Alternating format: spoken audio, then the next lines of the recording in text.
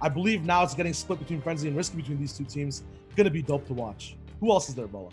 Yeah, of course, Thrifoot, Boga, Clarity G, and Stretch, another big team. Mega, Bizzle, Eclipse, and Dubs got second last week, so we'll see if they can continue to perform again. And then, of course, at the top, I didn't even see them up there. Bucky, Animal, Falter, and Aspect. They got first yesterday in the semifinals, and they weren't there. They didn't qualify top 25 last weekend. So we'll see. This is their moment to qualify. Again, this is the FNCS, so it's top 10 are going to qualify for the actual finals of FNCS, the heats. And then from there, there's also prize money involved and all the FNCS consistency points and all that. But this is all the players. I mean, there's a lot of people to talk about in this list. Another team, Unknown Army, Kaz, Ronaldo, and Avery has been kind of growing in terms of people who are like fans of them. I definitely want to know, Shia, you always say sound off in the chat. Who are you guys rooting for? I'm definitely going to see a lot of Liquid Luck emotes going off in the chat for sure. They've been spamming me all day. Yeah, these guys are going to do well. Who are you pulling for here, Shia? I mean, let's do something a little bit bold. I know I said Calc before. Yeah, There's one team is here in week 1 as well. Rubyfied, Karyu, Bugsy, and Dom. Underdog, underrated in my opinion. It's back-to-back now, which is what some of the top teams in the region can't say that they have coming in to the FCS in terms of squads. I think that these guys might find their stride. Who knows? We might have some new fans, some new names all the way at the top. It could happen in an instant. I was surprised you didn't say Arab-inspired Kaz and Aguilar. I know you're good friends with Arab. Yeah. I'm gonna go with Cease, Riversun, Hydra, and Elevate. I want them to do, or them and Animal and Aspect, Bucky and Falter. I'm just huge fans of these two teams. Both of them not making it the first week and then making their adjustments and qualifying the semis is going to be exciting to watch. And they have Craggy Cliffs up there. I think there was another team who's still qualified. They're going to be definitely fighting for that, possibly. And yeah, that's the other thing we should talk about too, is the combinations of drop spots and new players who are landing and which squads are contesting who. A big thing. A lot of people did research based off of that first list of who qualified in the top 25. So yep. I think historically, we're going back to the old days. No technology, no research on drops. You got to play your game, play your power drop, and barrel through. So I'm talking about, we might see people die off fast in the beginning. It's going to be ecstatic in a sense on these early game fights.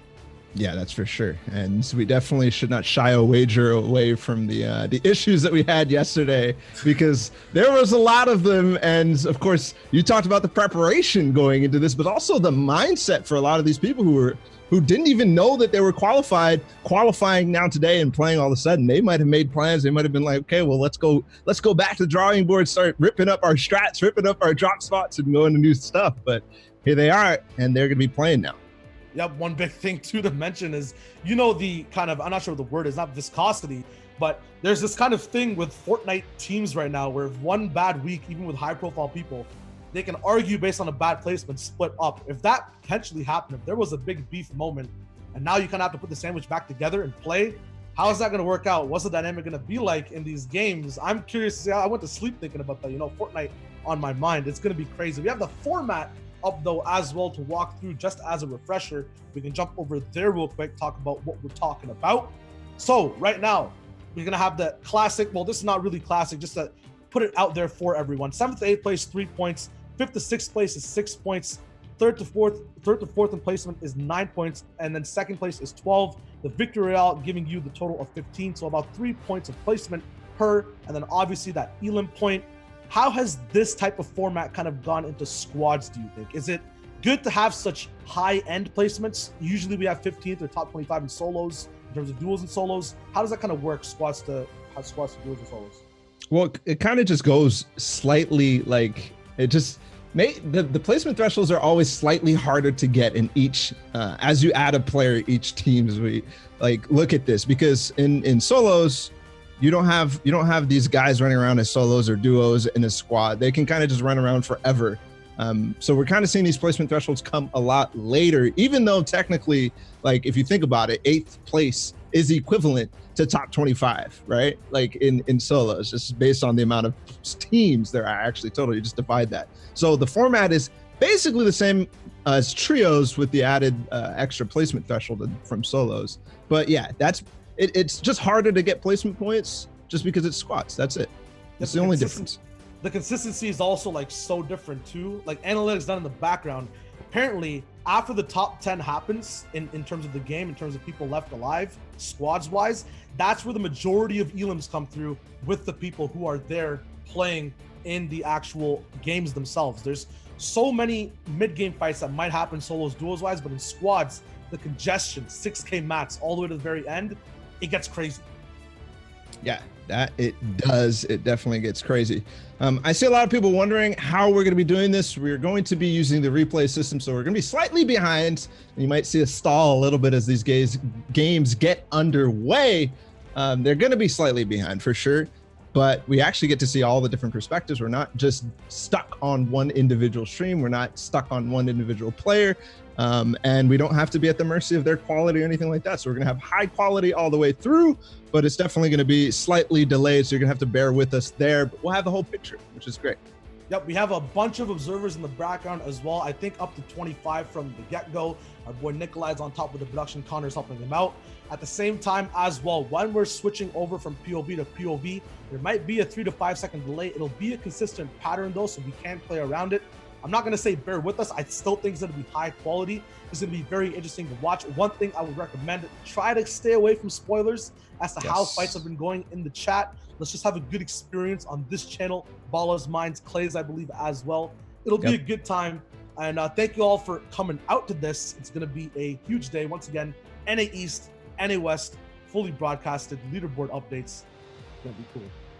It's going to be awesome. With that said, let's go ahead and take a look at what happened yesterday. What happened in terms of the semifinals, round number 2, and who placed where. Up at the top, it was Bucky, Animal, Falter, and Aspect. Like I said, 176 points, 10 matches. A lot of stuff, you know, might be under contention or whatever, but in second place, Cease, Riverstone, Hydra, and Elevate. Huge difference from there, barely making it through using that last game, or not even making it through in the last time. So, and then in third, the second place from last week, Mega, Bizzle, Eclipse, and Dubs. Look at the KD and average placement of the second and third place teams comparatively to the rest of the squads up there. These guys, I believe, are the fraggers of the top 10. They came in KD's 17-10 comparatively, you know, their placements a little bit higher.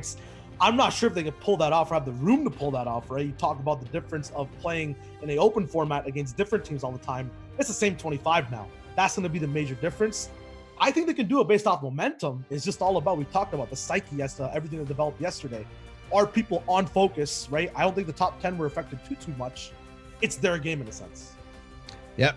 And just going all the way down, not Panda, Rocane, Fernando, and Stowe, 153, 10 KD. So besides the second place team with 17 KD, basically everybody else is around that same average KD. So we can kind of start to solidify kind of what the points are going to be per game, per win. What is a good win is something that we definitely have to be keeping in mind as we go through these 6 games, because once the leaderboards comes out, once the leaderboards are starting to, you know, first place is out there, second place is out there, we got to say, okay, second place, can you actually catch up? Do you have a good game in you? And what does that look like for you? So for these teams, it's probably around 25 points is a good game.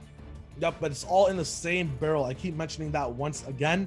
It's one thing to say it and have it practiced in open semis and scrims because everything's so different. You're always playing against different people.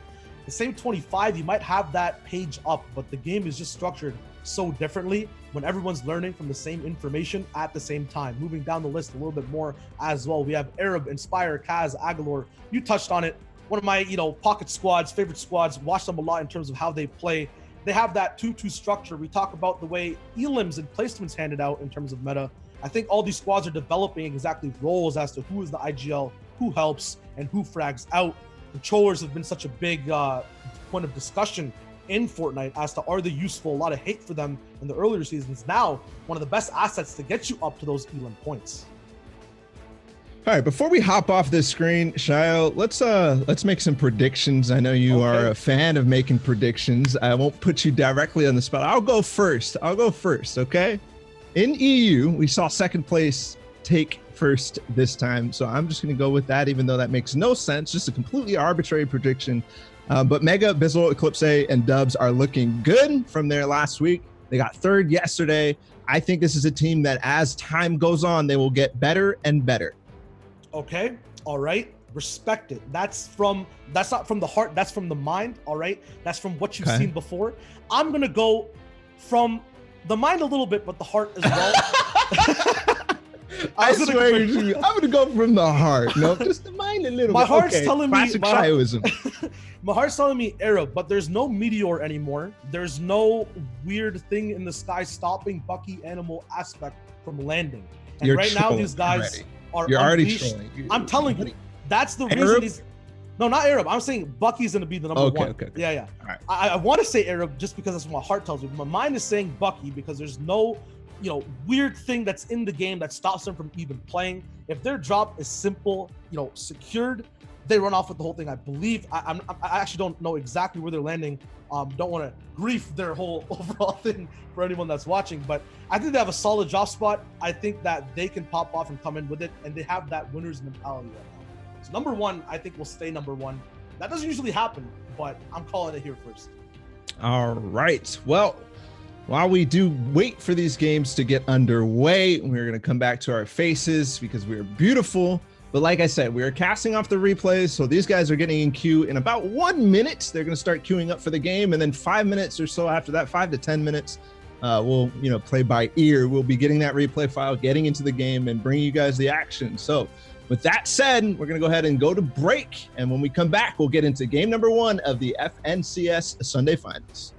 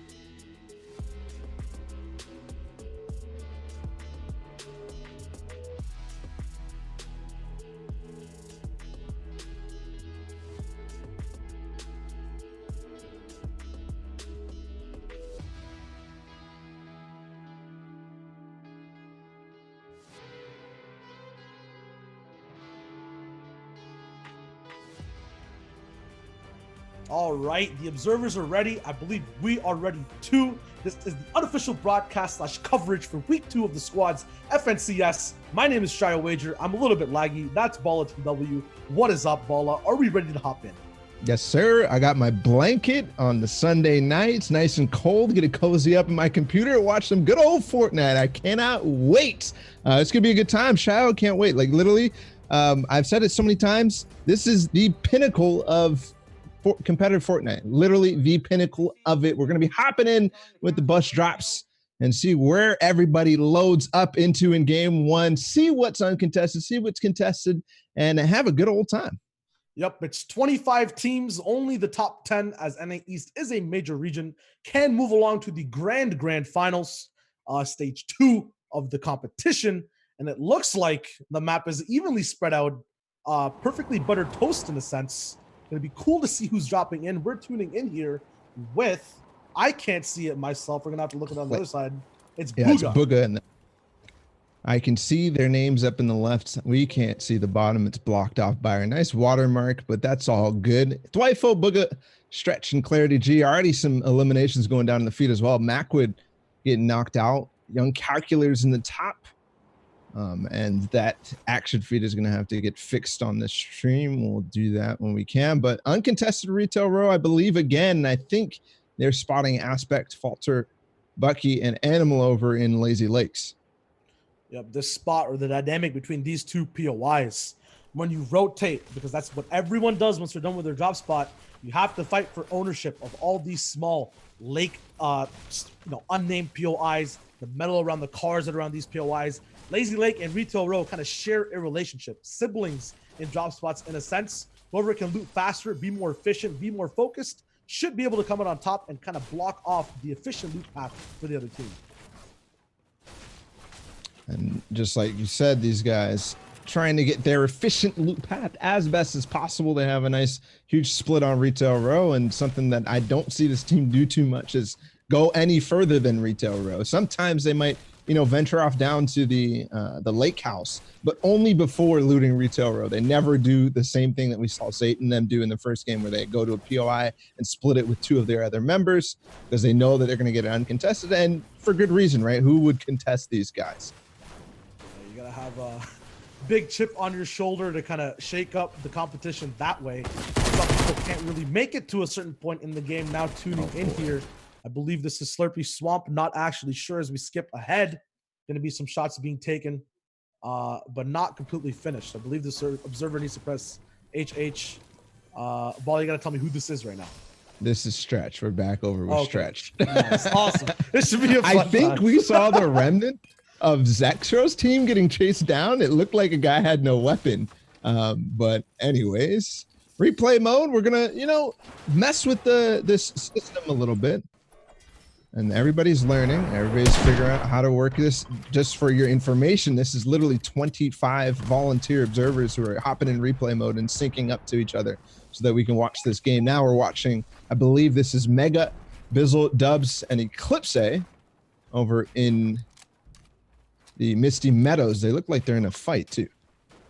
The control of that high tier clock tower in this early game is what Mega needs. Hopefully it's his teammate above him, because right now he's being super low key as to what's going on. I can see on the bottom right side of the screen there, the mini map, the entire purple arrows these guys are fighting are going to be hiding out and waiting their kind of best opportunity possible to take shots on these guys. Hold up in the house right now. This is a really good setup by Bizzle and Mega's team here, because they know exactly where this team is, and they're all kind of based up inside the house. They want to force in the box fight, but with this kind of 4-way attack on all sides, even Eclipse coming in from the above and some explodes too, they're going to be able to pinch from all sides and kind of keep them inside and stuck. They have all the keys of early game / breaching inventory item slots, RPGs, and AUGs, or legendary burst rifles.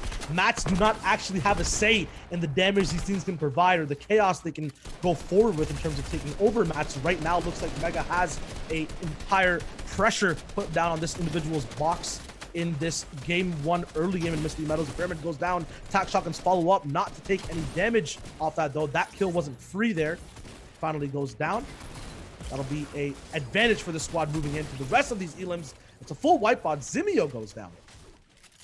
Yep, that Zimio squad, the Reddit guys, Haji, Ace, Problem, and Zimio, they're going to get wiped here by Mega, Dubs, Bizzle, and Eclipse. And that's probably not the best start to everything. They kind of were methodical. They were picked out. They were just destroyed on that approach. Sure, maybe Bizzle and Eclipse got tagged a little on that. But you know what? Getting a full clean wipe. Eclipse with 3 eliminations on that. That was beautiful. I love the patience and execution that took. They were okay. Hey, they're going to sit in this house. I'm just going to approach from all sides. I'm going to take my time. I'm going to box one of you out at a single opportunity. That's what Mega did on that 1v1. Now, swapping over. Not sure who this is. It's at Steamy Stacks, though. You're looking over. I believe it was said that this is... we can hear it again in a second. But right now, Steamy Stacks, we talked about it on EU. When we saw Freemock face Mongrel here, I believe, in one of the cups. Having control of the stacks all the way up top is key to winning that POI. Yeah, this is Nanolite, Diggy, Binny.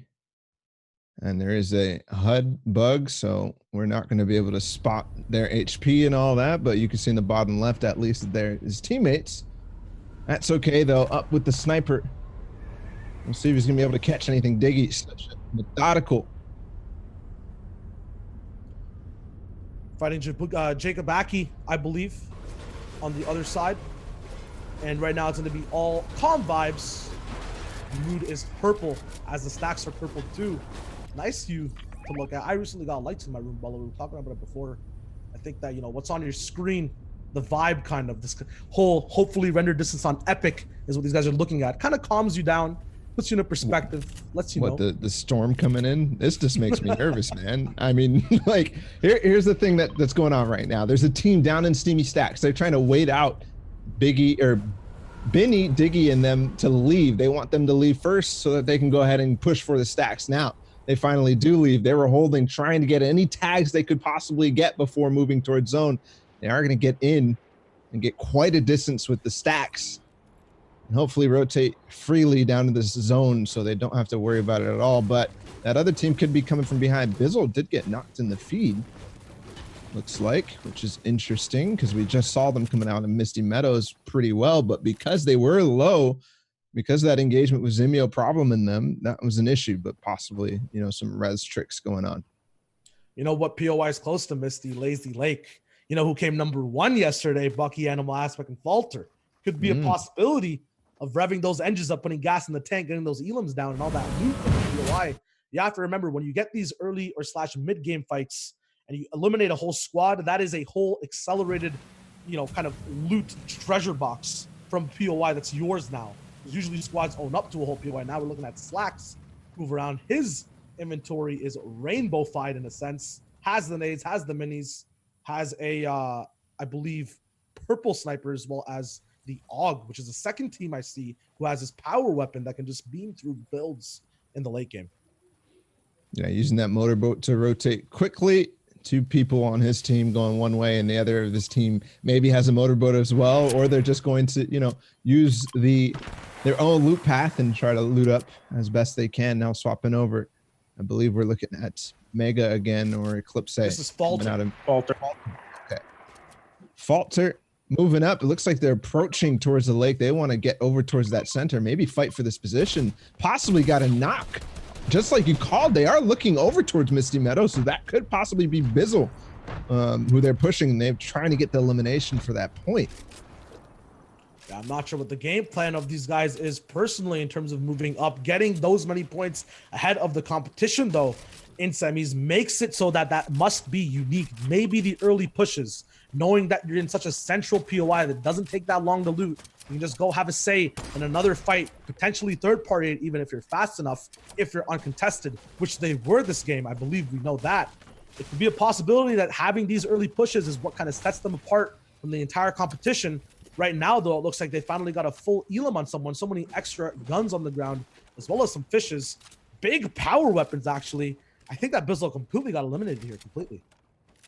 Yeah, it's a possibility. The power weapons, though, like you said, there's 2 snipers on this team at least, and those are very, very important, not just for storm surge tags, but whittling down the server and getting your squad some much needed momentum going into the later zones. They did set themselves up pretty well in second zone. They're probably going to have to move a little bit. Now we're on to Zexro.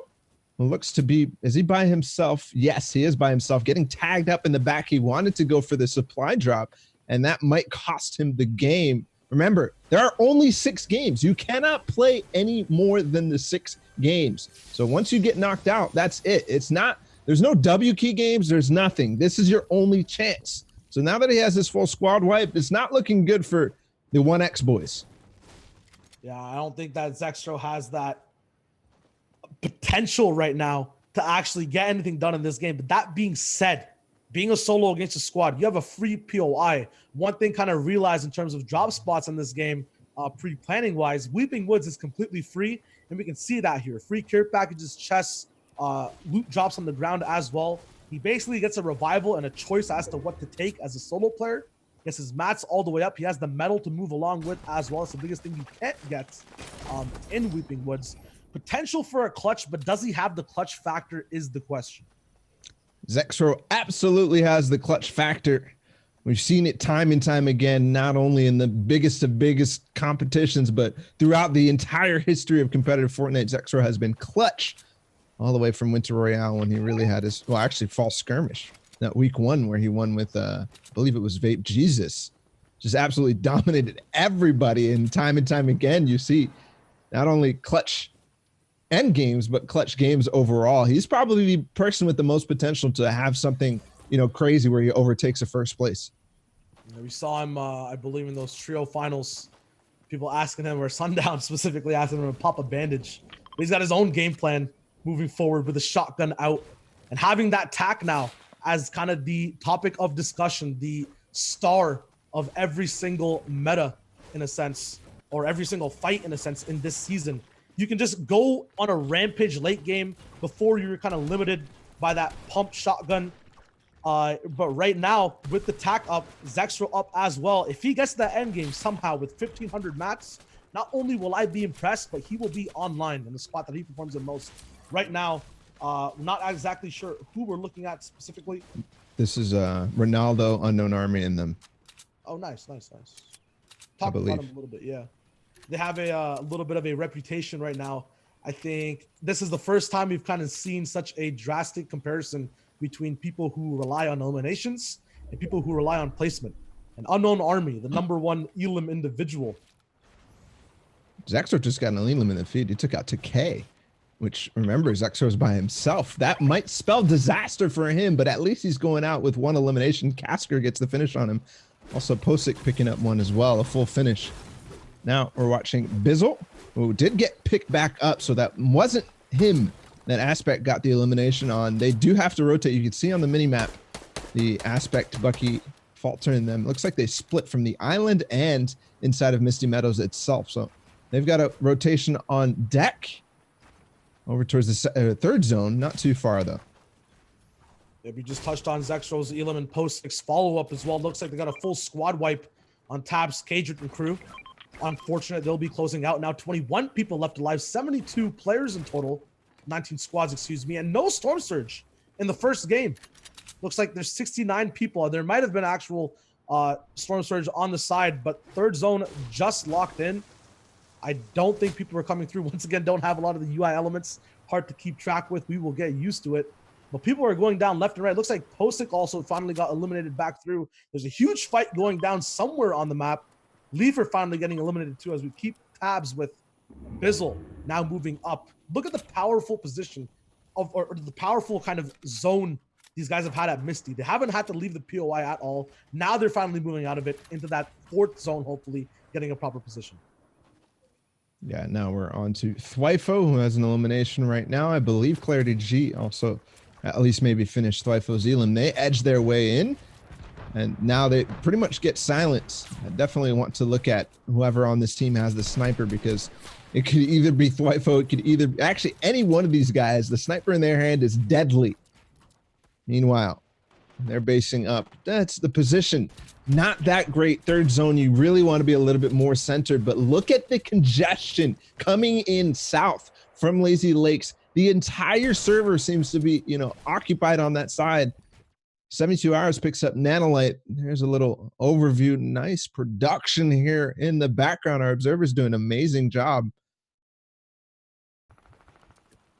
Now we're looking at this beautiful landscape. This is the question of, do you want center zone or do you want to be next to other squads, hopefully not getting naded and have something to play off of in case eliminations go down? Looking at Dwight's loadout right now, that harpoon gun only really works 5 boxes away, so not a bad type of, not saying win condition, but loot condition, in a sense that if a squad does go down beside them, usually not being able to capitalize on it whatsoever, they can get all the mats into their box and have an opportunity to expand. At the same time right now, everyone's going to be moving in the same way. This is high level competition. I don't think anyone will stop in grief, especially you just saw him ping it right there with big mountains looking down on you. Looks like the server's going to be congested towards that right side. You can see it on your mini-map. Dwight was rolling up on that pink squad, what you saw before, and shots are being fired. Yeah, making the quick rotation as soon as the zone is revealed. He immediately goes south, and I think that is good based on the amount of teams we saw coming up from the north. They've kind of paused. Only one team really moving in, and that's Booga, Thryfo, Larry G, and Stretch. They're going to find themselves a good position, kind of edge on this fourth. Did they freeze time? I don't think anyone else in the server actually moved, and they didn't take any shots to the shields at all. Now they're central. This is insane. What the heck? And now they're gonna have this position. It looks like you mentioned it before. Now everyone starts to move. The clocks are back in action. I think daylight savings was in play there. And you mentioned the snipers on this team. They're gonna have a big sight line all the way on the back, and you have to be swimming to get in here. And there's no lifeguards on duty at all. Speaking of lifeguards, maybe there is, because there's a team posted up on the bridge in the center of the zone, and that wide spread of them means that they could probably get to either side of the zone. They don't need to worry about half in, half out at all. Meanwhile, the entire server coming in from the north now. I don't think too many squads went down. We do see Hydra and Riversun connecting with 2. Wi-Fi and them get exploded a little bit, a couple of RPGs, but this is going to be so tough. If the zone does not pull north here and it pulls south, then that team on the bridge is going to get at least, a couple of eliminations coming through, as this entire north side, I believe there's like 5, 7. I don't know. I can't really count colors. I just can't see. They're too stacked up, but they're going to get some, it's going to be tough because we didn't see Storm Surge at all yet. We're not even going to see it here again because the notification's going off. There's only 53 left, which means as this 5th zone arrives, a couple people go down and Storm Surge no longer a factor. With that zone pulling south, that's kind of the topic at hand. We'll see it in 1 second. Pulls back towards the north. Now these teams that have set up all the way down below have such a harder time coming up, and that team on the bridge does not have that power position anymore. I was going to mention it's going to be tough for them to rotate south if it happens, but now the congestion has half and half, and the shots are going to be fired. Slow's going to be put down. This is where you want to have a say in real estate, right? You want to have that big percentage. You want to have all the boxes controlled. You don't want to have anyone raining down on you. You don't want to be in 2 boxes here, the entire team. Remember, it's still nade season. You see 2 in the inventory for Booga.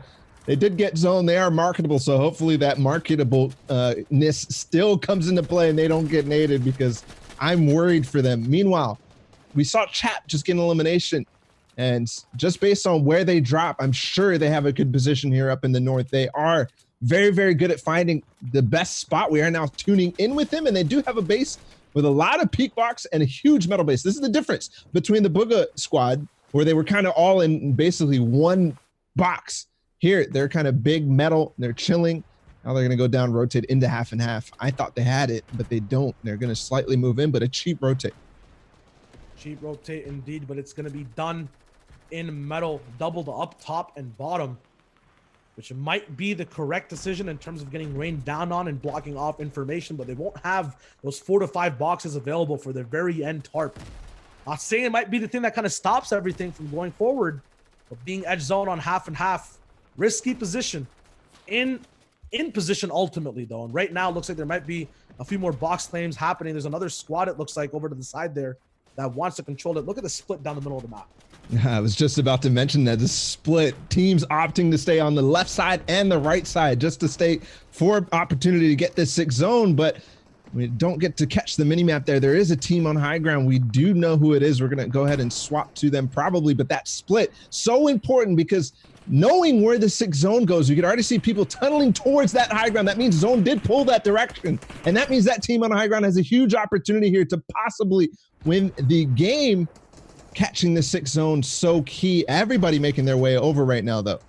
2 countries connecting to form one big base with a huge metal tunnel in the middle, and shots are being taken all around. This literally looks like a multiplayer map from a video game developing in front of us. So right now, going to be tuning right back in as the zone moves around. Storm Surge will be in play too with 42 people left alive. Bugha in the driver's seat, no minis or heals available, and a kind of chaos all the way up top as many of his teammates are split away from him. Kind of have to catch up now to get up this mountain towards everything, and they're not taking shots. It's working out right now, Bala. They might have what they need to look back, get points, and win this entire game. Yeah, they are the mid-ground masters. We don't often see them even go for height if they can. They kind of just look for impact frags the entire game and then play the mid-ground perfectly. Winning one of the games in last weekend's finals. Chat went down in the meantime. Nice little wall replace, gets the reset too. A big 128 tag. That's not going to be enough. He's going to continue though.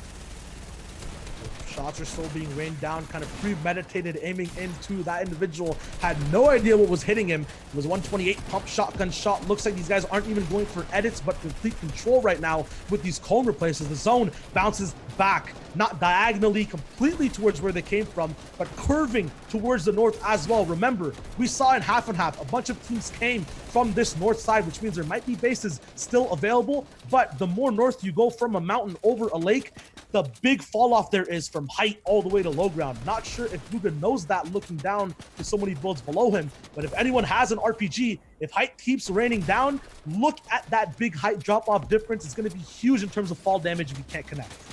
Yeah, and speaking of some damage, Cease goes down to the Storm, I believe, but not before finding a bunch of eliminations. Now with the huge fall off in terms of height, they're getting knocked down. That's Thwifo, and then they're still going to find some eliminations going down, though. Perfect for the impact frag, because it times really, really well. He's going to be able to pick up some mats and possibly get in, but the explodes are too much for this team.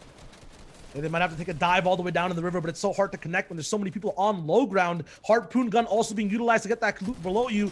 Bugha gets a complete gift over here, I believe, as we were watching, as he gets some items up. Now switching over all the way to, it's looking like Vivid, says Lucky, Liquid Luck, who are alive on the low ground. Looks like the full squad, actually no, it's just a duo of Vivid and Says Lucky up right now, and there's no heals left, and the mats are low too. Looking back in the storm for any confirmations is what the win condition is. Swapping back and forth for one Elam on the low ground. The game is finally ending. We're going towards that 9th zone. Yeah, and I believe Creo is still up here. We're watching 72 hours. Says Lucky, nice trap there at the end to catch Keys. That was an unbelievable play from 72 hours, showing off the IQ once again and flexing because they just win first game after not qualifying in the first week. They take the first game and saying, hey, we are the second place from FNCS champs or FNCS warm up, and we're going to do it here in the real thing, possibly going for first place. That was huge from them. That entire game was just magnification and scales. I believe, and I think we all know, Liquid Luck kind of drops over at Frenzy Farms. They had to cross a big lake and river to get to where they got to. 5th zone, once again, had to cross a big lake at a smaller magnified scale. And at the very end, had to drop off from height off a big mountain over and over again, just traversing all these paths and coming in. Low ground masters did not expect that at all. Liquid Chap is a positional mastermind, and I forgot the rest of my own quotes. So feels this is the bad. Return of Liquid and Temple. There you go. Thank you so much, Shio. The other thing I have to mention, we gotta pay attention to the action feed. We didn't see too much of their POVs, but Cease, Elevate, Riversun, and Hydra again, also first time in the finals here. And they had something like probably at least 6 or 7 eliminations in the end game, just looking at the action feed alone. So I could have missed stuff. I could have missed what was. We're going to go ahead and, when the leaderboards update, hop in and show you guys that. But a wonderful first game. A lot of different like positional themes, Shio. Sorry, I cut you off, but I was so like the positional like ideas in that game. We didn't see Storm Surge at all, possibly because it moved so far south and how many teams are going up in the north. But then the different splits inside of the map. The bridge kind of cutting off the fifth zone and the sixth zone were very interesting too. I don't know. No, we could talk about it right here. It's like we talk about like the bridge, there's a mountain, there's a river, right? Many other things you kind of see as central themes of just big zones entirely. But fifth zone had a bridge with a river and a mountain on the right, and teams have playstyles, right? People prefer that bridge. We had a squad on it. People prefer having that river for rotation. There were people on it, and there were people on a mountain. The zone then bounced back on that mountain. It was the most unique game I've seen. I believe the half and half team didn't win, which is a pattern we don't see. Height didn't win, which is a pattern we don't see. I'm going to come out and say it's the most unique game I've seen in the FCS so far.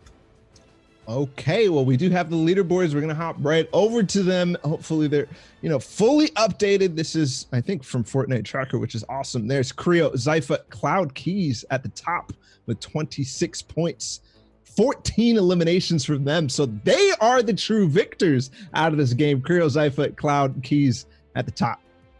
Yep. One thing to mention, though, is that every team will have a chance to get that victory royale and come forth, get those big placements down, and be in a position to get all those elims. You want to be on a pedestal first. So let's not knock off these 4th place to 8th place team that have gone above that 10-point threshold. They're still 100% in contention. You never know what could happen to Creo either. Their entire team could fall off early game. At the same time, being in the lead without getting the victory royale is huge. That's what you call the difference in that, average place on the first place and the KD of 14.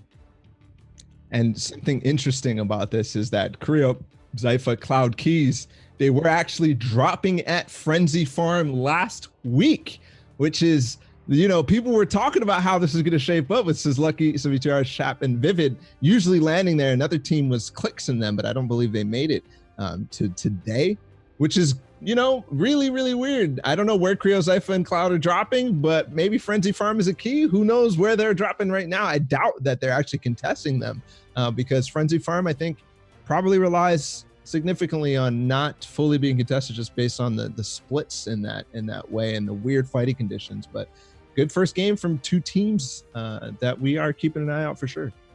Yep, this is, I think, the most even the competition could have been. There's no team 100% in the lead. Usually it's the Victory Royale individuals.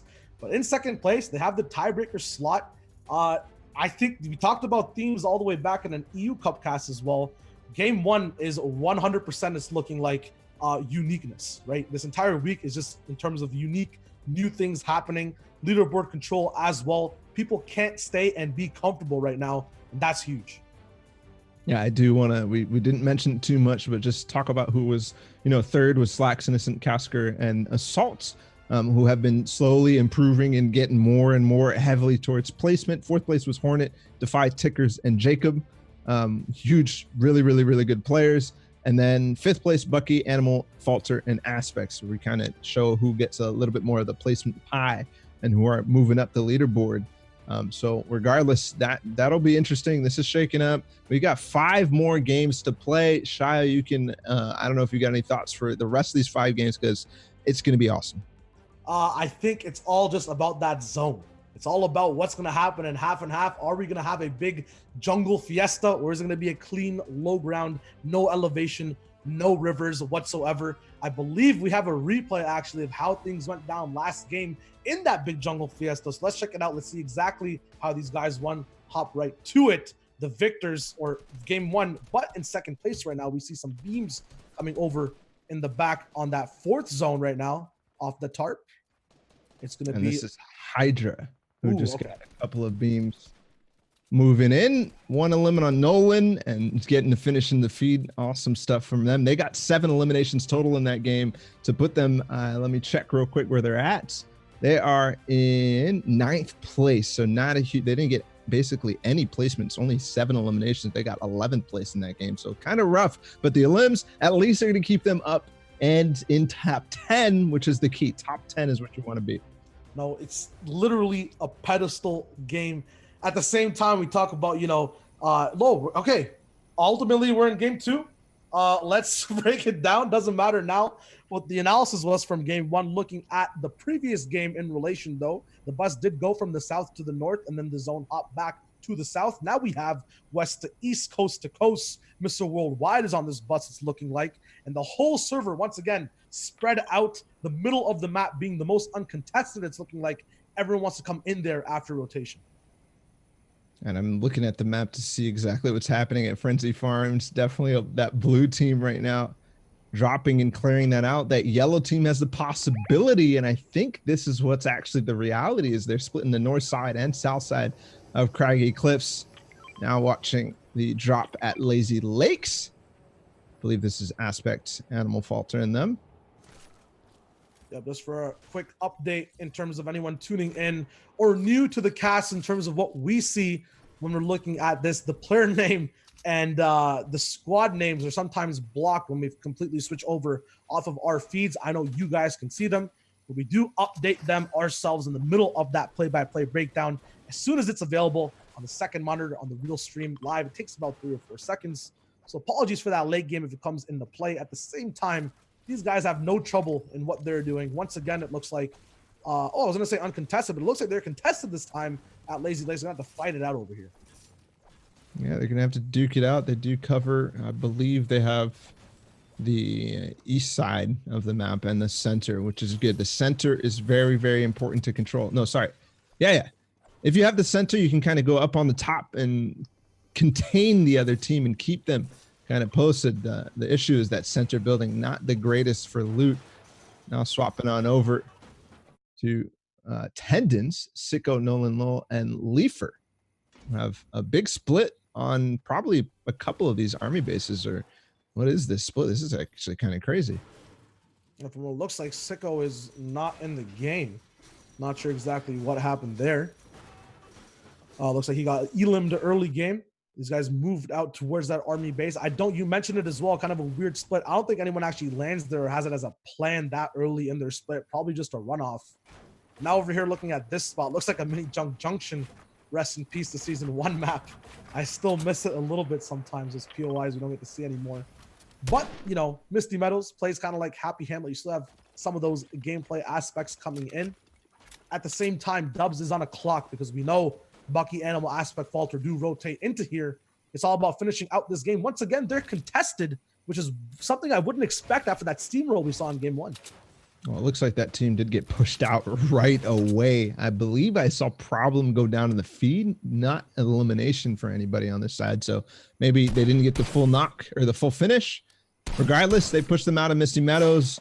Dubs is going to get a big, huge spot up on the tower in Misty Meadows and basically get free tags on a lot. How is he getting so many tags on that river shot? That's actually crazy.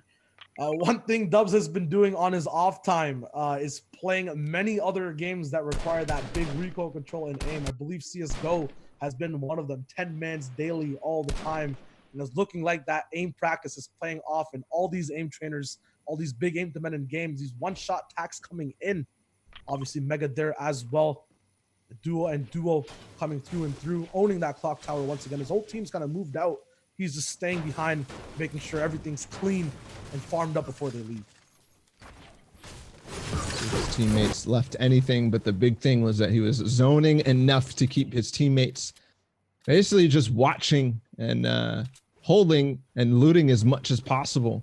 Now we're on to Creo, Zypha, Cloud, and Keys, and it looks like they have Slurpy Swamps uncontested, which is a huge change from actually last week, which is the only places that were contested in NA East was Dirty Docks and Lazy Lakes, and this place here, Slurpy Swamps, was contested every single time. I think plus Holly Hedges. Regardless, this is, you know, Creo's home from the beginning of squads. He's been landing here and really doing very, very well.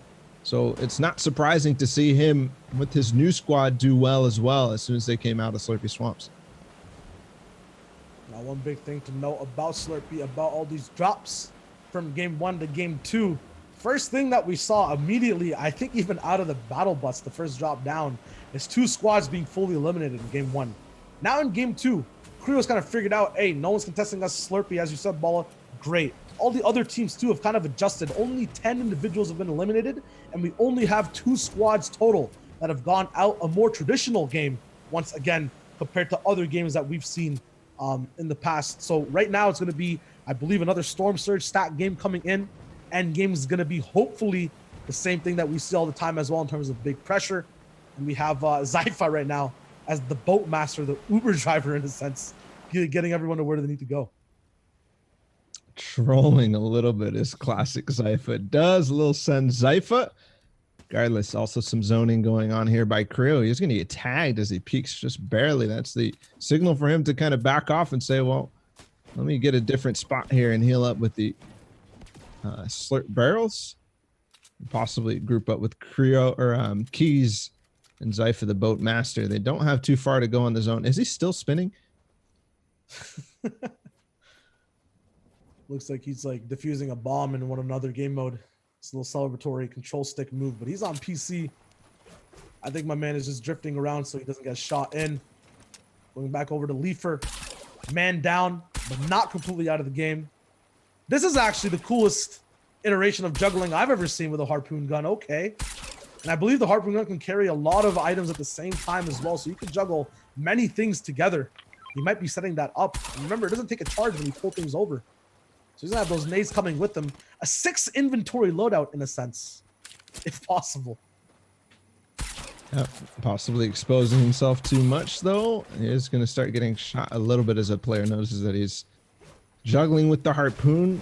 He still has to go towards that player too, so not quite the direction he wanted to move, but that harpoon, you know, comes in very useful in so many different circumstances. We saw the fishing rod come out and play, Tfue being one of the people who got, you know, clippable moment from that, yoinking a full stack of metal in endgame. The harpoon gun is that, but more. Probably one of my most favorite weapon, or I wouldn't even really call it a weapon, right? Because the interesting part about the harpoon gun is not at all that it can do damage or that it can yoink a player. Sure, it might make for some fun moments sometimes where you yoink a player, but really it's the loot potential, the positional like tool that it is. You don't actually have to move to grab loot. That's really cool.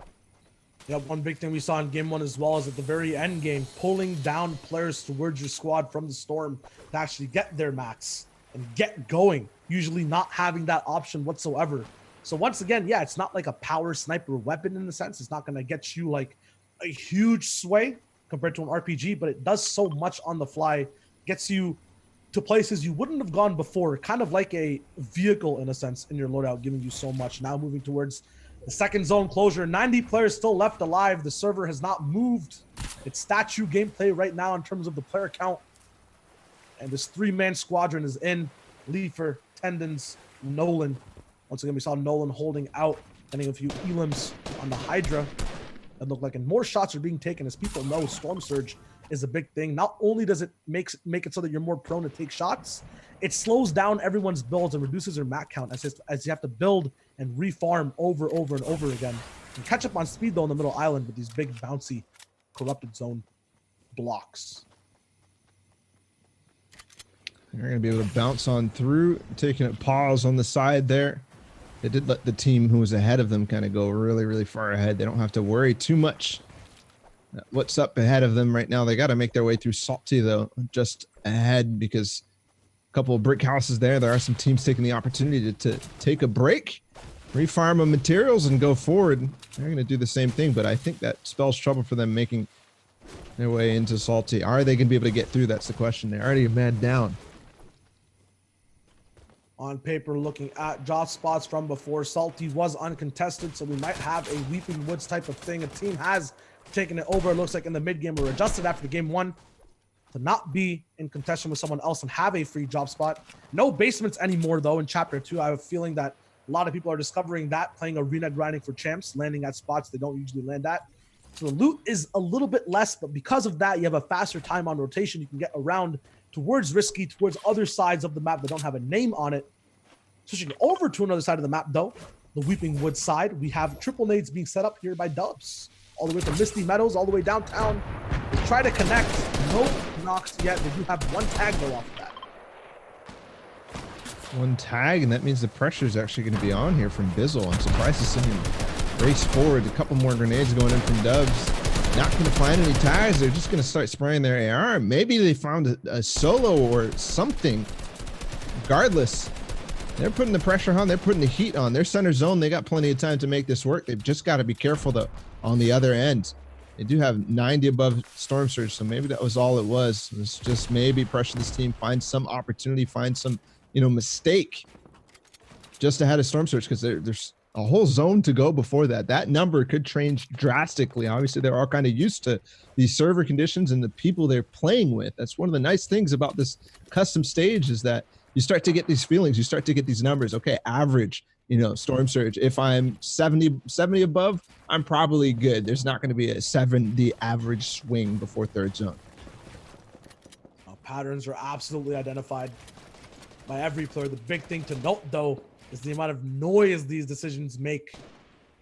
Because now every team around them kind of knows exactly this team's a little bit more aggressive. They have a long tarp. They tend to stay together. People notice up in the middle of that pressured situation, a bunch of arrows kind of look over.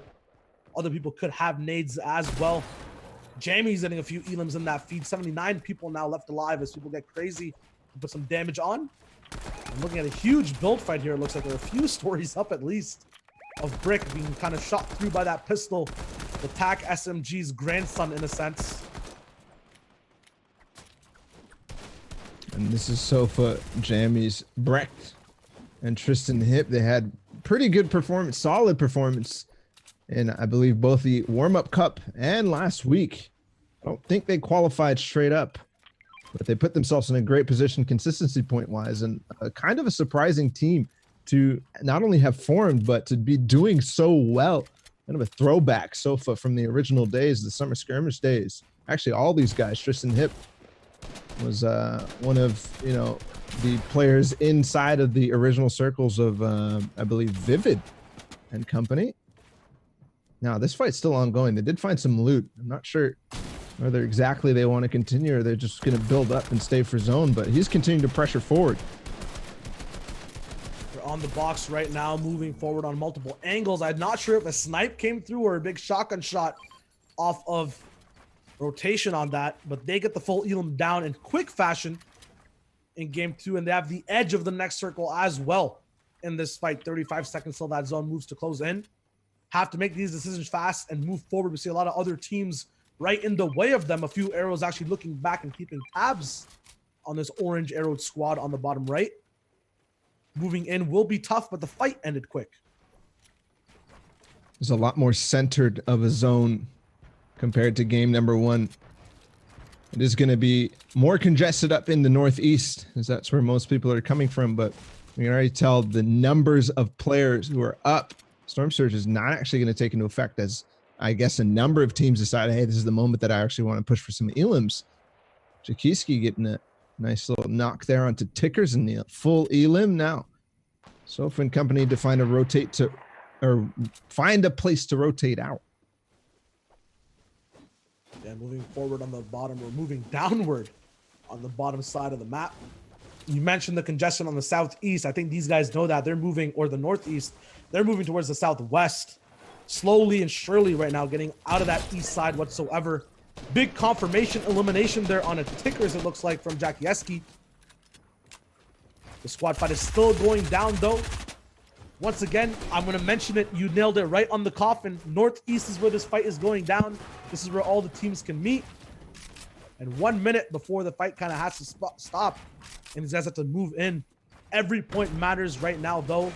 At the very top, just to refresh you guys up from game 1, there's 2 teams who are in contention, or there are 3 teams that are very close in the top 3, and everyone else is kind of near the same point thresholds.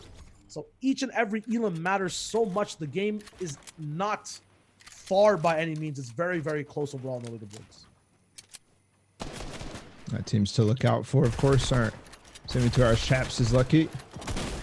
And the players that had Slurpy Swamp, that was Creo Cloud in them. This fight still continuing, though. Jakiski not letting this player go. I believe they know it's a solo. They're just going to take that wall and get in. Yes, they do finally connect. I believe Leafer went down. I don't know who on this team of Jakiski's got the actual elimination, but because it was a solo, they wanted to clean it up. They did. Now they kind of actually move in. I said the northeast was going to be congested, but it's kind of not. It's kind of a lot less. I think players decide, okay, well, it's not, I mean, maybe we need to just move in all the way center. I'm looking now, yes, there was a couple of teams who found some sort of hill. I believe that blue team above that solo in the bottom right. Now, zone moving a little bit more towards Holly Hedges. Purple has a full center, which is good and bad. Sometimes it can be really, really nice if the zone pulls where you weren't or where you were going to try to set up. Meanwhile, actually, Eclipse gets sniped from Macwood. A nice shot there. They're going to be able to get that pickup, though, for sure. Change in pace, because usually it's Zextro as a part of that squad that's been getting sniped so much in these semifinals. Finally, Macwood's had enough, kind of thrown back all the heavy ammo his team has took. And right now, I was going to mention it, coming into that fifth circle, it looks like a completely demonic fifth zone with one team in the middle and a whole ritual of people scattered around all the way on the sides. Looks like there's another clear arrow team actually moving in towards the purple arrows that have controlled that spot for a while. 65 meters is that cursed type of number, though, that no one wants to see when they're in that prime position. Don't see any markers that do show up on that curse. They're just going to hope now that they get the zone. Eclipse or Bizzle looking for opportunities and looking for rotation paths here. If the zone goes in a not so favorable direction, that is the key for a lot of these guys is, you know, how do we make the play here from fifth zone? Some stats out of EU, only 2 out of 6 of the games were won by teams who got half in, half out, which is a lot different. It was 4 out of 6 in the first week. Thanks to Balu on Twitter. Been putting out some really interesting stats. 45 seconds until the zone reveals, and this is basically a moment of quiet for a lot of people because not many players are moving too much. There's still, I mean, basically everybody in the lobby right now is already inside a zone. So they're just kind of waiting quietly and hoping and praying to our Lord and Savior, dear Lumen. Hey, it's a frozen zone right now, but that Storm Sword is going to be thawing at 100%. These RPGs also, a big heat rate coming in, an elimination right there too. No shields already being popped at the moment. There are some in Dwightful's inventory to get up, and his mat count has completely depleted off of Brick. 6 people have to go down, and these guys look like they're in a tough spot.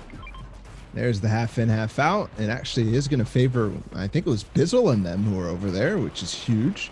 Very cute. What is this? The downward tunnel. Reverse the stairs. What are you showing us, Cloud? Maybe this is the kind of key that he has to figuring out how to win in these games is these, you know, special tactics. I've never actually seen that. I mean, it's very, very obvious that you could do it, but I've never seen the downwards full tunnel with the stairs. Hey, Elam heavy team will make these clear pathways so they can edit any wall at any time. Traditionally, usually if you want to go down the layer, it's a waterfall, unconnected. You kind of have to jump into that box. It takes fewer mats though. At the same time, if you have a big kind of long snake tarp like this, every single wall is manageable, usable. Those stair edits are there too for a huge wide range of coverage.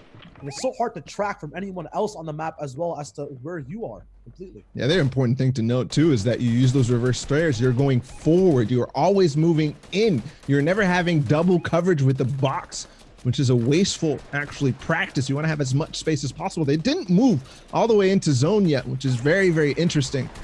You still have to go a little bit, but they're looking for shots, opting to go for that high elimination, high octane play that you mentioned. 40 meters away, this player trying to get in zone. I think they are going to be able to find that one. Yes, Assault goes down. Hold the door as RPGs come in, and this is a big barrier. No one has the passports to enter this country either. Too much pressure being put down onto that blue wall that stops so many people from playing the game completely. 56 down to 42, and I believe around 4 Elams have come from just this squad completely as the zones closes out. Now 38 people left alive. Sizlucky getting some points as well, so their squad is still alive in a position to put down pressure. Zextro as well coming in with more knocks and finishes on the Punisher and his squad. Rokane is active as well as people start bulleting towards that 6th zone. 8 eliminations for this team already, which is starting to get up to what they got in the first one. Remember, this team is in first place already from that performance. They had 14 eliminations in game number 1 and the 2nd place finish against Liquid Luck. Of course, 72 hours with the trap kill to finish it off. They did tunnel forward to get to the 6th zone, and they're actually going to start RPGing the team that seems to be the biggest threat, trying to maintain high ground while going into the 6th zone. They're the only team, it looks like, that's on this side in their actual lair. There might be people above them, but I don't think that's going to be the case anymore, as 3 people crank for separate heights. 1 RPG is not going to be enough. A 2nd one thrown at all their builds. A 3rd one now coming in to knock down that metal. It looks like it might have missed. There might be some other teams tarping forward for them as well, which gives them this big secondary safety cushion to tarp over with just 1 metal mat. connection coming through as well here from Creo. Looks like these guys have everything needed. They kind of used that half and half circle, got half and half without getting half and half, and are now online with an RPG, raining down shots on everyone. 8 elims can only get spread out to more. Liquid 72 Hours, though, is still alive, still getting elims on the bottom side of the map. And so is Mega, Bizzle, and them. They could also cause trouble for them, but for now, it's looking like a clean, possible win here in game number 2. Moving up from their second place in game number 1 here. Keys, Zypha, Cloud, and Creo. They've got high ground and a bold take from them as well. Looking down RPG in Cloud's hands, they could really clear this out. Not any team has gotten above this mountain yet, up over the hill, which is going to be key. They're going to find some more eliminations.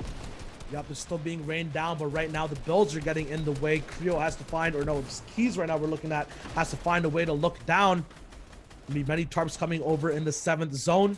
Zypha now all the way up on height, and they have so much development at the moment. No RPGs can kind of stop them. That's the only win condition available right now for people on low ground, kind of unlocking and unboxing Zypha over there to kind of move up and get back with their squad. So many mats still available, about 300 on Cloud right now, who has an RPG himself as well. Is it a double RPG?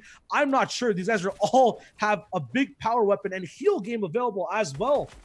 2 Swordfishes, 4 Floppers, big tarps on low. Kind of a stalemate right now, but mats will run out if you're not on height. That happens with a big crack shot coming down on the low ground. The game's about to end. 9 people left alive, 3 squads, so still 1 placement to divvy out.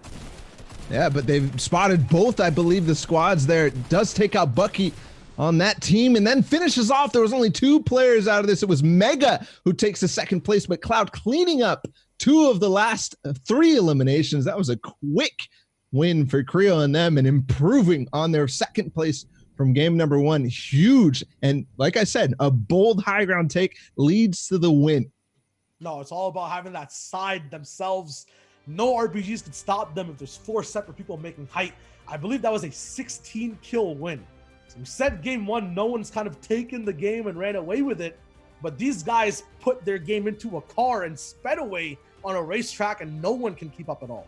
Okay, this is actually crazy because in week number 1, we had, of course, Zayt, Saf, High Sky, and Commandment have a commanding win out of pretty much every single game. Every single game they accrued so many points, not just from winning the games, but also eliminations. I think this time, at this stage, this team now, Cloud, Creo, Zypha, and Keys are actually ahead of where Zayt and them were before, right? First place, 14 eliminations, or sorry, second place, 14 eliminations, first place, 16.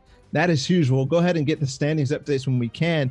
But another thing about this team is it's kind of a band of misfits, right? This is a team that was formed as we go to the leaderboards and see where they actually are.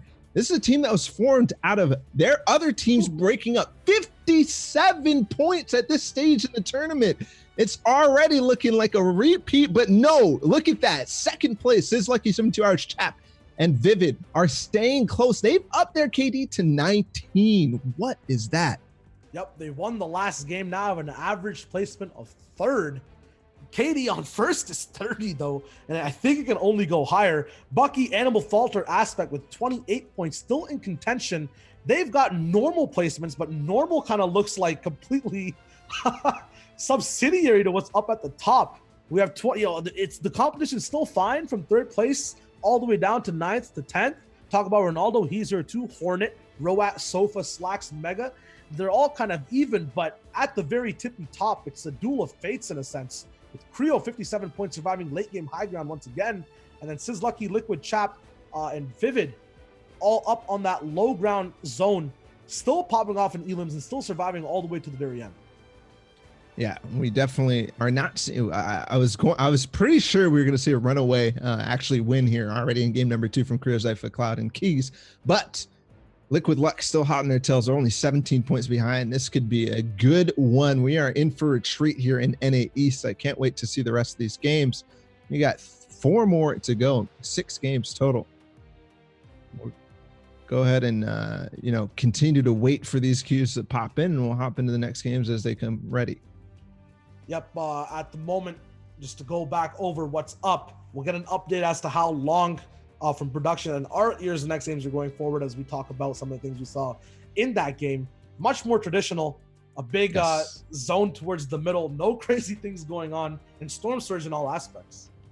Yeah, Storm Surge all the way through. Let's talk about the high ground take, because that was kind of something that I wasn't expecting from them based on how many matches. You actually pointed out like they need something to be able to actually refresh. I think back when they were doing their reverse tarp downwards, we were talking about their match situation. They ended up just cranking for height anyways, and I think they must have got a couple of refreshes. They got 16, so there was definitely opportunity for that.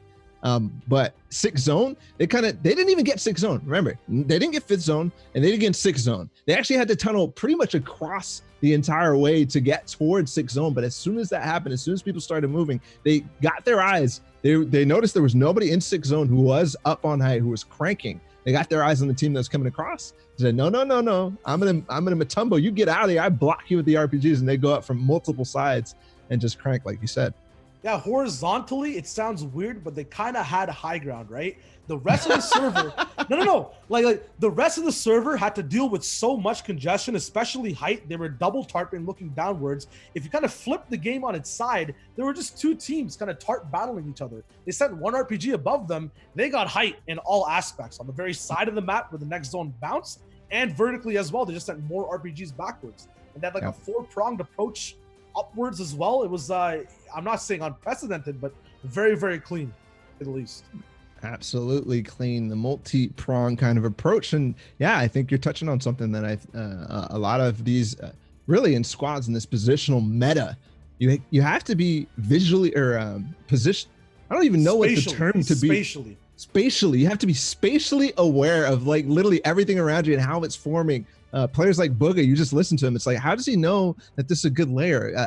He saw like 10 seconds ago that there was a team kind of over there, but he doesn't know what they did, but he can kind of predict where everybody's moving and form this in his mind. Kind of, I don't know, like some sort of sick architect. I mean, we are all builders, but he's got the plans. These guys got the plans. They know where everything is going, and they go for height from it. Now, one cool thing to note at the very high tier of gameplay is the different types of roles. We'll talk about it a bit as we hop into game 3. The game's already, I believe we're in that battle bus as you switch right through. But to touch on that note, oh wow, I'm Shio, Bala's Wager. How's it going, bro? What is up? Oh man. No, but all the way at the top, right? We talk about having a tarper. We talk about having fraggers. You touched on how do these guys recycle mats. We saw it there for a little bit. We have Zypha, the recycler in a sense. This man's jumping into boxes, getting broken out by his team, getting the mats, coming back up and splitting. We had Cloud, I believe, the RPG high ground specialist, right? His job, not only is it to frag, but then look out for height, when to take it, capitalize. So double kind of, roles happening in squads at that high level. Really cool to see. Game 3 now, though. Will it be a repeat is the question. My name is Shio TW. I'm joined by Bala Wager. Here we go off the bus. And it is going to be uncontested Slurpee swaps again for Creo, Zypha, Cloud, and Keys. That is very important and very, very probably, spelling disaster for the rest of the server. If they get their setup time and time again, we've seen what they can do with it in 2 games already up to 30 KD and, counting really, because who knows, they might have another game where they don't even die. These guys are going for a world record KD finish in an official FCS qualifying match for the big money and the grand finals. This is round 2. Once again, to break it down for you guys, you need to be getting top 10. I believe these guys have basically secured it with the 57 points. Maybe just even one better or good game again. That's average. Gets them there easily compared to the rest of the competition. They're completely uncontested, which means, hey, that first ingredient is already in the cooking pot. It might just be another win straight from the get-go. We haven't seen much, but that's what I'm seeing. And they already marked a llama 250 meters away from Creo. I think they're going to be able to pick that up. Not sure exactly where it is on the map, but as they rotate, first zone is going to get revealed in a second to us here. That will be important to note. Okay, they don't get it. So a sigh of relief from everybody else. They can they actually have to rotate. they don't have it all free. They don't have all the numbers. Of course, we'll see when we can where that first zone actually is going. Is it as far as we think? You can already see. So if we start to scout ahead, possibly find some more loot that is not taken. There's really nobody near them at all. Look how far he's getting without even seeing anything on the minimap. Yeah, it looks like when you're at Slurp, you can farm up that metal real fast. He's going on a solo exponential mission. Has a few things marked up, going towards Weeping Woods as well. I still don't see the zone on the map, so it has to be, well, it could be central, but it could be a very north side centric zone too. Very cool strategy here for actually blocking off that llama. To actually think about that and put it in perspective as we watch this fight break down at Steamy Stacks, you're not the only one that can mark that llama, right? You're not the only one with the game plan. So to push out before, get some builds up there, get that big spatial awareness as you were talking about before, Bala. You kind of put yourself up. This is high level tier stuff. No more secrets in the strats, right? I haven't really seen that type of scouting done before. Usually you just go in, you get your job done, you get the loot, you come out. But Zypha being completely careful with a full shield in his inventory and a full shield on him as well. He has all the time in the world. Good perspective there from Shao TW. Thank you so much for that. That was brilliant. Now we're watching what looks to be a little bit of some drama unfolding over. No, this is Dirty Docks. I thought it was Steamy Stacks as well, because that would have been interesting. Jakiski is in a fight over there. I don't believe this is the team that they're fighting. Nolan, Sicko, and Tendons are now fighting in Dirty Docks. Same pattern as well, man down towards starting that game, and the RPGs only make the situation that much worse. I believe we're jumping on, no, it's still their squad that has an RPG to answer back with as well. But now 2 men down. I believe Secret gets completely eliminated. Tendons, one of the better box fighters, is not here to kind of have that advantage. And they get absolutely steamrolled over, done dirty in a sense in their POI. And that was Hornet Tickers and Jacob completely wipe him out.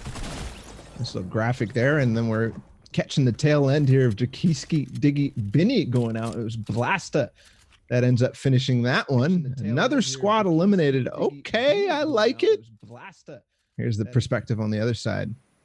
Zoom across the entire map over to somewhere else. No clue where we're going. Looks like Sweaty Sands, possibly not, you know. Just a nice overview. I kind of, you know, I'm digging it. Okay, Stretch, Booga, Clarity, Flyfo, Retail Row. Where are they in terms of the leaderboard? I will tell you in a second, but they're moving out of Retail Row. Going towards, we talked about it, that trifecta. Lazy Lake, Retail Row, Misty Meadows. The sibling drop spots, they're all kind of in conjunction with one another. If Lazy Lake had a zone that was kind of east central, they might have already owned this little spot that has so much brick and some of the only metal you can really get on the fly. Chest spawn here as well. These guys are going to be moving as a unit too. You usually see people with a big split. We saw Zypha have that near Slurpee Swamp. That's because Slurpee's kind of isolated, doesn't have many sibling POIs. They can kind of move around as much as they want. Patterns show though, coming out of Retail Row, out of Lazy, out of Misty, shots get taken fast, and surprisingly, you want to be next to your squad when that happens, just so you have that pressure alleviation in a sense. And that's what these guys have, moving house to house as a big family of 4. One thing to note is this squad did come in and qualify last week. Of course, they came in 4th, so that is within the top 10 threshold. But don't forget, not only are they fighting for prize money every single week and weekend here on the Sunday finals, but they're also fighting for seeding, which I think is the most underrated thing that we've talked about in FNCS Total, right? Because if you have a high seed, you're going to get a lobby with a lower average placement, depending on exactly how you place, or average points at least, or average seed. So you're going to have an easier lobby in general. You're not going to be stuck in with the rest of the top 10 or the top placers, or these guys here that we're tuning in with now, Korea, who are clearly going to solidify themselves a top seed, possibly a number 1 in this weekend's play. Hey, you talk about unknown things that aren't really talked about. Seeding is very true. You talk about the game type of people who have average placement. Also have to talk about how good teams abuse games with worse players and better players. There are teams such as Creo, Zypha, Cloud, and I believe Keys is their last individual brain fart there, who can play really well and get a lot of points in these high profile lobbies. But then there's people who do it better when there's low profile seedings, such as Booga, who can kind of get a better lead compared to anyone else when they're faced with siphoning off eliminations at the end game. So seeding is 100% a thing, but sometimes you never know. People might want that harder heat just because they're used to that harder competition, not sure how to operate when there isn't a big high ground, when there aren't so many tarps. So it's a big question to kind of talk about, and you're right, no one really talks about it. Really cool point. Let's trade out the fishing rod for the harpoon gun. We're watching Creo right now. They're making their way through Salty. Possibly taking an advanced position here to push this squad away. It looks like that team did base up around Treehouse, taking a little bit of break, but this is what separates these guys. Creo and they're moving forward. They want more. They want better position. They want to get centered because who knows, it could go even farther away, and they don't want to put themselves in a position where they have to continue to move. They want to invest and stay, invested without spending all their mats, without going broke. Yeah, we have people who like basing up, and then we have the move build shooters. You see that right here. The movement is in. Building, not so much, don't really need it, which means they're saving so much every single grid space they move forward. The shots still keep coming out. I think he got shot from the other direction there, Creo. Or not Creo, Cloud, once again. My bad about that. They move towards that death-defying bridge that usually has so much happen on rotation, but the fact that they're kind of moving away from every squad, as you mentioned, just makes it so that this entire kind of movement that's usually so hard is a breeze. 10 seconds in and out, moving forward, already max metalled because of Slurpy Swamp, and they're ahead, moving towards another northeastern side of the map, an extreme in a sense, not central whatsoever. Might prove dastardly for a lot of those south squads. They are moving in to, of course, Frenzy Farm. And given the position of the first zone, given the position of the second zone even, and where was central and first, I'm thinking that Chap and them have a great spot. Of course, also I'm looking at Riverson in the top left. He did just get knocked, I believe, from tabs. They traded some elimination. Cease replies back. They're up at Craggy Cliffs, or at least dropped in Craggy Cliffs, which means they also have a prime opportunity to have zone. And again, given how far north this zone is going, we are already seeing the lobby drop like flies, already 72 into the second zone. No storm surge is going to be a factor in this game at all. Yeah, might have a little bit of a scare, but ultimately not much going down. You might see 74 up above. Some of these feeds are about 3 or 4 seconds above and behind. We'll see now some of these big bases coming forward. You talked about where Liquid Luck could be, and they have prime position on a huge mountain that kind of overlooks not only Craggy, but many surrounding POIs as well. They'll have a big say. It's all about if the next zone even stays on this mountain, though. They might be over-investing. Who knows? Might want to have more of a split, but this is more of a traditional squad. They want to be moving around, getting things done in a calm fashion together. Cease right now, though, having big moments in a box fight, it looks like, in Craggy, as you mentioned as well. I think that those guys won out in that fight completely. Yeah, I think they were able to even save Riverson. I didn't see him get the second thing, but Young Calculator comes in as well and knocks Elevate down. So that could be a situation that develops interesting over towards Craggy Cliffs. Well, 72 hours chat. Look at their split right now. Look at their position up on this mountain. They've controlled so much space, even knocking down any extra builds. Good awareness from them, and this is very, very anti-nade here. We're looking at Cease and them versus Zexro, Macwood, and the 1X guys. And I believe they just cleaned up Elevate. They got that, but Cease still up. He did get Young Calculator. The trap comes in. Good plays from Cease. He's on the receiving or the opposite end against Vinny. Young Calculator did get full finish. Zexro is down as well. Riverson did get knocked out from Young Calculator before he went down. They're going to opt to disengage, I believe. This is interesting because we were talking about Craggy, but they are very, very far south. So possibly anticipating something that did not happen.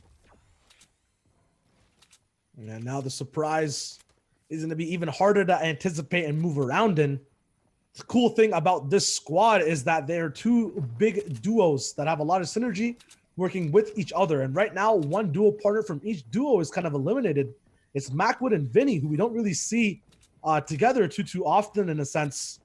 Obviously, they do work together in the squad, but duo placement-wise, I'm going to be really curious to see how this kind of busts down and busts out. There's no way for these guys to get that reboot card either, I think.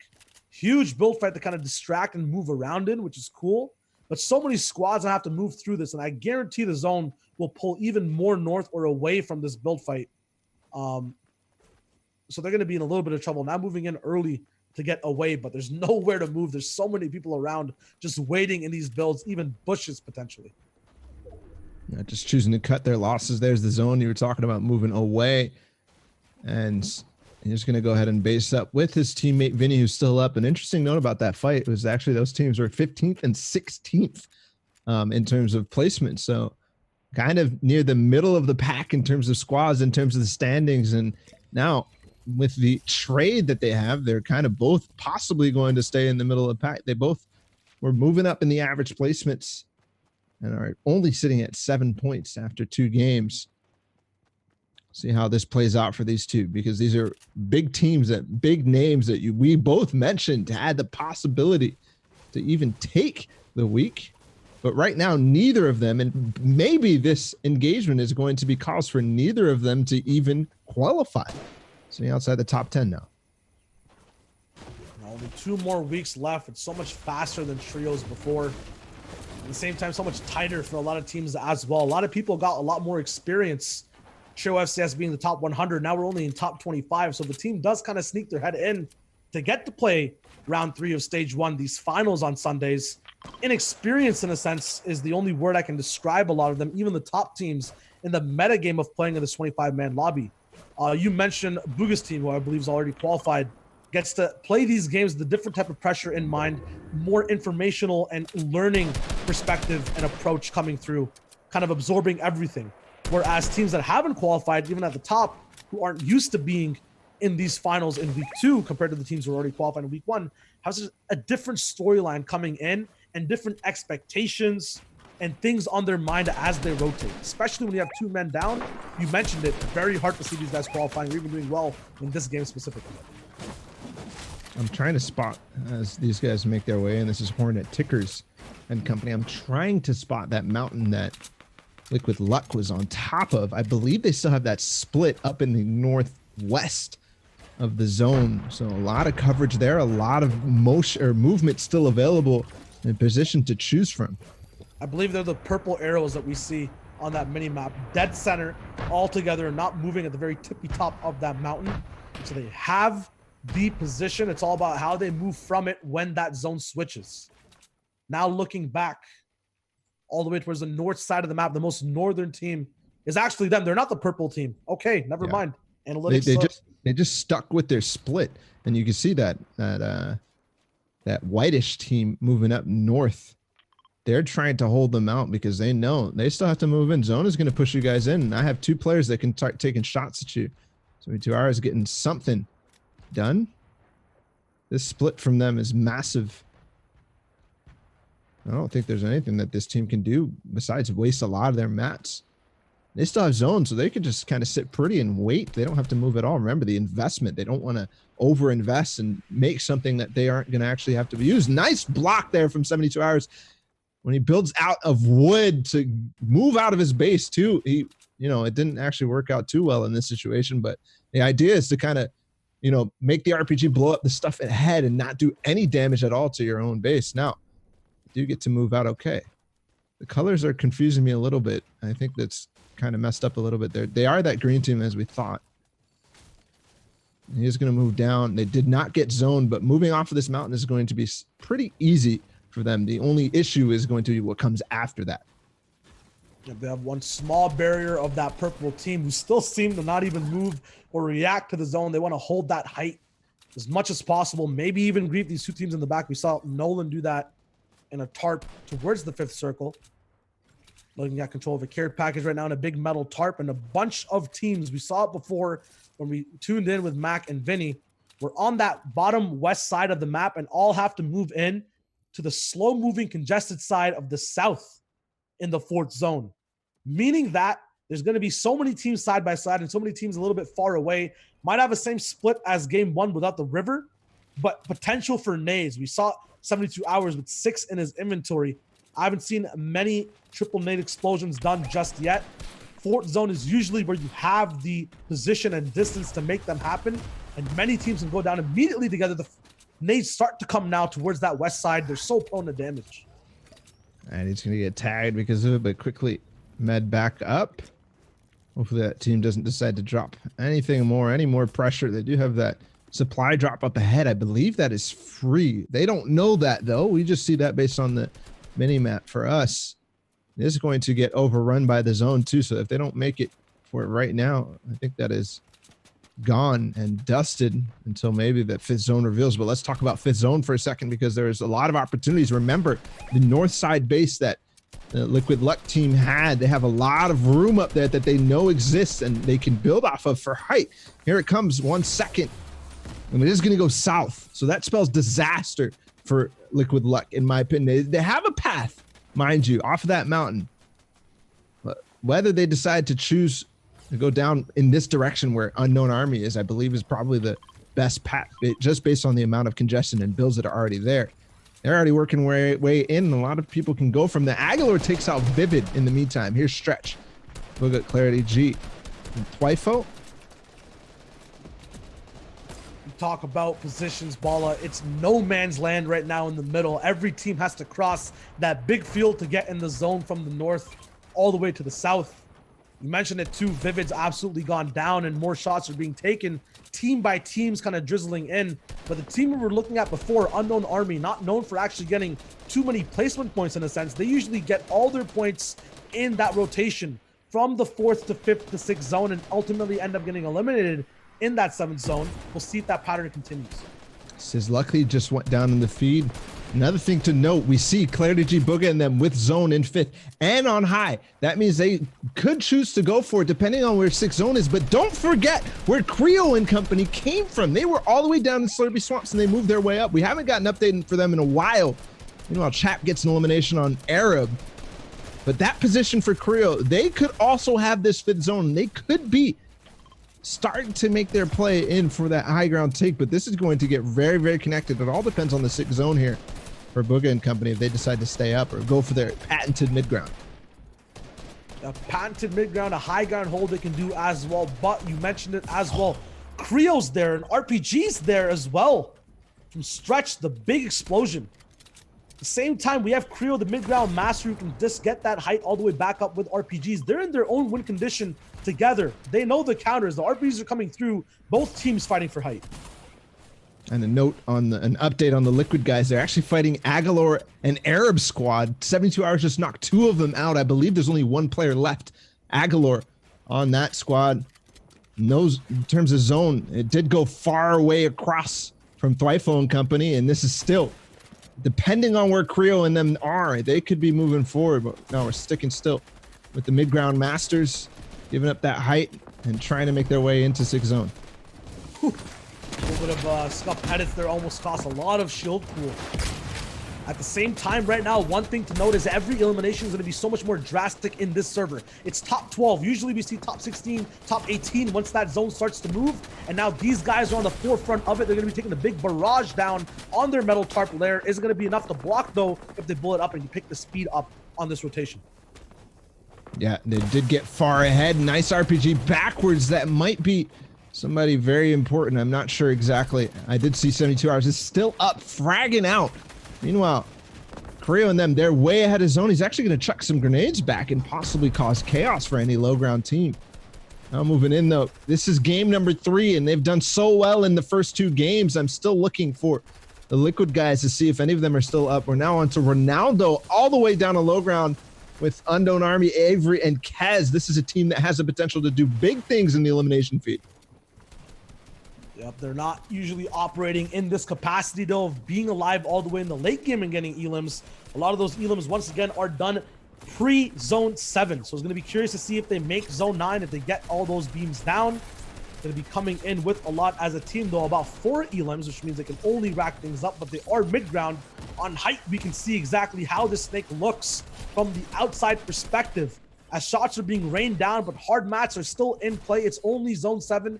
Very hard to pierce through and get damage done. An elimination coming in there from the Elim King, Unknown Army himself. We're only going to see more beams on the backside of this zone. Blocking off, tracking through with the tactical shotgun. Floppers cannot save you in that position. Zone 7 locks in 1 second. The bounce back is towards the northern side. Once again, it's going to be free land. No recycled mats available whatsoever. Houses, though, very smart to use that to save walls on the side, but mats are getting lower and squads are getting closer. 7 eliminations total for this team. They got the house. They're going to be able to recycle a little bit. They're actually going for wall replaces on a team down below them and possibly going to find an opening. No, just barely gets away. Then he continues to spray forward. Is he going to find one? Yes, he does. That's Dogo who goes down. The beam coming in from Unknown Army, giving them another elimination, and they're moving forward on the placement. Even still, some refresher on Mats. That's going to be key if they have to continue playing mid-ground like this. I got a lot of brick and wood, and he kind of siphoned that off towards the front of the tarp, as all he needs is an AR and a shotgun with a pickaxe to replace and get shots down. Right now, Siphon is actually what he needs as that second step. No shields available for him. Does have one bandage to use as a part of his squad. Going to be jumping over towards another height take towards the front side of the zone. Very traditional. At the same time, you cannot scuff any type of build here. It's Ronaldo going for height as a part of that squad. One knock comes in with the support players coming through. There's someone all the way in the backside of that zone, kind of healing up, but not a problem whatsoever. RPG's coming down. They now have height from mid-ground. Not sure exactly what happened in the server. There's only 7 people left alive. It's squad versus squad all the way back in frenzy. Farm is looking like pulling all the way down. 9th zone, 50 seconds left. 6 people left alive. Falter goes down. Bucky seems to second, but Ronaldo is all the way up top on first, with Unknown Army getting so many elims towards the very end. Kez with the final one. That was a game. That was a game indeed. I'm not sure exactly how the height team ended up falling down, but a perfect opportunity taken from Ronaldo and company. And they're going to go straight up against head-to-head with the Animal Aspect Falter and Bucky team. I believe it was Falter and Bucky in those last moments. Animal and Aspect went down. They got a number of eliminations, though, but this team who just won, Ronaldo, Kez, Unknown Army, they just fragged out. Now, that's the name of the game. That's what they're infamously known for. Very traditional kind of, I'm a 90 up by myself, maybe tarp and spray down. They're basic, but they do basic at the best. All it is, you L2 in, you right click in, you press left click, hope for the best. If you make it end game, Kez kind of the brains behind that in a sense, solo wise. We can hop onto the leaderboards and see exactly how that game translated overall in the 6 games. Not much damage done towards the top, but a little bit of a switch up as to who is second. Bucky coming in, taking off the title from the Liquid Luck boys. Animal Falter Aspect following him in the second place spot of 52. Creo only gets more ahead though, 68 points in first place. Yeah, they've got 8 eliminations and placed 8th in that last game. That is going to start to push their lead slightly ever more. And the important thing is actually in number 3 was the Liquid Luck guys placed 7th. So barely any placement points, and then 5 elims only. So not quite keeping up with Creo, Zypha, Cloud, and Keys, but a newcomer on the scene has arrived. Bucky, Animal, Falter, and Aspect starting to repeat their performance from yesterday's semifinals. They had 12 eliminations and the second place in that game we just watched. Yep, talking about the bottom 5 teams as well. We can see a lot of the play styles develop in high ground and retakes as to who gets to say and be in top 4. But Mega Bizzle completely owning up that early drop over and over again, secures them those spots and elim points per game and gets them up to where they need to be. At the same time as well, right? On the bottom side of that leaderboard, you have Calc, Vinny, Mac clutching up every single time, 100%, even if they get knocked down just a little bit. The fact that they play the way they play, clutch out is huge. And remember the engagement that they had with Elevate, Cease, Riversun, and Hydra. It was only Vinny, it was only Macwood, and they managed to push themselves from 17th with only 7 points. I mean, they didn't have a huge performance, but they did what they needed to do. They're now in contention for top 10. And if things go as they were, they maybe slow down in terms of the aggressiveness. They could maintain this and qualify for, of course, stage 2 of FNCS. Yep, Casker as well, one person to note. He's been getting the most, I think, in Slacks as well. Kind of third-party cleanup eliminations from a lot of the fights that are going on. Might not be translating because his placement is pretty good in a sense of getting towards the end game into those 8th, 9th zones, but playing that mid game, right? It feels like from 5th to 10th place, we have a lot of good mid-game teams who are winning off of spawn. But if you translate that, if you convert that, you get to enter the top 5 and play with the big boys, get the 9th zone popped off, get that win, retake height. That's the separation right now of the top 10. So anyone else who's in that bottom 15 of the 25 needs to get their mid game kind of accelerated, need to be participating and winning in these fights, and then converting that into a win ultimately and entering the top 5. Top 10 though is what you need to qual. That's what they have on these 10 teams as we see right now. But you mentioned it mid game and post game as well. These guys were just in 15th place last game. Now they're in the top 10, right? 15th to 16 were tied. Anything can happen in terms of who falls in that bottom 5. Yeah, I'm just looking at names that are still outside of the bucket who haven't qualified yet. That's Cease, River, Sun, Hydra, and Elevate. They're in 14th. They ended in 19th out of all that, so that they moved off of Craggy Cliffs. Remember, they actually had a golden opportunity in this game that they didn't capitalize on. 19th with only 5 eliminations. They moved up to 14th, so slightly out still, only 4 points away from 10th.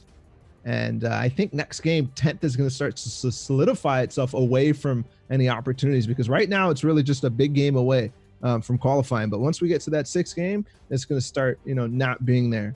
Another team is the Binny, Diggy, Nanolite, and Jakiski squad. That is a new squad, or they actually added a 4th member of Jakiski and did fairly decently in, actually, no, they qualified last week with Shades. Instead of Jakiski. So interesting there.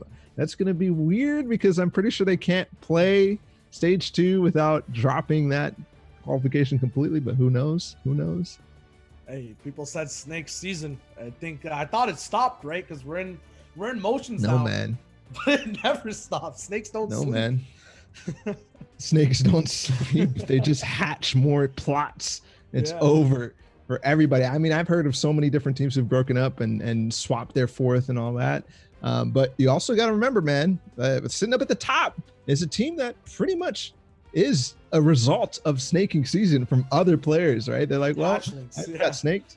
Yeah, let me go somewhere else. And they find themselves the magic number because they're in 1st at 68. Let's go ahead and take a look at how these guys are playing, how they're playing and earning their points. Taking a look at the format, of course, the thing that I also need to continue to refresh myself is those placement thresholds, exactly where they are: 8th place, 6th place, 4th place, and 2nd place. Then the Victory Royale, those all add up to 15 points if you can do the math on the screen. Actually, there's no math required. It's all there for you. Each elimination being a point as well. That is how the 1st place team is capitalizing and being so effective with 68 points at the top.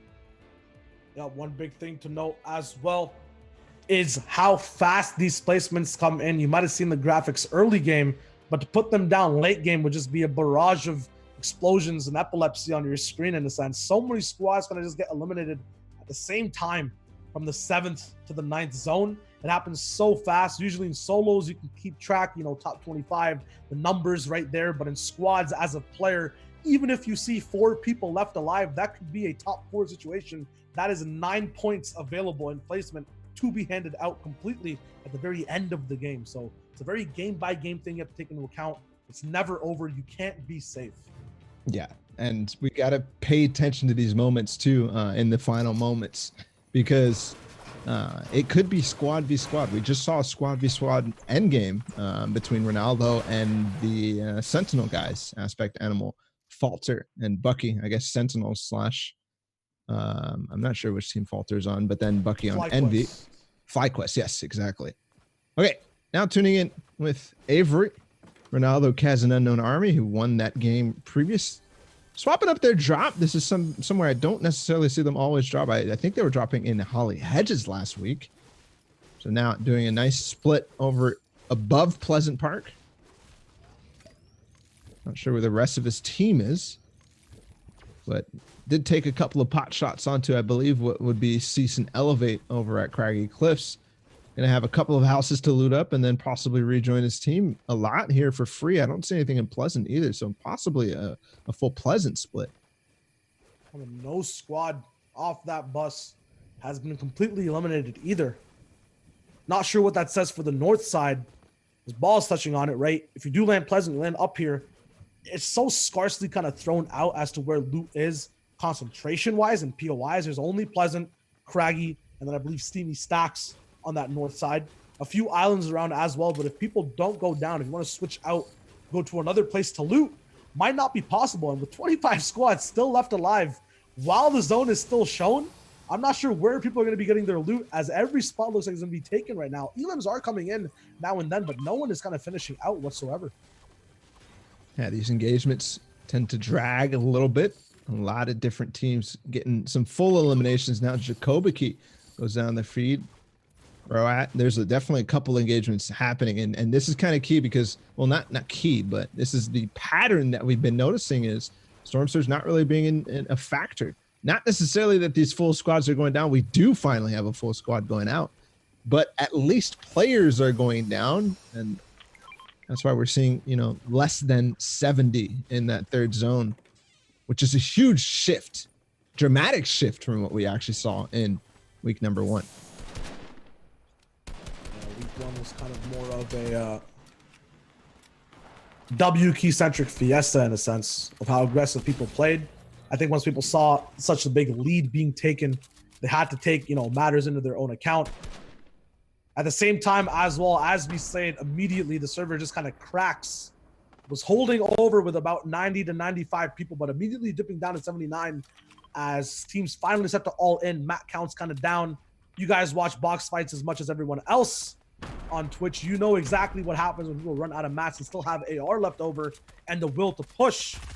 You saw that happen right now. Only 1 mat available onto Diggy, who's moving in. Might want to get more. Gets a reboot and a big pump shot dropping down, but can't protect himself. Has to look for the shot and the beam and connects a little bit. But Master's still available to kind of block off the follow-up. It's not possible.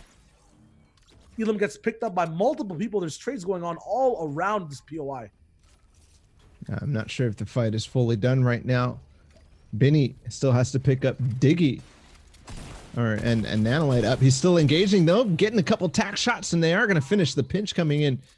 And the res, I believe, plus the reboot card. I'm not sure exactly where they can go ahead and pick it up. Probably one in Steamy Stacks, I would imagine. But we can't see it on the radar due to the POI is not showing up. The things on the map not showing up. Now, here's the map. We talk about first zone a lot. This is a very southern zone and very reminiscent of game number 1.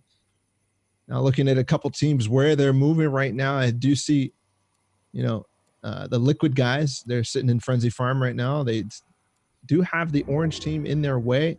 Of course, the Bizzle Mega Eclipse, it looks like they finally have gotten Misty Meadows uncontested. They're not getting pressured at all. And then another interesting note, you see those light blue arrows around Lazy Lakes. They are hovering and getting very, very close to Animal Aspect and Falter. Obviously, no nameplates, no names here on the map. We can't have that in the replay mode as it stands. Did they get a snipe? I see a blue X. Possibly they got a snipe. Now, Sweaty Sands, Casker, and them, you mentioned them in between games. One of their teammates is down, and the reboot is possible. No, that's actually an opposite. Ooh. So there's another teammate down. These guys are all the way back up. The issue with this squad right now is just translating the success / fights they take in Sweaty or early in mid game and getting towards the end game. Now, I know people make excuses. We don't have zone. It's on the opposite side. I mean, Creo kind of diffuses all of that. You kind of saw these guys rotate by themselves all the way across using many mats and cool drop down techniques with stairs. There's no possible way right now. It looks like we're at a fight at Lazy Lake. Yeah, and I believe we did actually have an entry frag here from one of these players, Booga, Dwightful, Clarity G, Stretch. They pushed directly into Lazy Lakes, possibly got that snipe off and just push from here. This could be Animal Aspect and Falter. This is where they like to land, where they play. I haven't seen them actually, we did see them in game number 2, so we're pretty confident that this is them. They're going to continue chasing. They want them out of here. Yeah, this is the underground base in Lazy Lake right now.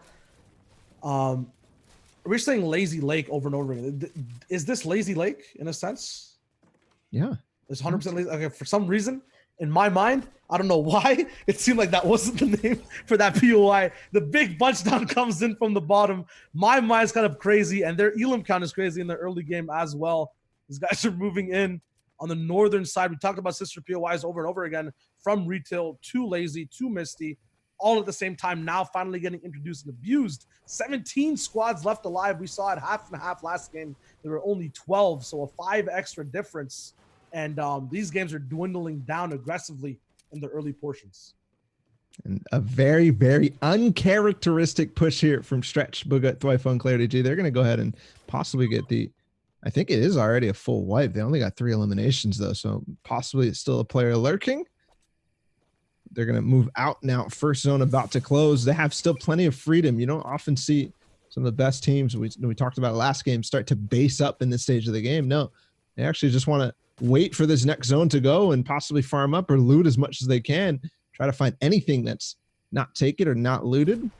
And also these tags. There's nothing really to worry about in terms of third parties or players coming from over the hill. As long as you know your angles and study your rotation paths, you're kind of chilling in a sense. You can just do what you want and end up with like big splits like the rest of them. It's going to go farther south though, Shio. And that spells, you know, I say it over and over, it spells disaster for everybody up in the north, but also reminding me of the game number 1 that we had. We're already over towards that bridge that was a talking point in that first one. Where does it go next? All we know is these guys are starting to push over towards this hill, this mountain. And we saw last game, it kind of pulled north and finally pulled back. If that's a pattern, we still have a lot of water to deal with. The south side also has the most volatile low ground. In terms of that, it keeps switching up as to where the level is. You look around, as you see that individual kind of looking for where to rotate to. Even right now, our bushy man tendons moving forward. Low ground just keeps dropping down over and over again. When a moving zone happens and you have to kind of waterfall, the lower the ground is, the more risk you're at after a spell. We saw how fast everyone got eliminated at the very end, and low ground actually ended up winning in game 1. That might be a repeat performance. At the same time, this looks like the exact same zone. We might have a war on 2 fronts again, with the river splitting up everyone in the middle, but it's all about getting through this zone and getting towards exactly where we need to go. A lot of north teams moving in. There will be north congestion. If the zone does bounce back, those southern teams will be at a worst case scenario. So that is something to look out for once we do get into half and half. Don't forget a team that we've been talking about time and time again in that Misty Meadows. It's Bizzle, Dubs, Eclipse, and Mega. They're sitting right now in 6th place. They got 2nd place in week number 1. Here they are, actually. Bizzle possibly just found himself a snipe, did he? They're going to engage in, but the shotgun shot comes back and bops him down. He has to move a few tiles back and upwards, get lost in those builds, and have room to heal. Only med kits available from what I'm seeing, though. Has a big pot, but might not want to use it. Might want to get back with his crew. Get those minis up first. It's all about risk and reward. Finally touching low ground once again. That's where the risk is in moving around, but I believe the squad he was fighting kind of left him alone in a sense. Very hard call to make at this stage in the game when the server is this aggressive and you do get a cracked shield / white tag. Seeing that Bizzle squad does have more of a natural height, and it looks like a person all the way on that mountain on the right with another angle all the way in. It's a tough fight to confirm if you have that information.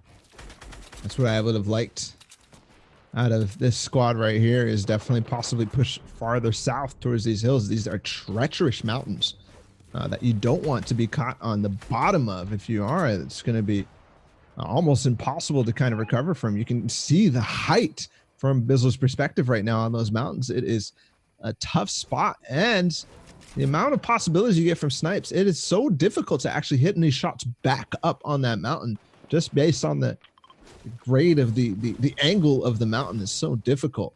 They are going to start to move out of Misty Meadows and possibly plan for this contingent, or form a contingency plan against it. And recycling mats on the way in. The biggest issue with some of these middle POIs is getting your metal up moving forward. Coming out of Misty as well, there are a lot of cars available, but I don't think there's 3,000 mats worth of metal, or not 3,000, I believe 2,000 mats of metal available for the whole squad. So some people are left with 300 and 200, and that's a few boxes or tunnels that can be put down. Metal being the best mat to actually have in scenarios. No roof above Bizzle's head here. Not sure if he planned that completely. At the same time, they're so elevated that it doesn't really matter.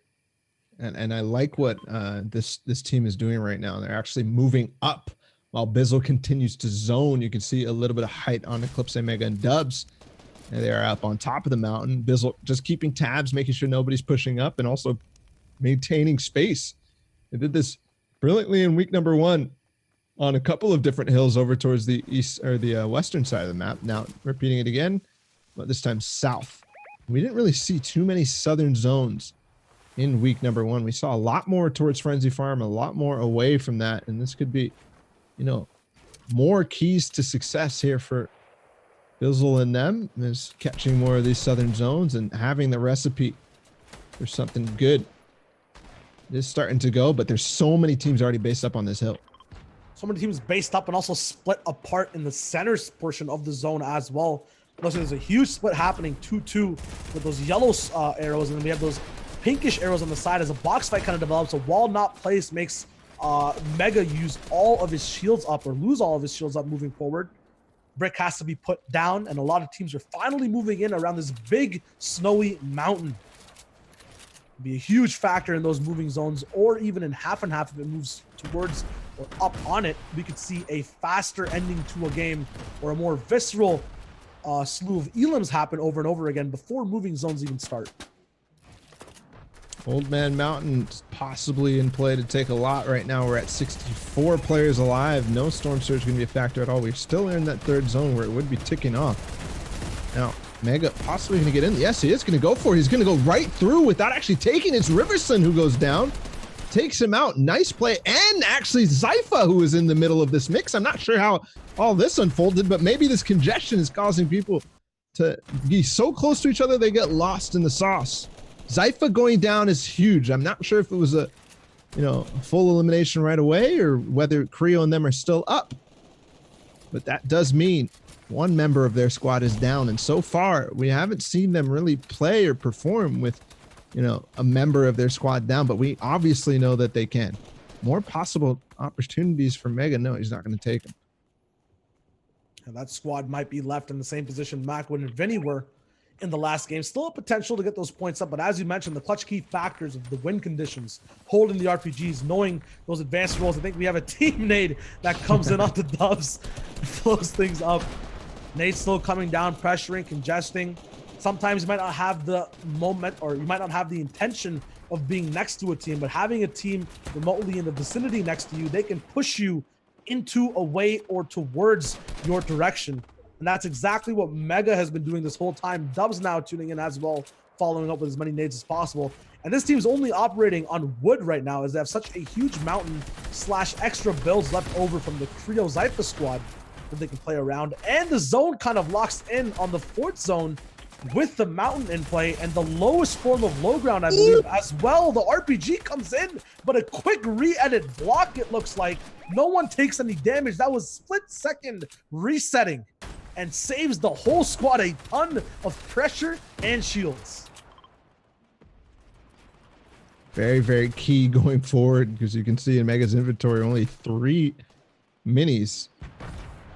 Now let's talk about the zone for a second. We've already kind of talked about the possibilities. Who is still up? Chat just got to pick on Ronaldo. 72 hours got the finish on him. That team very, very important to keep track of, because as you know, they're coming from that north side. They also are in third place. They are one of the teams who has a possibility to overcome Zypha, Creo, Cloud, and Keys. Where are they? That's another curious question. Now, fifth zone about to reveal itself, actually. Oh, no, sorry. Fourth zone about to move. And a lot of opportunity for teams to kind of get some gatekeeping, but really nothing there. Everybody has already decided they are ready. They need to post up on this mountain. They need to get as close to it as possible, because as the conspiracy theories say, zone always pulls up the mountain. The best zones, though, are the ones that pull down from it. Then we see raining men hallelujah, in a sense, coming down from top. I just like it when low ground has the position to get some work done. That's where most of the shots are firing. You just want to see the world burn, Shire. No, I get it. Okay. You've been watching too much The Joker. You've been watching too much Batman. You just want to see everybody have the... Oh, hold up. 54 meters. Maybe back up 1. Yes, they are going to split the nades. Is this going to be nade season on the other ends?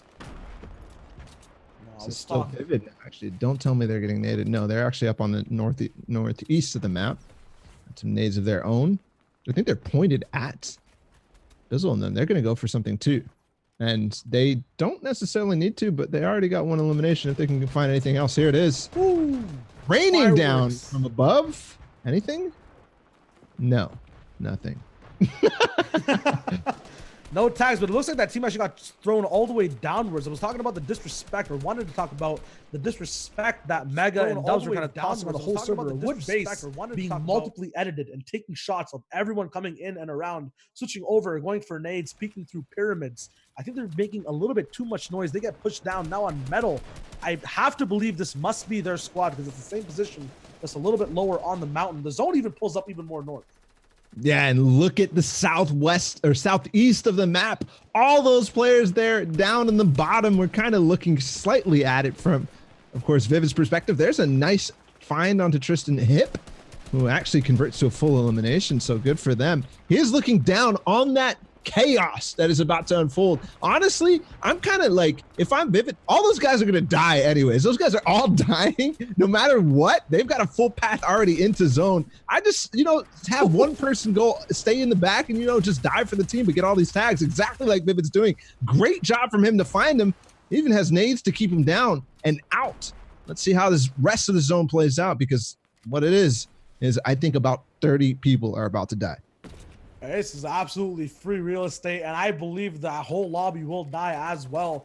Nades being thrown backwards, that looks like onto their own tarp, maybe just to sabotage anyone coming through. It looks like we're going to be switching over here to a POV of Sis Lucky all the way on the front portion of this tarp, supporting the tarper right now on any pressure. Very good role being played there. All these guys have to do is sit on this side of the zone, look at anyone below them.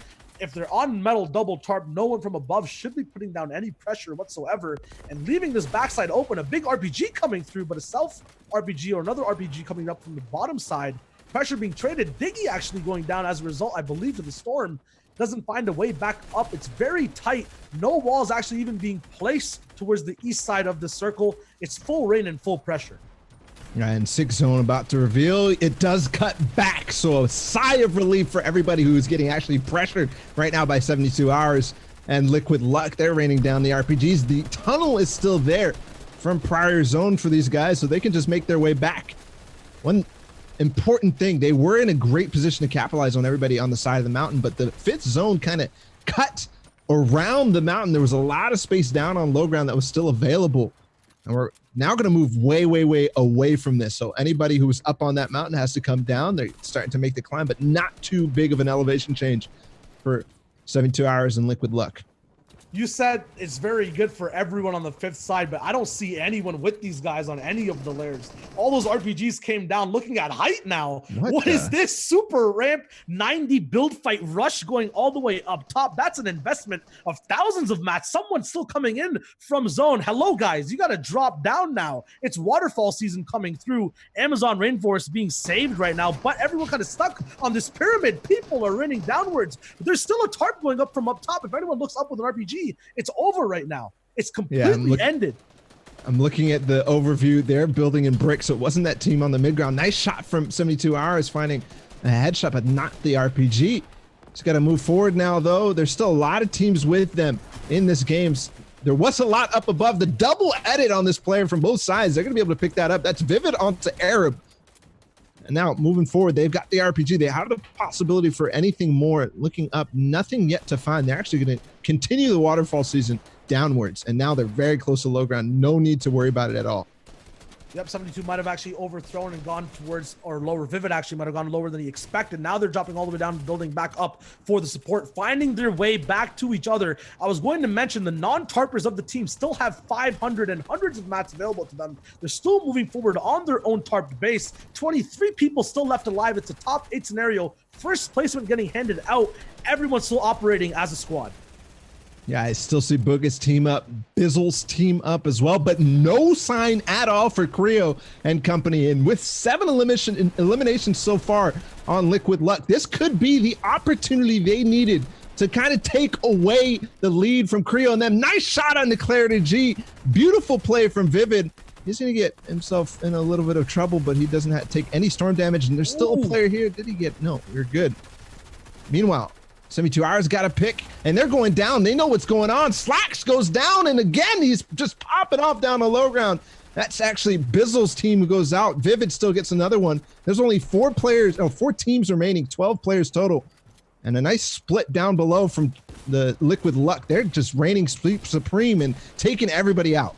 The operation briefing is eliminate everyone on low ground and look up. Until they can do that, the pressure will be too much from height to block. They have to get these elims down from below, but every peek they take, you can see it. Shots are coming down from height. 5 elims here onto Vivid, the forefront of this tarp. The fragger right now, looking at everything, has the edit available, though I think they know the enemies up top are out of mats. 2 tack shots are being shot over. Mat replenish is coming through to connect, but it might just be 150, the mats you kind of get in total from coming down the quick left and right peek. The 1-2 combo onto Rocane and Stowe. They both go down in a matter of split-second decision-making. The huge waterfall coming through, but it doesn't matter when you're as viscous as Liquid, being so adaptable to every single container you put them in. High ground, mountain, low ground, does not matter. All you need is the famous Vivid tactical shotgun. It qualifies you for Worlds. It gives you the win in Game 4. It's huge plays.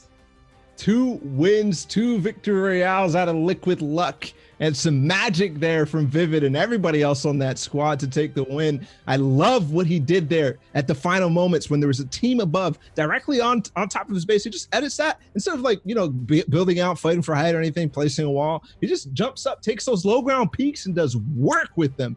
Unbelievable from stuff from them. And again, Creel and them were nowhere to be found. Maybe they got lost on the mountain. They fell down with the avalanche and couldn't make it through, but I don't think they even got placement points that time. So Liquid Luck probably on top. Probably. I just have to think that they probably are on top. I mean, we can see right now exactly who is going to be the result, the victor. Whoa, wait a minute. 68 points is what we saw from Creo the game before. They got 0 points, it looks like, from that game completely. Sizz Lucky taking over with 72 hours chap and Vivid 78 now. 10-point lead now, and it looks like we're going in for a nail-biting finish of these last 2 games.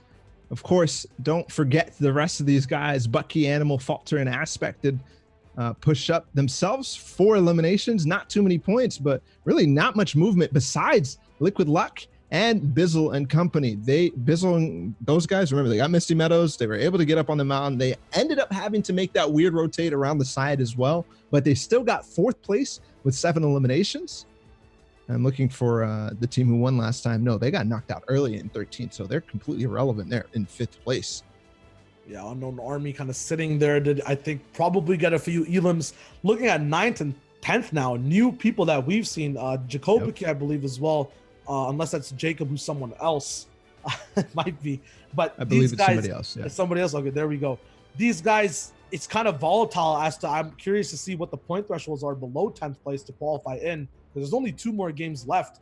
Calc was there in the 10th spot. They clutched out a huge game, but after that, they couldn't keep up.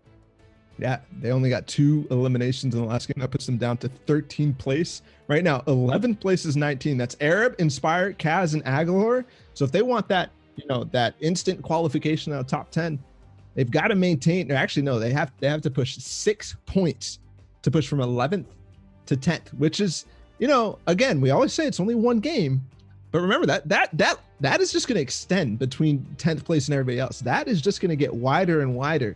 So it's starting to get towards the stage where it's like, okay, well, it's not 1 game anymore. You have to do well again and again and again.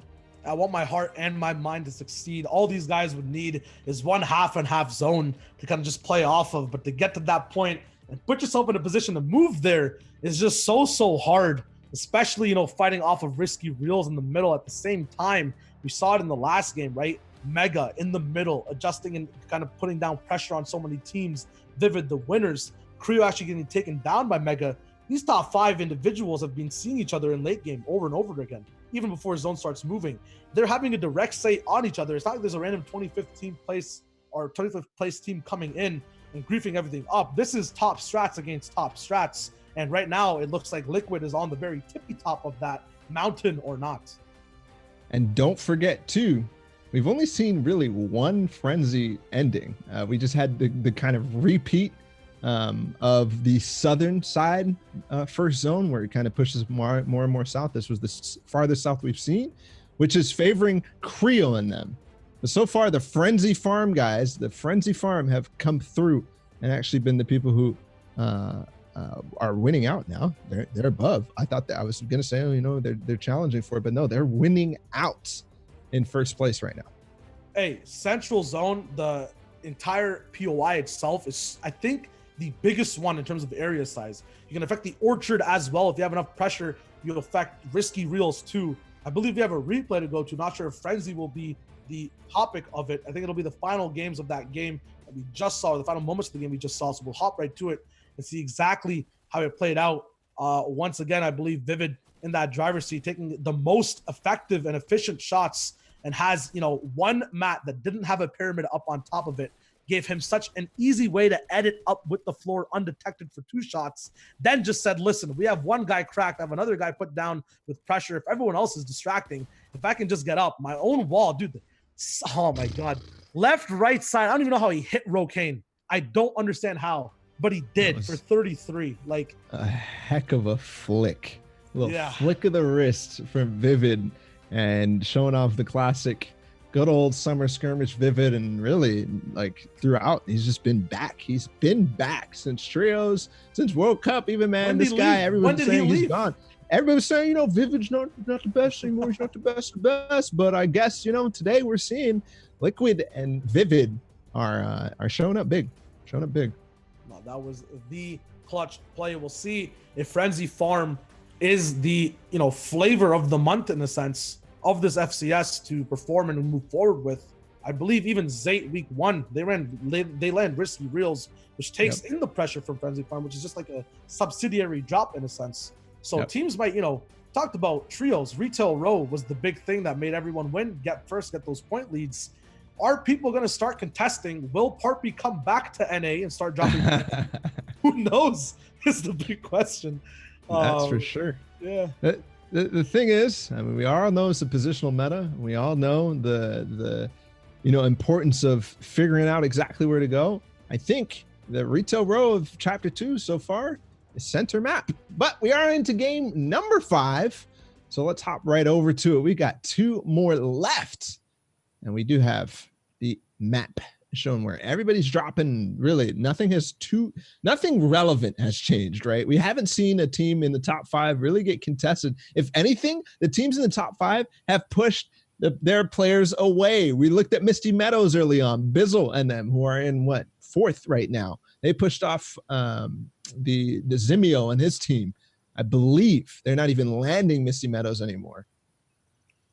Yeah, I'm not entirely sure or confident if I was a player in actually contesting anyone who's in the top 5, switching up the game plan that drastically, but it would be the easiest way to put yourself up in the leaderboards and get into contention at the same time.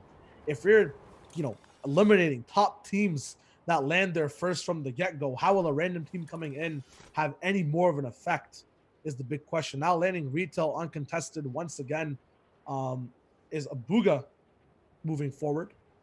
We'll see these guys once it's all about that efficient loot path and then getting towards where they need to go, getting the fast elim, which is what we saw in one of the previous games. At the same time, I'm really curious as to how these guys are developing Frenzy Farms and Liquid Boys. Topic at hand. I want to see what these top 5 teams are doing in the observer feed. We're pushing over to another elimination. It looks like Sicko, the worst pattern to have is getting your team knocked out in the early game. I think that's the 4th game in a row now. These guys are having trouble finding their footing. At the same time, do have the experience of making this final. They'll have an advantage over everyone else in week 3 and 4 in terms of a learning experience and what to adjust with. Now the center portion of the map, things died down a little bit, but we called it last time, hey, there's 98 people, stacked game, and instantly drop down, crack to 60.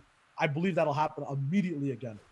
Yeah, you'll see the same patterns, right? Anybody who's contesting, anybody who's pushing their players out, they kind of hold out for a long time. They hold out. They're like, okay, we're chilling. We got our mats. We start looting, do what we need to do, and from there, as soon as they start to get the split has happened. There's no more loot going down. They don't need to hold anymore. Then they start engaging. Then they start to try to create space for each other, and we're just about to reach that point in the early game.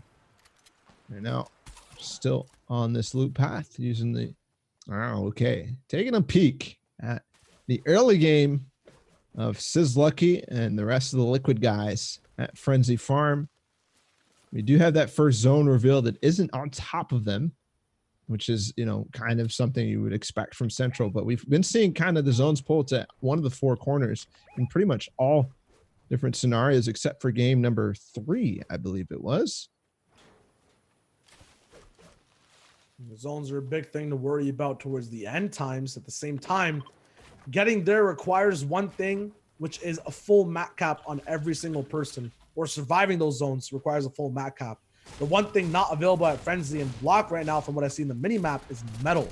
I think that bridge is such a problem. Tuning back in with Leafer and Tendons is looking like these guys are still in a build fight. Nolan is down, or a box fight, let me say. It's going to be a 2v4 scenario. RPG in play, but it does need to be reloaded in this case. Revive will not be able to come in. That's 10 seconds of time. These guys don't have their mat counts very, very low to actually relieve any pressure. 0 on Leafer and a measly 1 on Tendons. Punisher actually going down. Yeah, a little water peak there, and he does have the floppers to heal back up, using it to get anything because he's only at 100 HP. Leaford using what he can to break through, try to get over towards Nolan. He's got about 5 seconds left. Oh, the shot on Jacobacki takes him out and gets the siphon from that too. Nolan about to get finished completely, and he does. That loot pile is his. And then Tendon's actually got another one, so they clean house, pick up the card, and time to move forward. But a rough early game for them. They're trying to play center. They're trying to play a split, but I don't think it's working out quite as they hoped, because there's other teams lurking nearby. And this has kind of been the situation every single game for this team. And that's kind of why you see them only on 13 points. It's because every single time we know they have the potential. We know they have that, but they're always making it into endgame with only 2 of their players or 3 of their players, at least 1 player down. I think it's absolutely definitive now that having an uncontested drop spot is 100% the wave. I know there were talks middle of week 1 to 2 that, hey, I like being contested, gives me Storm Surge. Buddy, listen, if you're getting contested, you're kind of ruining your whole game from the get-go. There's so much risk involved. Right now, though, these guys have seen 0 risk up in Slurpee game after game after game. Just one game didn't make out of the mid-game section. Mega actually catching them on their rotation away from pressure and then putting shots down on their floors, picking them up in game 4. Cypher's a troll, man. Like, he is the most trolliest boat captain I've ever seen. Look at his skin on this boat. Hold on. Did they just find another llama in the tree? Yes, they did. They just found another llama in the tree. That is very good for them. And also looking at this zone, look how far south this pulls. They're almost certainly going to get second. And from there, they have even space to work with in the water. I'm not sure exactly why this is the specific position they're choosing. Maybe just looting a little bit more with the motorboat and make an outskirts rotation with that. But regardless, now moving over to another point of interest on the other side. We're over towards the center. This could be, of course, the Liquid guys who moved slightly around from here. Frenzy Farm, they probably would have moved a little bit more east. This is now Ronaldo, Unknown Army, Avery, and Kez. And then a build fight, classic Unknown Army and Co. They are fighting for their lives, but they get taken out by Kaz. Ronaldo goes down and out. Unknown Army picked up 2. This is the Risky Reels boys, Arab Inspire, Kaz, and Agalor. All individuals up. Avery also being revived, it looks like, or knocked down, actually. We'll see the last person of the squad kind of hiding out in a cone. At the same time, every build will be shot. It is connected by the billboard on the north side, though, so it's going to be very hard to eliminate everything. Ooh. The big pump coming through. Arab kind of caught out with a wall not being built, and the siphon is when an ought come in, actually. Aguilar getting in and actually taking out Kez at the very end. The revive might not come through, which might be a problem because there's not many POIs close by that are safe to actually get the reboot off of. Frenzy Farm is where Liquid is at. They're going to be patrolling that reboot van completely if they're still there. Anyone rotating in from Orchard will make it so much harder to get that reboot off as well. They might be playing the game without their Tarper and IGL moving forward. It's going to be very hard to get past those end zones. Now, Cease Elevate Rusin and Hydra, 16 points. Remember the threshold for them to reach from this game to get into top 10. That's going to increase, of course, but it was, at the time we looked at the standings, 6 points between 10th and 11th. It is actually 9 points for these guys. So they've got to perform better than 9 points in this game if they want to catch up to pace for 10th place in the qualification. Only 2 more games of leeway to get what you need to do, or get your game plan ready for these leaderboards. Because once game 6, I'd say only just 1 more game left. Once game 6 is there, everything's on the table. You don't have any more room for adjustment. So this game is just so important in terms of getting a nice pedestal up for your whole team. Now switching back over with 72 hours. The boys all the way up in first place. It's still so nail and tooth up there, though. No one's kind of holding that spot completely. It's a 10-point game or a 15-point game from first to third. It's interesting, the differences, the slight differences in your landing spot and how you just come down in a straight line. Like if you just draw a straight line, cease and elevate, they're rotating just in parallel with them on the other side now, actually hopping over. What looks like a bit of a fight, probably. Yeah, Macwood, Vinny, Young Calc, and Zexro, they're in a fight, and they're just going actually full bore onto this team, and ahead of them, it's Mikey who goes down. I believe that's Posik's team. It was definitely in the conversation for most underrated team, but I haven't seen them at all today, which is unfortunate. Well, they have that mid-game curse once again of being in these fights, being third-partied in these fights, or being the third party, picking up a few elims, but then not having that translate enough towards the end of the game. They might have one person go down. They might use some of these shields in the fight. I believe Innocence's squad is in that same boat, but they're doing it enough or successfully enough to be in the top 10. The question is it going to be enough? Will they have to translate something? Will the team come back? We just briefly saw the zone thanks to this observer, and it is going so far south again. It's basically a repeat of the last game in terms of that second zone. I have Shio's cam on to my right, and he is literally so happy and excited. I don't know why you could do this. We might see another mountain ending. Hey, the south side. Yeah, the south side, exactly. It's the best portion of the map, hands down. The north is cool, people go swimming, but the south is all about that mountain climbing, aspect. Right now, though, it's all about, turf territory and owning your turf as well. We have Macwood's Extra squad kind of moving closer and closer towards Creo, which could be a thing towards that south side. They're going to be moving in a little bit late, might get held, might have a say in what's going on. Right now, we talked about these guys just a little bit. Casker, Innocence, Salt, and Slacks. The aggressive team that needs to translate. The thing is, can they do it when the south side's map is so, once again, volatile, so different in terms of biomes or, places, mountains, rivers over and over again. You don't have a secure spot to sit down and beam. That's what these guys like to do. It's not possible when you have zones going down here 24/7, man. It's not possible. Well, the good thing is they can kind of move around using the mountains and kind of skirt their way into a position that might be a little bit more favorable. These guys right now are sitting in 6th place, actually tied with 5th place. Unknown Army, Kez, Ronaldo, and Avery being the players who are tied with them. They've actually been doing fairly well on placement points. They've gotten 9.5 per game, but not quite capitalizing on those really, really far ones. But the key is they actually got 3rd place last game, which puts them in 6th. They had a total of, actually, I'm not going to do the math because I'm terrible. They had a total of 8 eliminations. So I believe they actually came from the top 10 out. No, at least top 7 out into the top 5 or top 6. Again, this rotation, moving around this mountain, they can get some real estate if they can. Now, swapping perspectives. This is actually okay. This is Chap 72 Hours and company. They're not in zone. They're definitely having a little bit of struggles, but they've got plenty of resources to work with. Looking at their path in, though, they go straight south. They're kind of chilling. There's a team inside there quite a ways in who can definitely gatekeep them, but that distance at least allows them to get over the hill and at the base of it.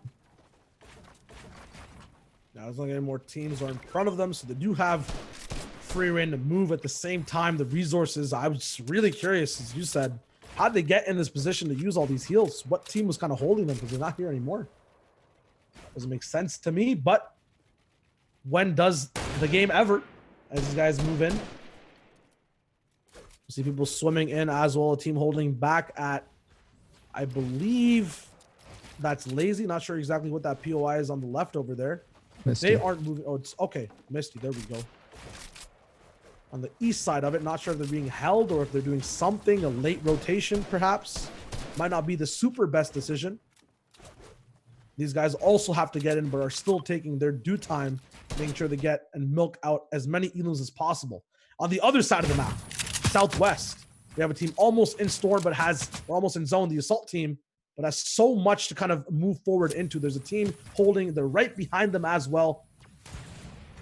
And this was an issue, actually. The team that was above on the mountain started to rotate, and this team waited for too long, so they couldn't use those angles that I was talking about. Now they have to kind of wait a little bit longer and maybe get some tags, but they're getting held. And if this zone continues and moving in that direction, they're going to be in deep trouble moving forward because they've got two teams who can look down on them. They're still getting a couple of tags while this team retreats a little bit. Almost hitting the snipe, but just barely. Player getting out of dodge. I think their best bet here is definitely going to be breaking through here and move to the left and out of view. Trying to climb that mountain. There's a timer on their clock, though, as there's another team coming in from the backside. They might actually be traversing on top of that mountain. I don't think these guys know that yet. That'll be something to look forward to if it does come down to that kind of situation. They're doing exactly what they need to, kind of climbing up on the left side, and they're going to base up slightly into that third zone. Hopefully they can pull. This is, I think, slightly different mountain to the one we saw before. I did see Vivid actually pick up a elimination on Leafer.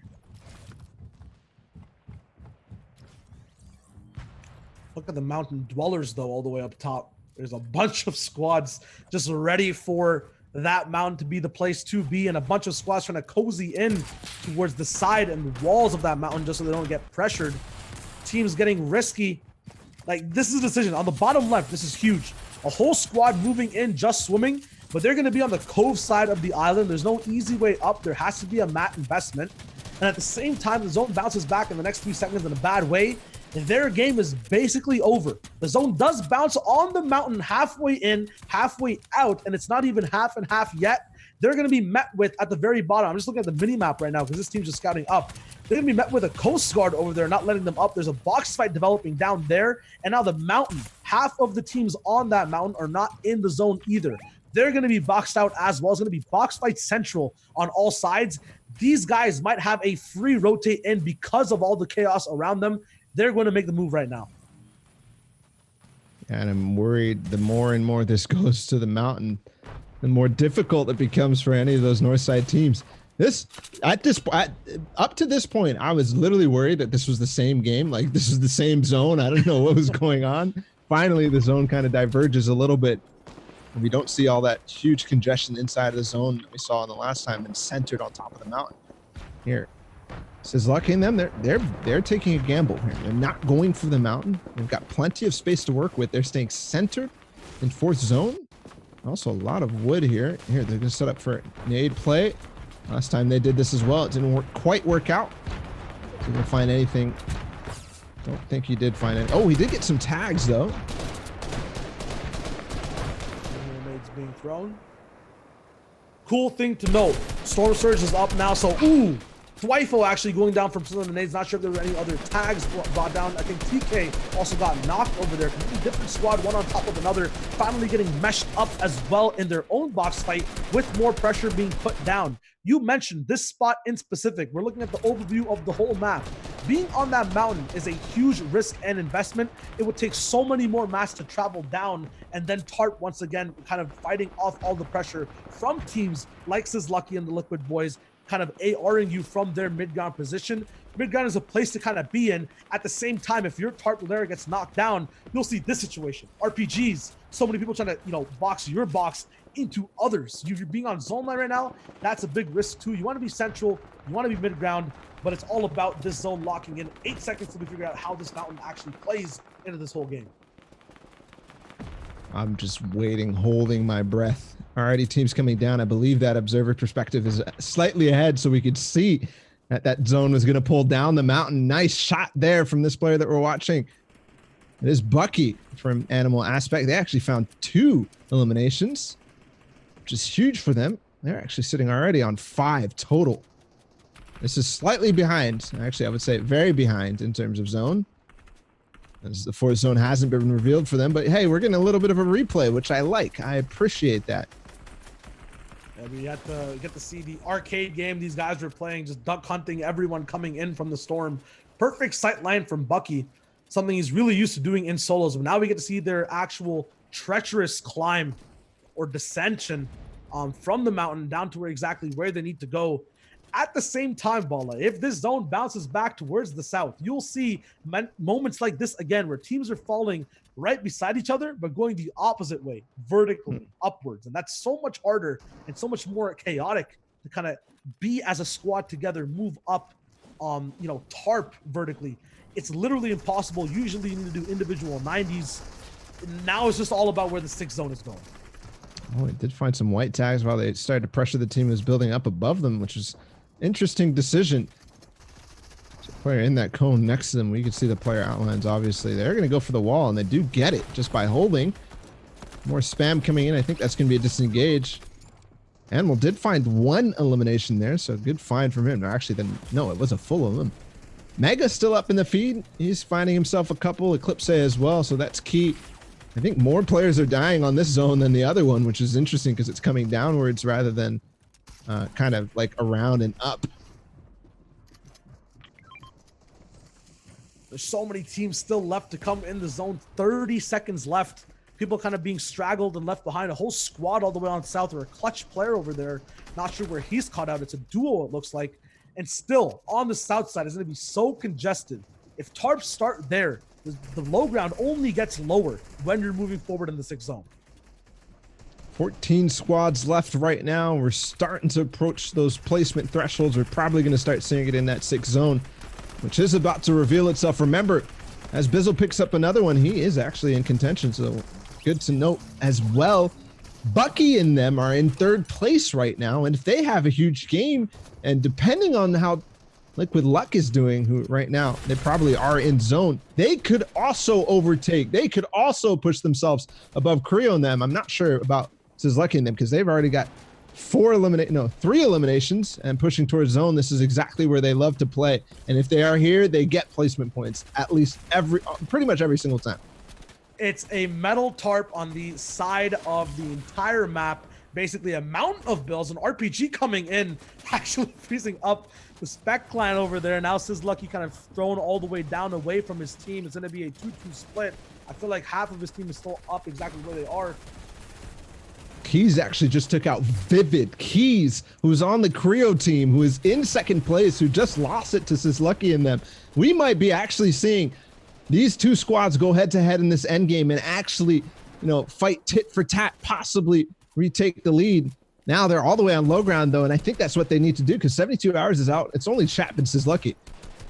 Innocence took out all of Booga's squad, I think, in the same AR clip on the way down from this pressure. Aspect still alive all the way up top. Creo actually getting knocked down. He's still alive in the game. So every team from that top 5 seems to still be alive. And there's only 5 or 6 teams still left alive. 14 players in total. Cease actually getting elimed. Huge waterfalls you see on your right over here. He goes down. Mega still alive. Innocence with more elims coming through over and over again. Hydra still alive, as well as Elevate goes down. Innocence with another elim. Mega onto Bucky. Sofa alive all the way back on the Dubs. Lucky caught all the way back in the storm. Has nice to fish. take account with the big shot on the Sofa. The game is almost ending out now, Bala.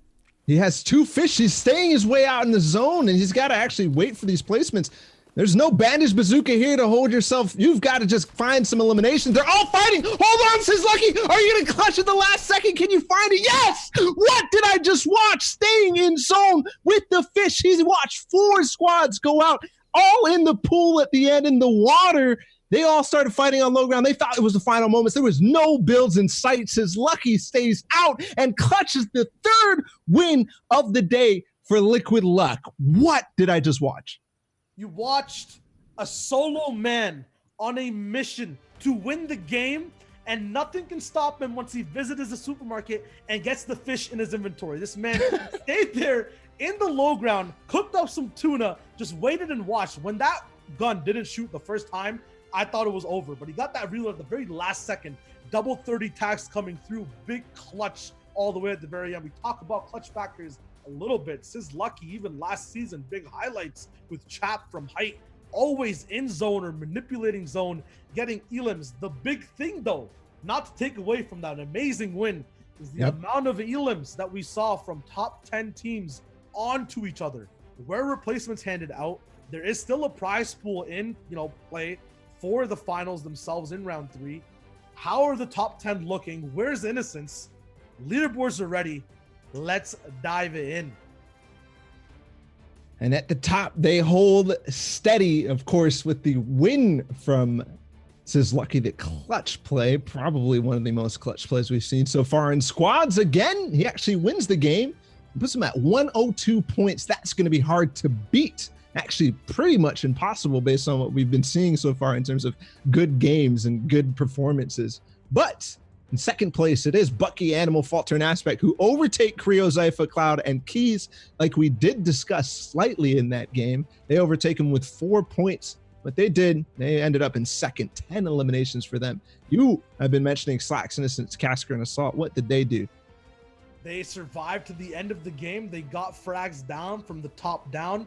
All these guys needed was a base, a place to play from and shoot. That's where Innocence and Assaults kind of elevate and escalate compared to everyone else, taking out Elevate as well in that end game. I believe they took down so many, they didn't finish any squads, but took down so many people individually.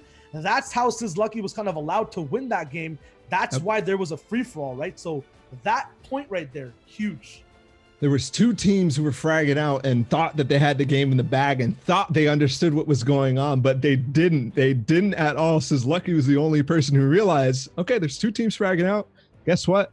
It's gonna look like there's no builds. It's gonna look like it's the end moments. It's gonna look like it's the end zone. I'm just gonna sit out here, and I know how these guys play. They're fragging out. They're just gonna be jumping up and down in the pool, splashing, and I have the fish. I'm the one. I'm just gonna reel it in, and he did. Hey, I'm gonna start. We got Benji Fishy in EU. I'm gonna add Lucky to the end of my gamer tag. Yes. I think that's the meta for NA now, to get in these positions. Because like on paper, if I'm Falter in that situation, I'm like, oh, it's a 1v1. His teammates knocked. The player count is just there, right? It is what it is. There's a ghost standing in the storm, eating fleshy fish, waiting for you to finish your fight so he can pop down on you. That's that's insane. We got the replay though to watch out. We'll flip right to it. Don't even need the cameras right now because we're just flabbergasted looking over. These are the last moments. Balo, break it down for me. Yeah, this is already when he was looking back. Look at the player count. Look how this actually rolls through. This player down below, he's going to be able to actually wait. This goes forward. He's actually going to wait even here and wait for the player out behind him. Just knowing that he was shooting out there. Sofa is the one who actually basically wins the game here for Chap, or for Lucky. Chap was alive at this point. Look, 3 squads. All of a sudden, 2 squads are left. They think it's the end. They're fighting. They're up on high ground. They see nobody down below. They're just going to drop down. Lucky. Again, all he needs to do is reel it in. I think Falter even at that point had no materials. He wasn't able to pick anything up. He just tries to swim for safety, but it's so difficult even to build in that scenario, to realize what's going on. I don't know how you react. There's a guy in zone. I'm like, okay, well, do I have any builds? I don't know where he is exactly. The zone, I can't see him. Like, so difficult. That was a perfect position. It looked like Falter actually was going to be, or trying to swim over to get underneath the brick floor there, because it looked like was just taking shots from height. In that situation, when your camera's just skewed, it's literally perfect position. I'm not sure if planned that completely, but adapted he did 100% for what he had in his inventory. Another thing to note, he didn't pick up any floppers. That was literally planned out from his inventory from the get-go. That was the play. I'm curious to see exactly how their comms were like in that scenario, because that was like, I think these star play commandment levels of clutch so far. The only 2 plays in my mind that are the best of the best so far in the FCS. Yep, so far in NA East at least. Commandment not here this time. But hey, Shio, question: is it gonna be Shio Lucky or Shio Wager Lucky? That's a tough one. Lucky Wager. Lucky Wager, no? Ooh. Little trip. Okay. Little trip. Okay.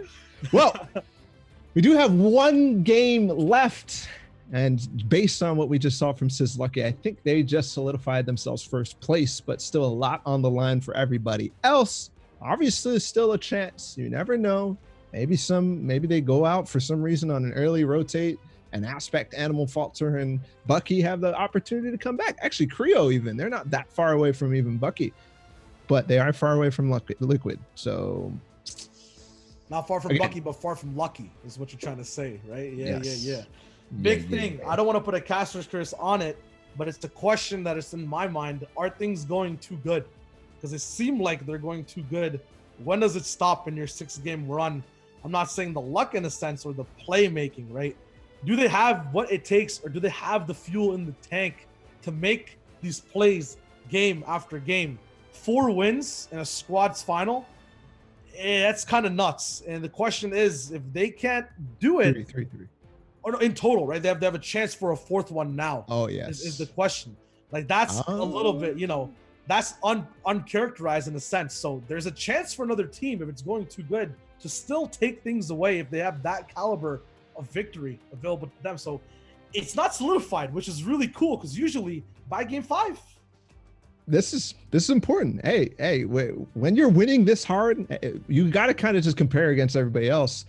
They did not make it last time. And you know what chat was saying the entire time on the stream is like, man, High Sky Saf and them, they wouldn't be able to do this if we were playing. If we didn't get griefed and didn't make it in the finals, they wouldn't be able to do this. Well, guess what?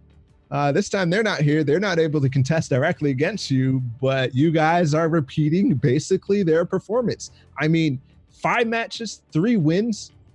They have KD of 24. Okay, let's look back. 121 points was the amount Zayt, Commandment, High Sky, and Saf had. 121 after 6 games. Liquid Luck is at 102 right now. 102 is 19 points. They got to go to win over these guys. So a win and 4 kills, or some combination of that. I think they can do it if that's what they're going for. Obviously, we think that they've got first place already nailed, but hey, that's the story. Can they actually? Because guess what? Next week when Zayt and Saf come back and Liquid Luck qualify again because they figured out how to play semis, who knows? Maybe we could have them going head to head, and all of a sudden we've got the top 2 squads in NA East contesting. That could be a lot of fun. No, even if they don't, you mentioned it, and it's still ringing in my mind. Seeding, right? How will the Heats look in a sense? Where is that going to be like? Are these guys going to even be able to fight each other all the way until the grand finals? Is the big question at hand, because that is kind of, the 2 top performances. We have people who operate southern zones perfectly around mountains with their tarps ahead of time, and then we have people who operate off their drop spots so well, no matter where they're placed, they just capitalize on the game because they're that good. I want to see those play styles head to head. The question is, if it happens too early and there's adaptation happening, is that more interesting? Or is it more interesting for these guys to stay at the very opposite sides of the bracket and meet each other in grand finals? Yes. Those are 2 sick storylines, 100%. Yo, actually imagine if they never get to the finals together, right? If they never get to the finals together, next week Zayt and Saf call, Liquid Luck doesn't call. This is actually awesome part of this new system of FNCS is literally that could happen. They might not get placed in the same heat. Actually, they probably won't, based on how they're going to be seated, just like you said. So, grand finals. Hopefully they don't choke and get all the way there, and we can see that where we don't see them fight each other at all until the grand finals of FNCS. That could be a very, very interesting story as we get unfrozen. Hello, Shy OTW, or sorry, Liquid Weight. No, Lucky Wager. Lucky Wager. There you go. Yeah. And Bala T Sizz. Okay. There we go. The full package. All right. Going straight to the game, the battle bus actually went past the speed limit, so we don't even need to see it. Not sure exactly where people are going to be dropping down at the same time, though. We're tuning in with our hot dog man farming some metal near Frenzy Farm. It's Liquid Vivid. A little bit of a skin switch to celebrate. I'm saying it, man. It might be going too good. These guys seem like they're getting comfortable. That's exactly what I'm thinking, man. They're starting to they got the bread. They're going to get the mayonnaise, the ketchup, the pickles. They're getting all the hot dog fixins and all of that. Yep. Everybody, I knew this was happening. This is so liquid. This is 72 hours in chat written all over it. And then Vivid's just laughing in the background. It's so funny. And then says Lucky's just tagging along in the grass. Man. Wait, you put pickles in your hot dogs? I just kind of said some random stuff, but hey, what do you got against pickles? Me, I thought it was a relish thing for the hot dogs. What I was saying, pickles are kind of Okay, fun. yeah, relish. You, Yeah. you know, all right. Here's the thing with you guys and your toppings. Like you guys are always so specific. Like you can't have pickles. You can't have pineapples. You can't have nothing. You guys gotta. We live in a free world. You can eat what you want. I'm not necessarily advocating for any of this, but let's end the hate, end the challenge, end the this is bias, and I don't like it. I won't stand for it. Just let people eat what they want to eat. Okay. I thought Nico was about to switch to that face cam because that was some passionate stuff. People need to hear and see that, boys. Make that go viral. No, they won't do this because everybody in the chat right now is spamming casters WTF. What the heck are they talking about? And we're just here talking about hot dogs and having a good time. Meanwhile, Benny, Nanolite, Diggy, Jakiski, still early game troubles at Steamy Stacks. It's not working out for them, but again, we've talked about it week to week. This is conditioning your drop spot. Like, if you want to continue dropping here, if you're not going to make another plan to land somewhere else, we've got to play this out and actually force these players away from us, because next week we could be back. Next week they could be back. We want to be the alphas. We want to say, hey guys, if you're going to come again, like, there is no point of you guys landing here, because we just, number one, we won every single time. So like, you guys had no chance at all. But at the same time, like, what's the point? What's the point? Go somewhere else. That's the key to these kind of finals and the situations. In the meantime, though, as we talk about drop spot conditioning, 26 points on Diggy and this squad, that puts them slightly out of top 10, which is what they need to qualify. To actually see Riversun, Hydra, and Elevate, we didn't talk about it at all, who pushed themselves in that last game with a sixth place and 8 eliminations into 10th place with 30 points. So that means these guys 8 points away from actually qualifying for the heats. So 30 points is kind of the barrier right now. At the same time, this game will make that barrier go even higher. Granted, those teams kind of stay in. Just to paint the picture for you, I'm actually not sure if this is the wave to be on this far side. Hey, fun fact, this is my solo landing spot, so I know a little bit about exactly how to rotate out of here. It's very hard to pick up on pace and speed, get to the zone from Shipwreck Cove, which is where these guys are at. They might have 2 boats and whatnot, but they usually have to traverse the sides of the actual map. It's very hard to get through from the middle. I know there's 2 medkits on tap right now, but mid-tier team that can pierce and get towards that 10th place has to be, on top of things. This just seems like they're not exactly where they need to be. At the same time, Sicko eliminated once again the pattern we've seen time and time with Tendon's squad early game. Gotta fix it. You talk about conditioning your drop spot. Conditioning reputation is a big thing as well. Even if I'm losing drop, if I know this team that I'm facing at the drop is kind of, not that good at closing out games, if we just fix that initial part, we can take over the part they're bad at and win. So that's a huge portion of the game. And another thing directly on that note, right, is literally you're also having a reputation to everybody else on the lobby, and people can start to form their plans around where they know action is going down and it's contested. And we see things like what Bucky, Animal Aspect, and Falter fell to in game number 4, which was Booga just pushing in after they got the snipe. They're like, okay, well, this team usually is shambles and they're rotating through and they always go through this path. Like, let's go ahead and see if we can get a snipe on them. And that's a possibility. So every single little mistake in the early game really does matter, because people are going to pour over these replays and look for opportunities on players who they know are struggling. It's so much easier to track in squads as well. Only 25 separate entities to go in review per region. Bunch of coaches available as well that have these services that are kind of offered, and every team is kind of utilizing them. So 100%, you got to be on your A game at all times. At the same time, you have these wildcard teams that no matter how much you review them, I'm going to put Liquid Luck in that portion, that you just don't push or you don't really bother, because like you can't track it. There's no pattern. They just do what they do. Same thing with Booga, right? Like, yeah, there's some things you can see that you might be weak at this. It's at the end of the day, it's wildcard Booga. He'll just explode randomly, right? And get the damage done in the fight. Something you don't usually see happen will happen because they're so good at adapting. That's the one key trait you can't track and play around, is how adaptable someone is. Right now, first place has 3 wins, the most adaptable. Watching the rotate that we normally see.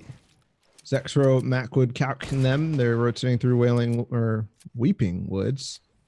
I wish it was just called Wailing, man. I wish it was just Wailing. Anyways, important thing. I didn't notice this before, but they are in 12th place with 26 points.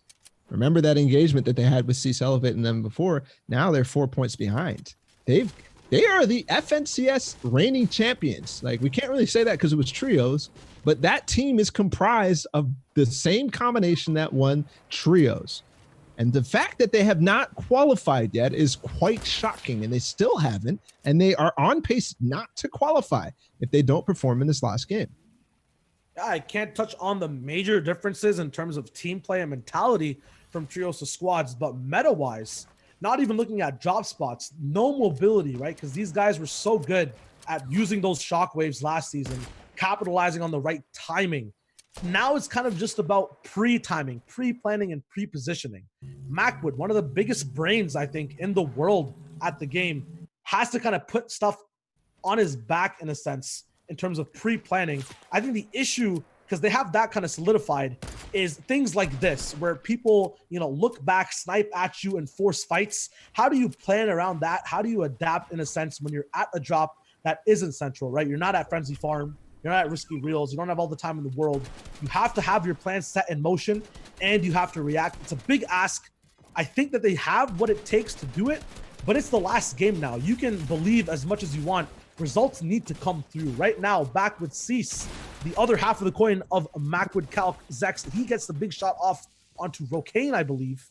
Nade's coming down to confirm that Elam, because every point matters. You want to not hold anything back in any of these engages. I would just rather have only mats available to me if it means that I get all these Elams available. A quick 72 backward shot coming through in this box fight. The wall or floor actually gets broken out, so Cease gets lost in that fight, has to move around to get a better angle.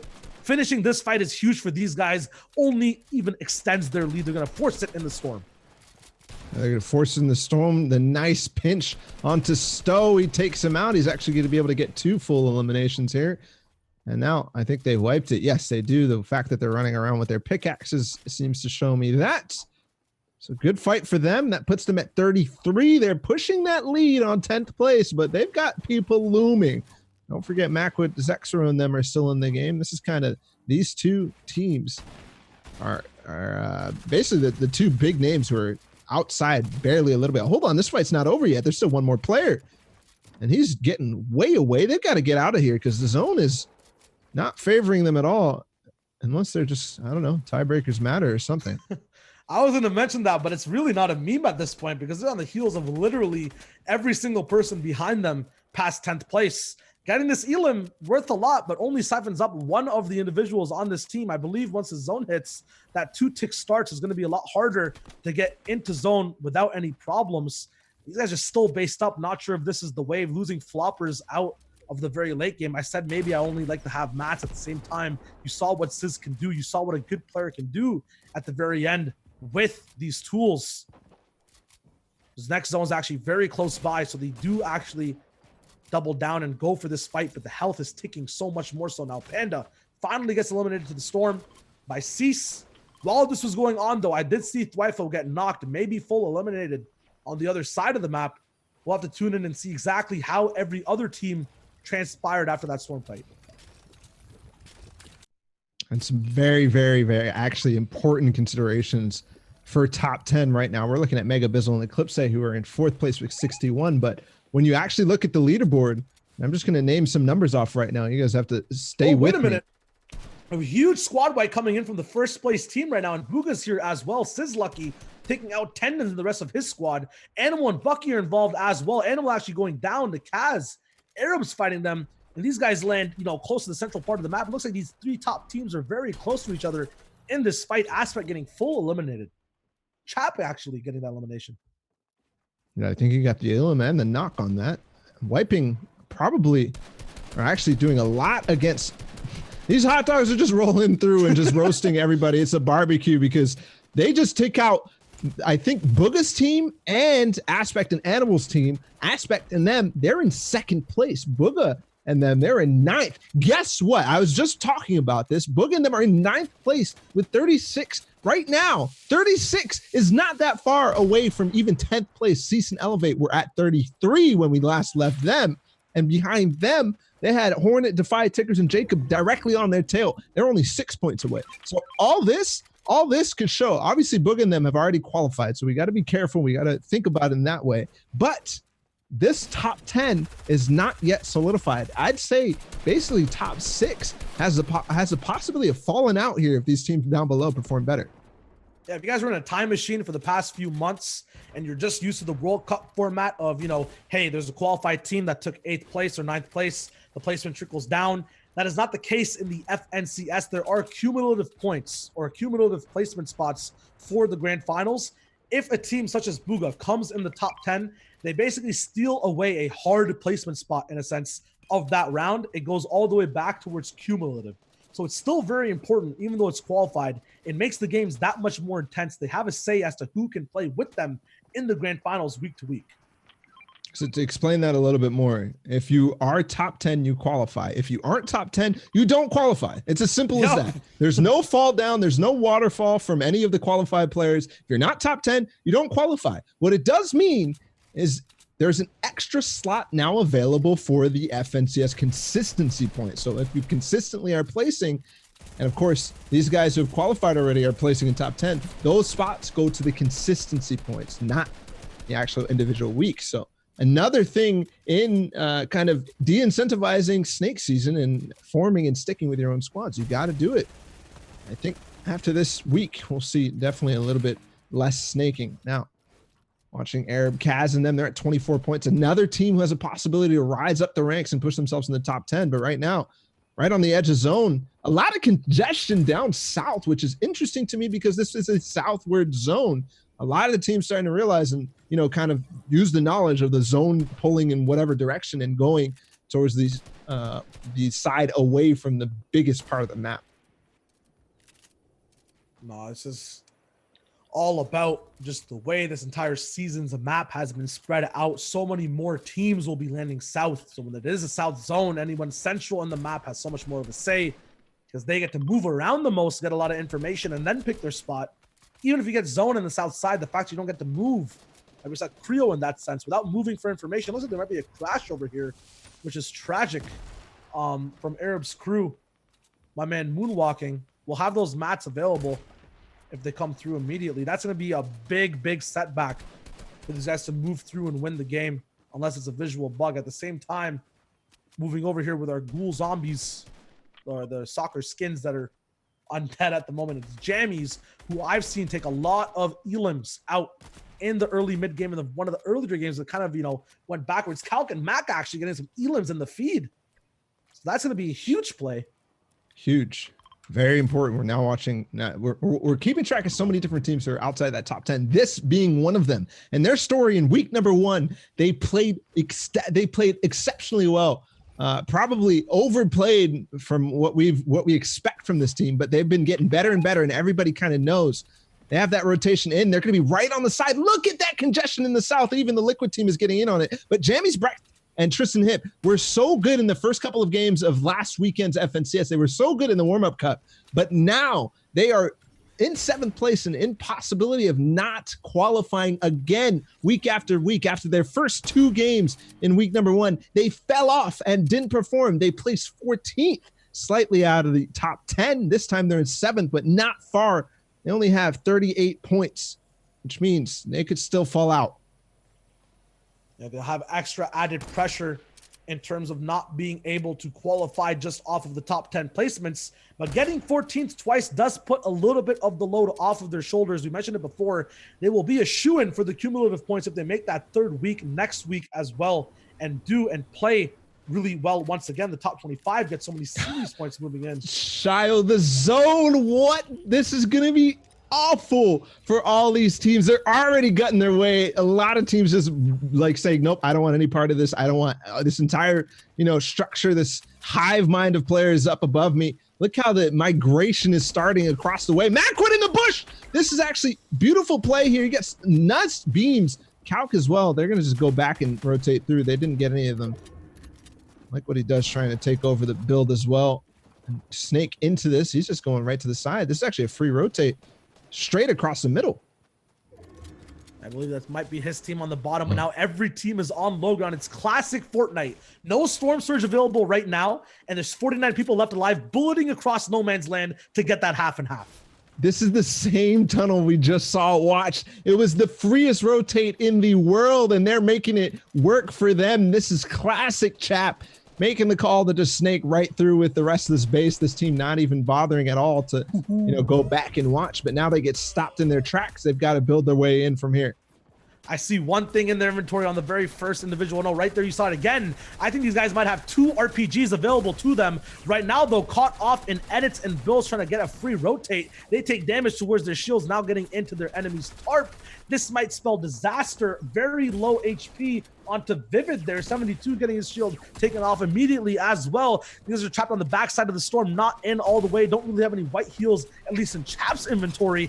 They need to survive and get together to be able to actually place well. They get knocked down. It's over. It's all on the back of Sizlucky now, I believe. No, I think he just went out as well. So that entire team wiped. And that's going to be rough. They're not going to repeat the success of Zayt and Saf. They're not going to back up their trash talk and say, hey, we can still do it. They're not going to take that 4th win, which nobody has done yet in the Sunday finals. 3 wins for these guys. That's going to end it there. Now onto Macwood and them. This is all to qualify. This is all to make sure they stay in that top 10.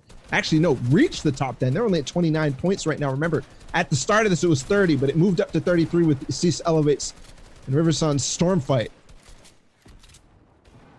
You saw the way they were trying to recycle mats there. These guys are bleeding. Looks like on calculator right now, only 500 mats available.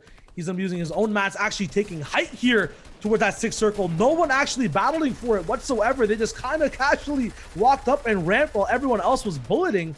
Macwood takes flight all the way on the front of that tarp. WD getting a few elims. Riverson now getting elims at the same time Macwood does. So both teams flying high together. Mac, though, getting his confirmation first. He gets to move around a little bit more. Arab and Inspire are still in the contention as well. Inspire picking up an elim and confirming it as well. I'm just reading and casting off of the elim feed as Cal goes around, or Macwood goes around and connects as much as possible, getting charged for his team to actually move around. Dubs getting some elims up as well, all the way near the top. It's chaos right now. He just took out Nanolite, who was also in contention for that top 10. This is key for this team. They've got to slay it. I think they're doing it so far, but they've got to get the placement points to start rolling in. Finding the eliminations is not going to be enough. Right now, they're on the verge of not qualifying in the first time they have the opportunity to, and all their teammates are falling right now. It's just Macwood and Calc. They lose the high ground, but still, they have the possibility of going for any placements. Macwood goes down from behind, too, not being careful enough, and I think they might be throwing the possibility for qualifying here. Assault actually gets taken down by Creo. Tristan Hip is still online, and Cease, his 4th elim that I've seen in the feed, he keeps going up. We're watching Calc right now try to salvage anything that he can, stay alive for placement. It might not be enough. He just got 1 placement threshold. He's getting more right now. Yes, he just got another one. And that means he did get a couple of points. 5 points definitely up on the board. Now it's Bizzle, Eclipse, Dubs, and them. They could be actually pushing and holding 2nd place, or maybe even pushing into 2nd place. They were in 4th at the beginning of this game. Only 2 squads left. It's a 2v2. It looks like Flopper actually grabbed from the actual harpoon gun. Jammies is going to be alive right now. I'm not sure exactly what this feed is saying. I'm just going to go off exactly what I see. The game ends. Bizzle actually gets that win. Not sure what happened. Heal game not needed. It looks like that game gets completely closed out. Unknown. We'll see exactly what the leaderboards say on the finish. Very classic game, though. No builds needed. Every team was online, though. It might not be a shocking and spectacular finish, but the developments from the 8th zone to the 9th, the elims from Cease, Calc, Jammies, Inspire, Yep. It's all about who is top 10. We already know who's top 5. Suspense. The suspense is real. Of course, Mega, Dubs, and them taking their first win. They had the opportunity to take a lot, but not really capitalizing on those southern zones that we saw. We do have the leaderboard, so let's go ahead and take a look how this second week of NA East shaped up. We know who's at the top. I'm looking at the bottom. They It's both Riverside made it. Hydra Elevate, who barely get in, and then 1 point above them is Calc, Vinny, Macwood, and Zexro. I cannot believe they did it with that last game. Calc clutched out the placements and solidified them those points. What a story from the man who almost or mostly blamed himself for the performance in World Cup, coming back, winning FNCS week or the trios of first season, and then clutching out the final place. I believe 6 points was their difference. And he stayed crouched in a build, white HP, clutching 9th. They didn't have a win for tiebreaker either. So those points were absolutely crucial. Talking about the lead though, first place, 107 points, triple digits, getting knocked out in 4th zone didn't matter, and Creo coming up, taking 2nd, knocking Bucky down to 4th place. Yeah, the Creo team got 2nd place in that last one, I believe off the back of a Zypha clutch, which we didn't quite get to see. I believe that was what we were watching in the final moments, was Zypha actually fighting against the last squad, not Bizzle Omega in them, but fighting against the last one and taking a couple of those eliminations before finally going down to zone. But they push up back into 2nd place over Bucky, Animal, Mega, and all them, those 2 teams. But we do have a replay of those final moments, so we're going to go ahead and... Oh, we don't have a replay. Sorry about that. Last thing to mention, though, is Defy. I saw his name in the feed of many end games, including that last one. 8th place. Literally look at 7th to 10th. It's a 4-point differential or a 3-point differential. I can't do math. I'm guessing it's 4 points because you have to count the number. Anyways, the fraggers and the clutchers both coming into fruition in the top 5 and the bottom 5. And you talked about, jammies, individuals like that who've been performing not all the way at the very top of top 10. They're gaining cumulative points while all this is breaking down. So it's not over yet. Halfway point of FNCS, and we've only seen the best of every possible role, whether it's a height retake, a flop or clutch individual, or someone who's, there for the finish. Yeah, and we had all the different storylines there. The FNCS reigning champions coming in and qualifying for the heats. We expected it. They did get there. And the other thing, too, a number of different teams kind of showing up here. I definitely got to shout out the team of Sofa, Tristan Hip, Brecht, and Jammies. You just talked about them, but that was a team that had kind of a heartbreaking moment in week number 1 where they played really well in the first 2 games, but then started to fall off. This time, playing consistently enough that they're going to qualify for FNCS and be in that top 10. And then I think a really cool story is Creo, Cloud, Zypha, and Keys, who every single member of that team was left in the dust when their other teammates went to find greener pastures, but it looks like it was green with them the entire time because they're racking up the money in 2nd place, and they're also, dominating the leaderboards. That's 2nd time they got top 10. Oh, what is these different colors, Shy? What's going on? You're mentioning green. I just got to put green on in my background. We'll lower the brightness a bit so people can see, but I'm in Creo vibes. I'm going to go celebrate like he is too for a little bit. East was great. West is coming up next. We'll go on break and we'll see you guys then.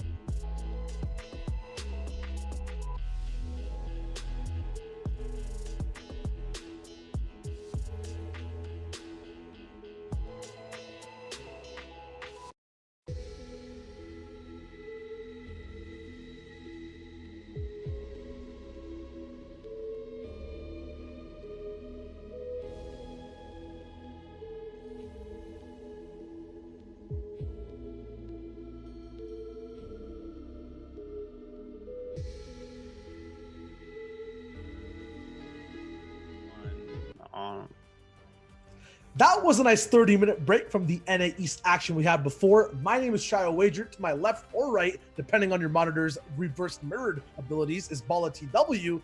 We are in the FNCS Chapter 2, Season 1, Squads Week 2. It's amazing to see what's going on. Unofficial broadcast. I'm lagging. Bala, what is up? Season 2, FNCS 2. So don't forget that as well. NA West is underway. We've missed game number 1, unfortunately, because we were taking a break and we were lazy. But, you know, it's all good. Game number 1 was taken. And, of course, I'm going to update real quick by the Gold Squad, AU. We are going to go ahead and take a look at the playlist, who's actually participating in NA West in this tournament right now. And then we'll take a look at what the standings are. Here is the player list at the top left. As the people who won last week: Dopey, Peace, Dabsy, and Harrians. We just saw a lot of one of their games, one of their high Elam games. And then yesterday's semifinal winners: Flakers, Midi, Syllable, Zen, SD. Other names that stick out to you, Shio? Fan favorites for me personally: Joel, Pika, Persecute, and Rux. Joel, someone who's kind of been on the side-by-side on the come-up for a long time, always practicing up. Finally getting up in the top squad and then popping off, qualifying for the finals. We also got Arkram, Reno, Clav, Symmetrical, and Ghost Sean.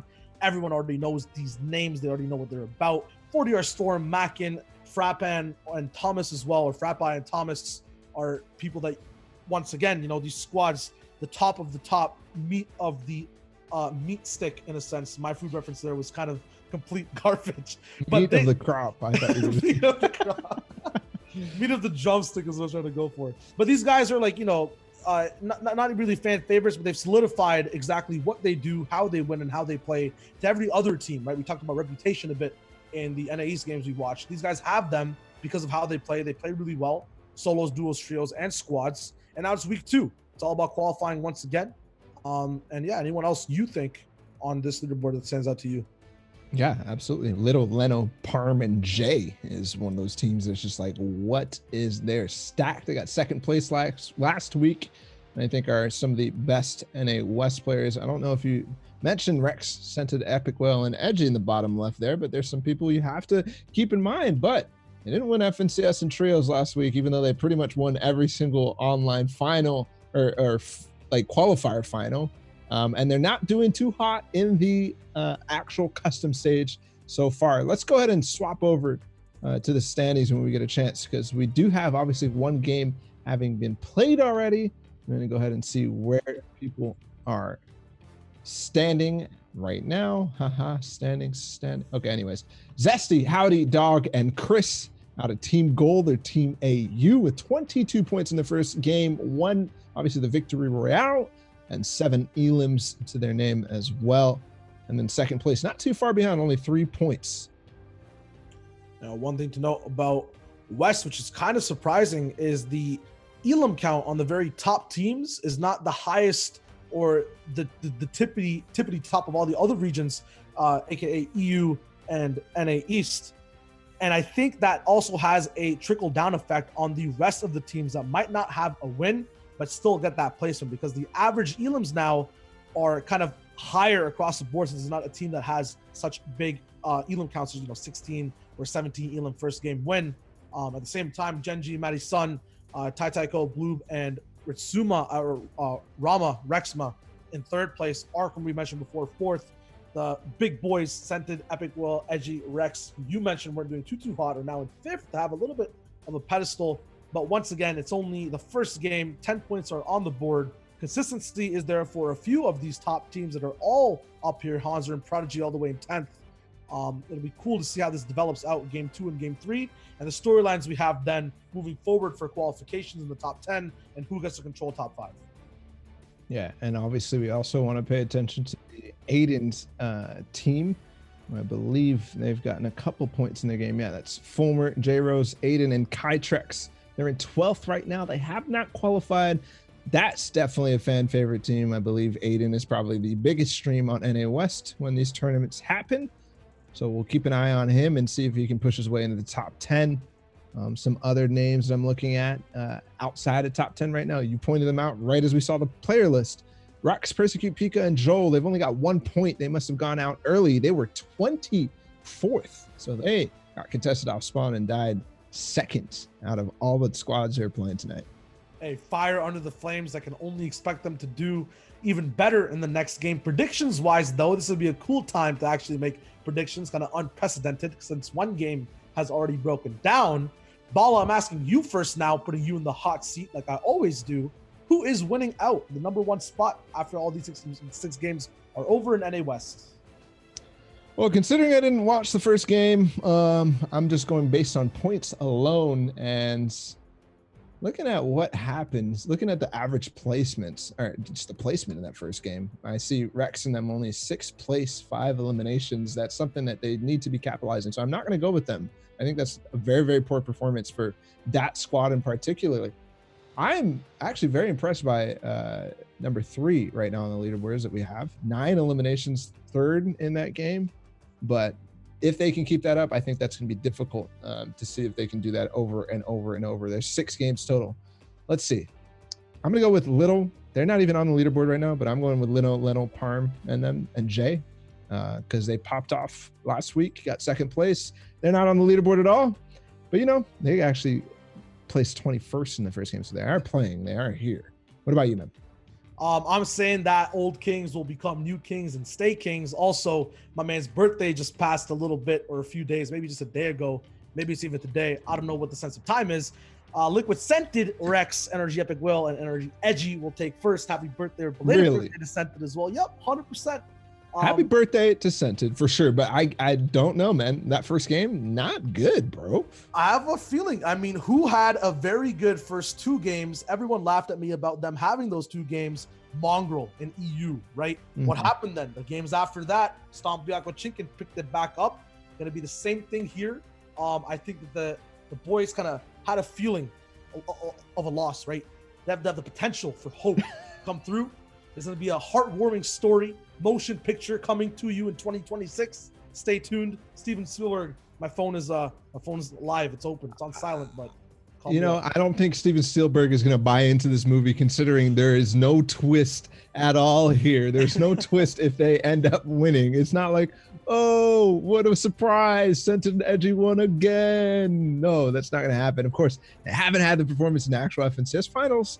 This is kind of replicating that. So maybe it'll be finally that Hoosier story, the try again and then win. But, not so far. They've got to do it at some point, though. So I'll give you that. Obviously, I have to break the wheel. We'll start waiting, I believe, on games to start up in game 2 that we can jump to. So we'll talk a bit while that gets loaded up.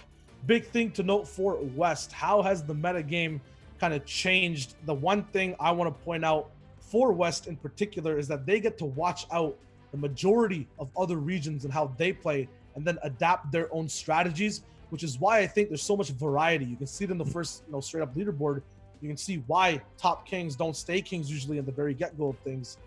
The most playstyles possible have to be on West. Yep.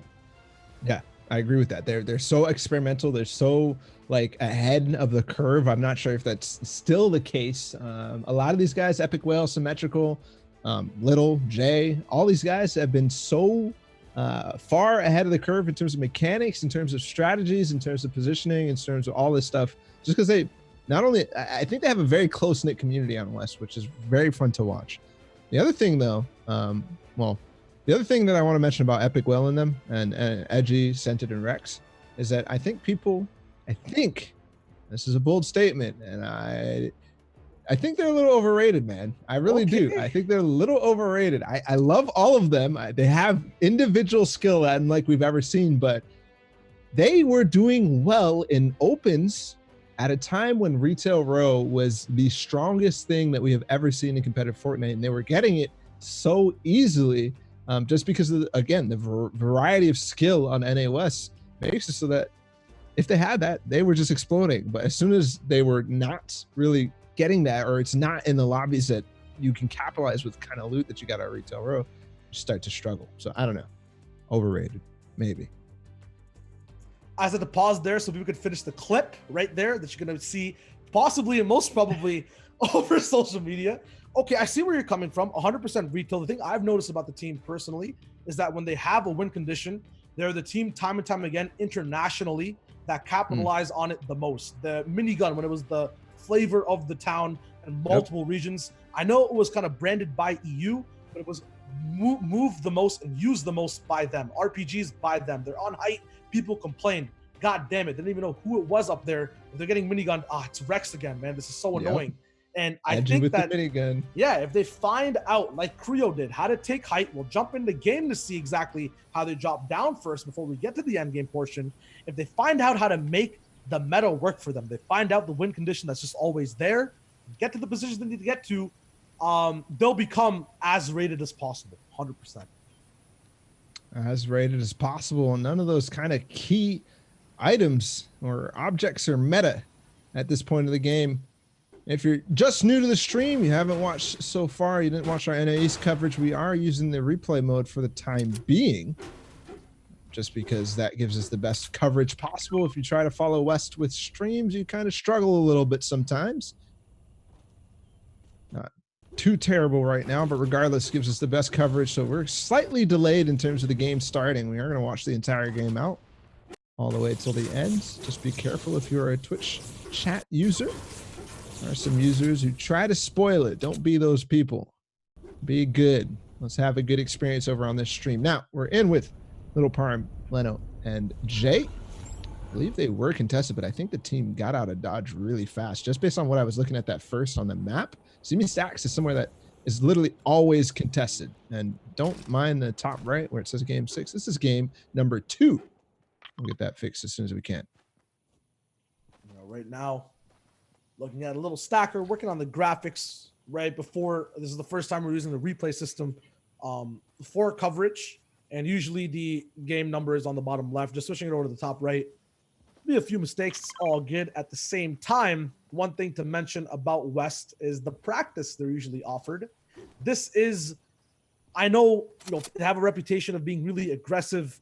I keep using this word, but volatile in a sense of, fights happen, they explode, the server size isn't as high compared to many other regions. I think that's because, you mentioned it too, you have to be so experimental when there's not that many scrims running compared to other regions at the same, time. So that's why these games are taken so seriously, but at the same time experimented with. I'll be curious to see exactly how things are, developing compared to East and EU. Right now, the one major difference, we've never got to see this in the last 6 games we watched, Slurpee Swamps is being contested. Yep. Maybe not a powerhouse team, or not a team that's as respected as Creo, Zypha, and them, or maybe just like they didn't do their conditioning as good as they can. Again, that's another thing, Wes. You talk about the practice. You don't have those opportunities as much as you possibly can. So people don't necessarily know exactly what the history of a spot is. We're watching Thomas Mack and 40R Storm and Frat Pie. On the outside, this is some next level stuff too. Sitting besides a wall and Slurpee, just barely looking for some sort of shots on people walking by. Possibility too. There's a big pattern I'm kind of seeing between nations of the games. Everyone kind of migrates towards this west side of Slurpee after either winning the drop itself or even not winning the drop, expanding wise, to see if there's any other squads. I guess the land is the most flattest there, or there's more chests to be gotten in that jungle portion. But time and time again, landing Slurpee north of it, south of it, that's where people get to get their beams in. I guess that is the point of control, not even the main POI, as it seems like it's just so hard to contest. The mats you get are so much less so because it's metal you have to farm, not wood, not brick. There's only brick walls available, so no one wants to really build fight in the drop. And then at the same time, you're landing up on the sides of it to expand your reach, retail space-wise. That's where things happen. This dam as well, a big spot. Sniper shots being traded out here between Pika and his opponents. They're not going to be held, or they won't have the opportunity to hold each other at all either. Both teams have to rotate away to a different portion of the map to get in the zone. Did get a glimpse at zone. A lot more central than we saw any of the zones in NA East, but of course that could still change based on second zone, but not a huge way to go for this team. Over the dam is all they need to do, and from there, they're in. There. Just looking for any snipes, any possibility to push this team off and away from them. NA West also known for, slightly more aggressive, if you will, plays, but also given the fact that this is only 6 games, the whole format changes your entire playstyle. West, usually in the open qualifiers, they have to play so aggressive to place at the top of the leaderboard just because the lobbies are very thin and everybody's kind of having that sort of mentality that they need to get these eliminations. They need to push their way up the leaderboard, similar to like an OC or an Asia. But when it comes out of these customs, it doesn't matter how many times you can W key. If you W key and lose your game, you don't have extra. You literally have just this. Yeah, game's super tight. 89 people left alive. Box fight happening over here at Lazy Lake. It looks like a retail row. Shots going to be traded and move forward with towers actually being built up on all sides. And looks like my man Calvin here is going to be overwhelmed. I don't even think this is any of those POIs unless it is retail. Without the names on the map, it gets really difficult sometimes. With grass surrounding buildings, it gets hard. It's all good. I 100% agree. Ooh, nice little reset on that, but this player gets the wall above, or the floor is above him. He's going to need to box out and move. Slim's slightly in trouble with the tags that he got, but another jump up from low ground. This team, definitely low ground warriors, and for now, they're holding on for dear life, but it looking definitely grim for them as they're getting pushed by what seems like an entire squad, and no shield on either of these two. They have a lot of white heals available to them, but a few minis just being popped off over and over again. The vertical shots, you said it, the low ground warriors, the biggest counter to them is the explosives getting rained down. At the same time, it feels and looks like it's a third party because the other squad's being shot too.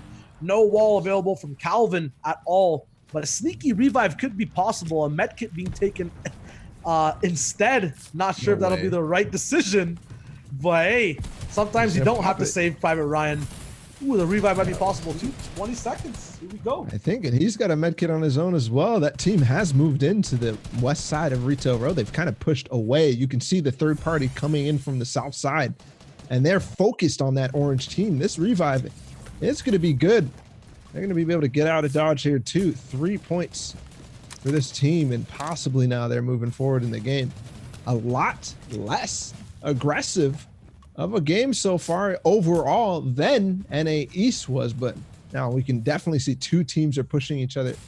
Even in Retail Row, they might choose to even kind of clean up depending on how this fight goes. If they're paying attention to that Elim feed, this could be a really, really rewarding push on the side. Yeah, Flakers who knocked down Calvin earlier. It gets another Elim in this fight, I believe. And now from the backside, the tack shot comes in, but it's just green. The Bills are there too to stop any type of advancement. 31 blue will not be enough to convert to a completely aggressive play. But that's the only option these guys have right now. Another 27 tag coming in as his teammate goes down. Slim, unfortunately, will have to do this solo dolo style. Flakers coming out with the next finish. No shield available. 2v1, it's not possible. The mechanics win that fight. Flaker taking up all the elims from multiple squads. 3 elims for him. That's actually very nice. 5 elims total already. They're up to 7 points, only 2 eliminations probably in their first game, which is obviously we talk about West, we talk about W King. If you only get 2 eliminations in your first game and then now you're on to 5, sure, you can have these big games from W King, but it doesn't necessarily convert. Now Retail is continuing to be a hub of action as 2 more teams move in from behind.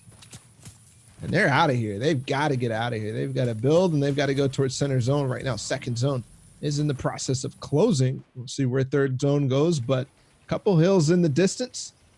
Now moving on to Scented Edgy Rex and Epic Whale. They're marking a base, possibly setting up some nades in the next zone, or just trying to make sure that they can spot where people are going. The movement on the map right now, usually a lot of teams staying static. That is the meta play in the first few zones, to wait for a team to pass by you, then move. Right now, everyone neck and neck. Doesn't matter if there's a big base in front of my rotation. I'm getting through right now. To flip that side, though, Lazy Lake has a lot of teams kind of congested, stopped. Ultimately, even if you do want to move, there are times where you can't. You get caught up, and those arrows look like there are a few people down. 84 players left in the zone. Storm surge notification is going off right now. Harrions is above, so he's definitely chilling, but he's got to get up above this hill before this team starts to come through. Otherwise, he might be stuck on that side. He's going to have to waste a lot of mats getting up, but no, he's going to opt to actually, yeah, he's at the top of the hill. He's opting to just try to find some tags on this team down. Side of what looks like dirty docks. Storm surge is definitely going to come into play. Third zone is about to come up. That's when the notifications turned into activity and the lightning starts coming down.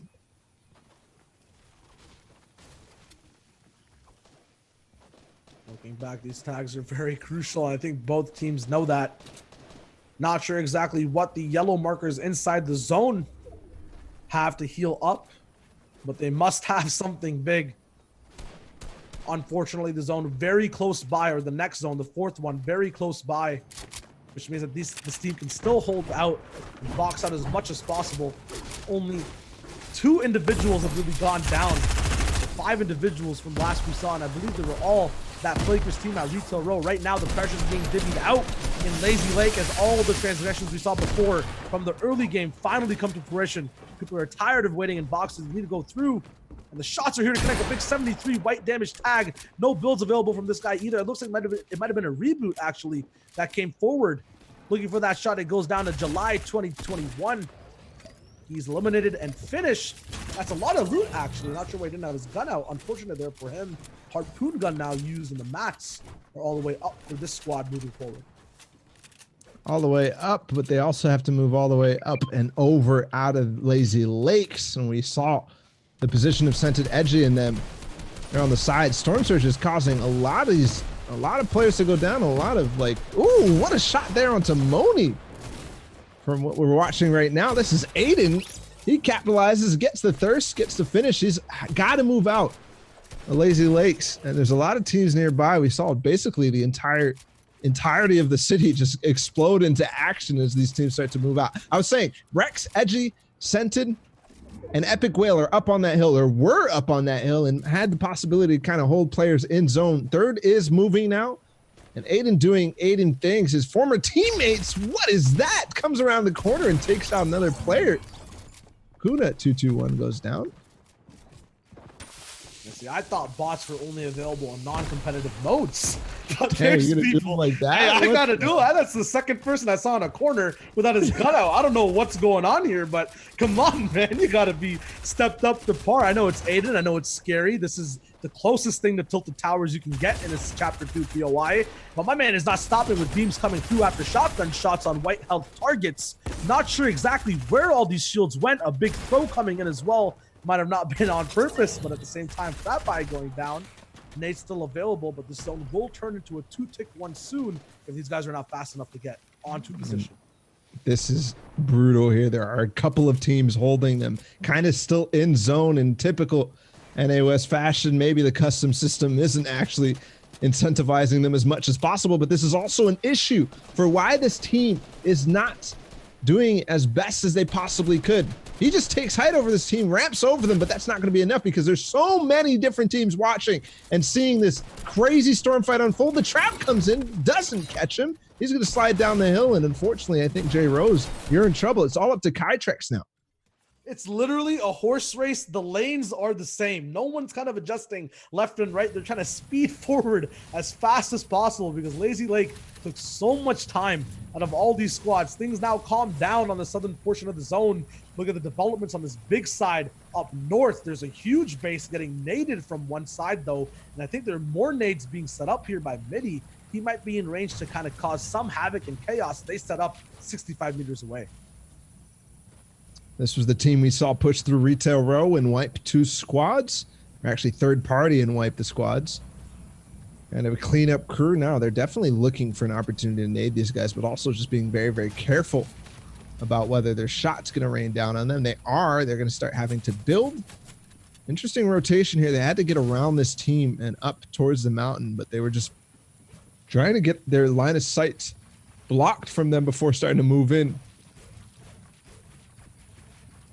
They're going to find themselves a good spot. Not too far. They are on edge, though. which is something that a lot of teams have been kind of opting to do, not opting to get very big in the 5th zone. Just for a possibility, a hope, a dream, a prayer to catch this 6th zone. We got 1 minute till it does close, so moment of silence here for this team. They still have those nades though. We'll possibly look for more action or maybe some couple knocks. Storm Surge maybe also going to go off in 5th zone depending on how many teams go down. I think everybody is in zone now. Everyone's in zone, and other than a few teams south, doesn't look too clustered. So at this moment, you talk Storm Surge, I'm confident that 9 people can stay alive. I'm seeing knocks, but looking at how far apart these teams are, unless they've got grenades to follow up those knocks, I don't think it'll be a full Elam conversion. 4 knocks seen now, but that number has not changed. A little bit of a change there to 58. Still, 8 people need to go down, 16 teams left alive. We are halfway in terms of teams in the lobby to placement. This game's looking really stacked. It's looking stacked. Here's that 5th zone about to reveal itself. We do have 2 kind of peaks. One where we're watching right now, they're kind of on a bit peak, not all the way at the top, and then the south or southwest is going to be a peak. Regardless, neither of them are in zone. These guys are going to opt to kind of tunnel in from their high ground position, and I think they've gotten a really good one, but they've got to be careful here with the possibility of RPGs. They've got to try to reconnect or do something to make sure that this does not get knocked down, and also peek out the top. They have an opportunity here. They have the possibility of getting a couple of eliminations on players rotating through from the other peak. That's what we're watching right now. A huge box fight happening down below. We're back onto Flakes and company.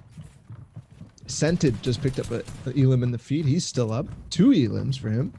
And we're down to 51, so Storm Surge not going to be an at all.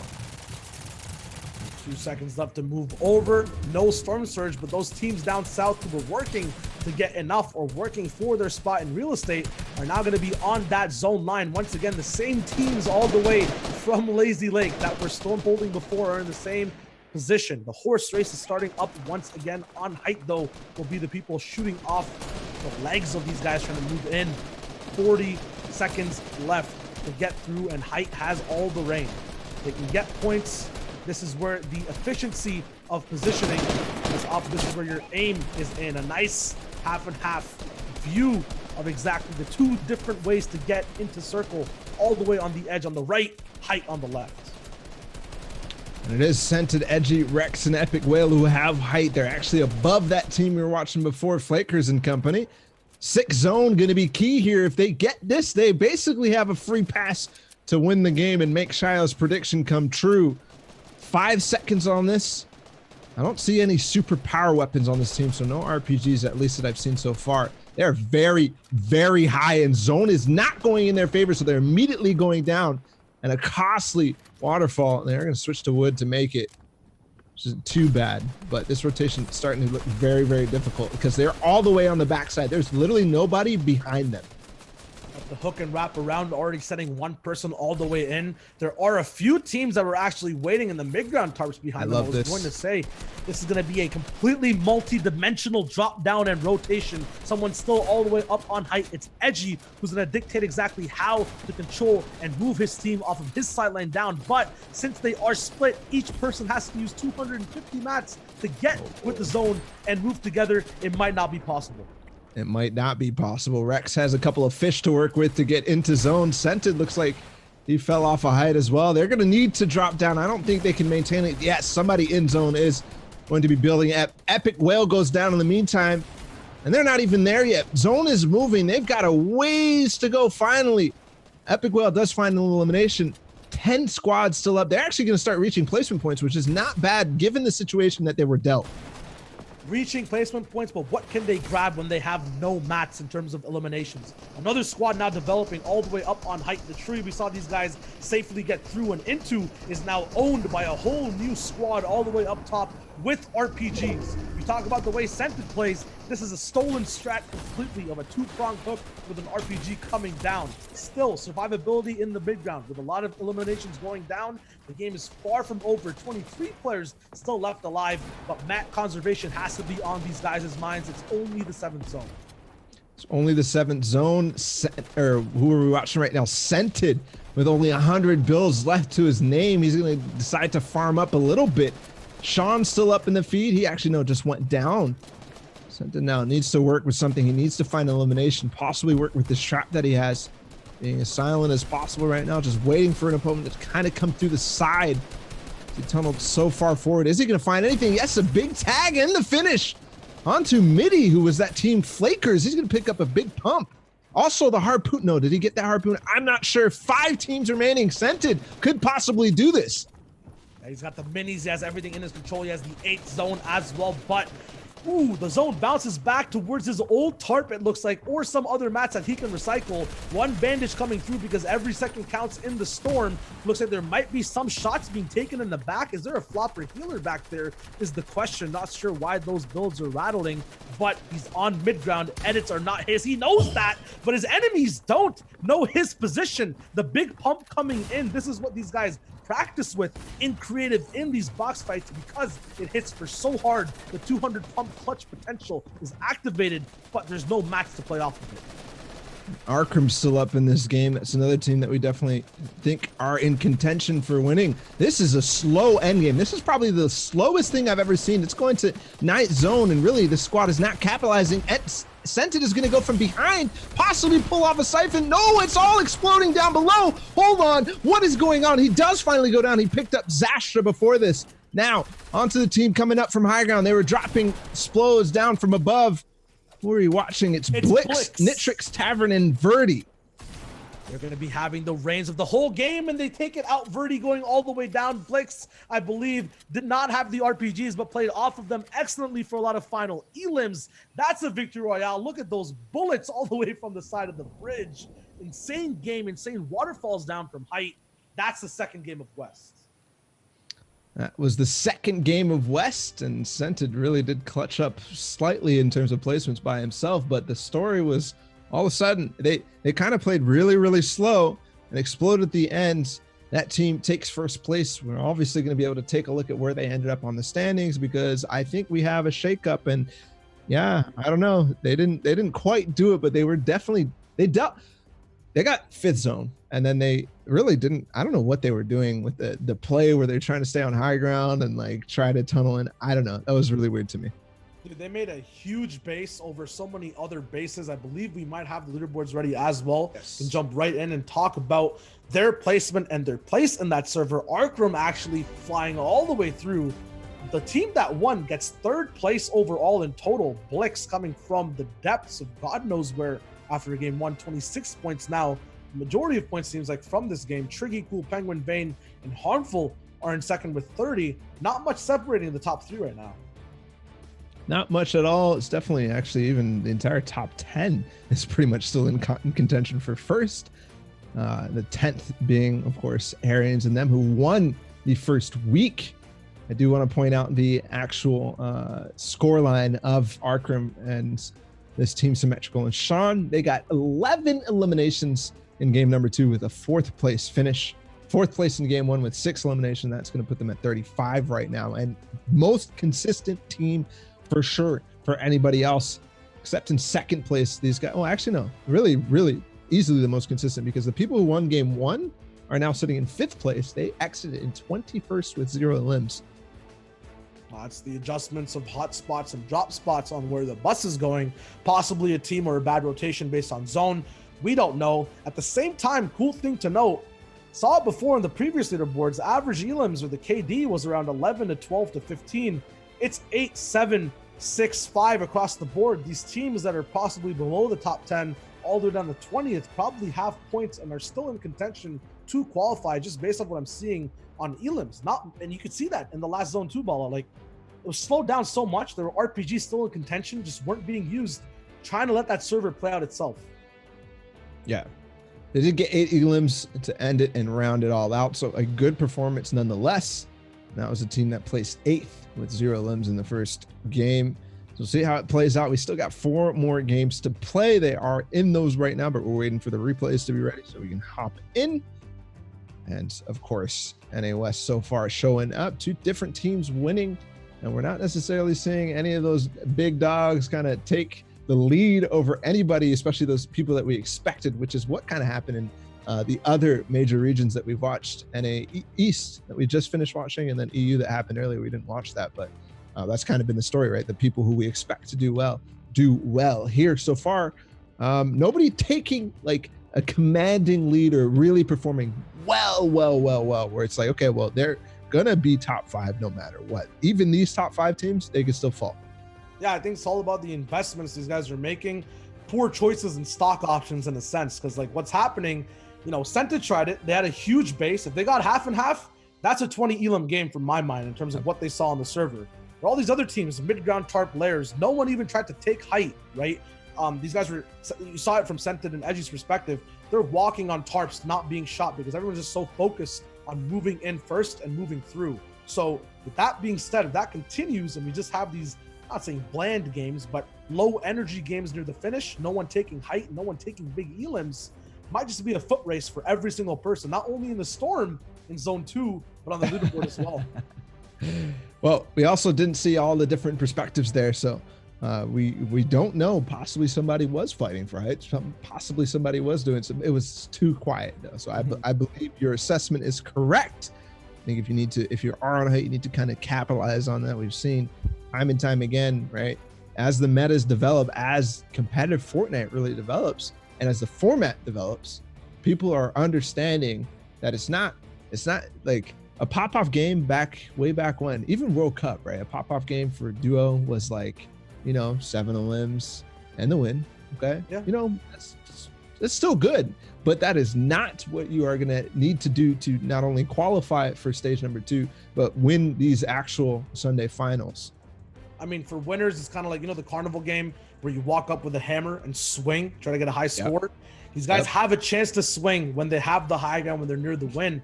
You got to crank that all the way back because these guys, they're doing little taps, little love taps on these things. There's no love in war at the moment currently, right? I know all is fair love in war. That's actually a cool quote. I just said, write that down, boys. But at the same time, like these guys need to be able to push when you must push, or the game will just, on the leaderboard, your placement just divvy out. The win, the placement won't matter if there's another team on low ground in 8th place getting 8 elims. That's for sure. So we're going to keep an eye on the leaderboard. We are obviously still waiting for those replays and our observers to get in the games, and we will do that whenever we can. Yeah. So actually, we just heard we're actually going to go to a quick break as we get that set up while we wait for the replay system to give us the game. When we do that, we'll be back with game number 3. See you in a bit.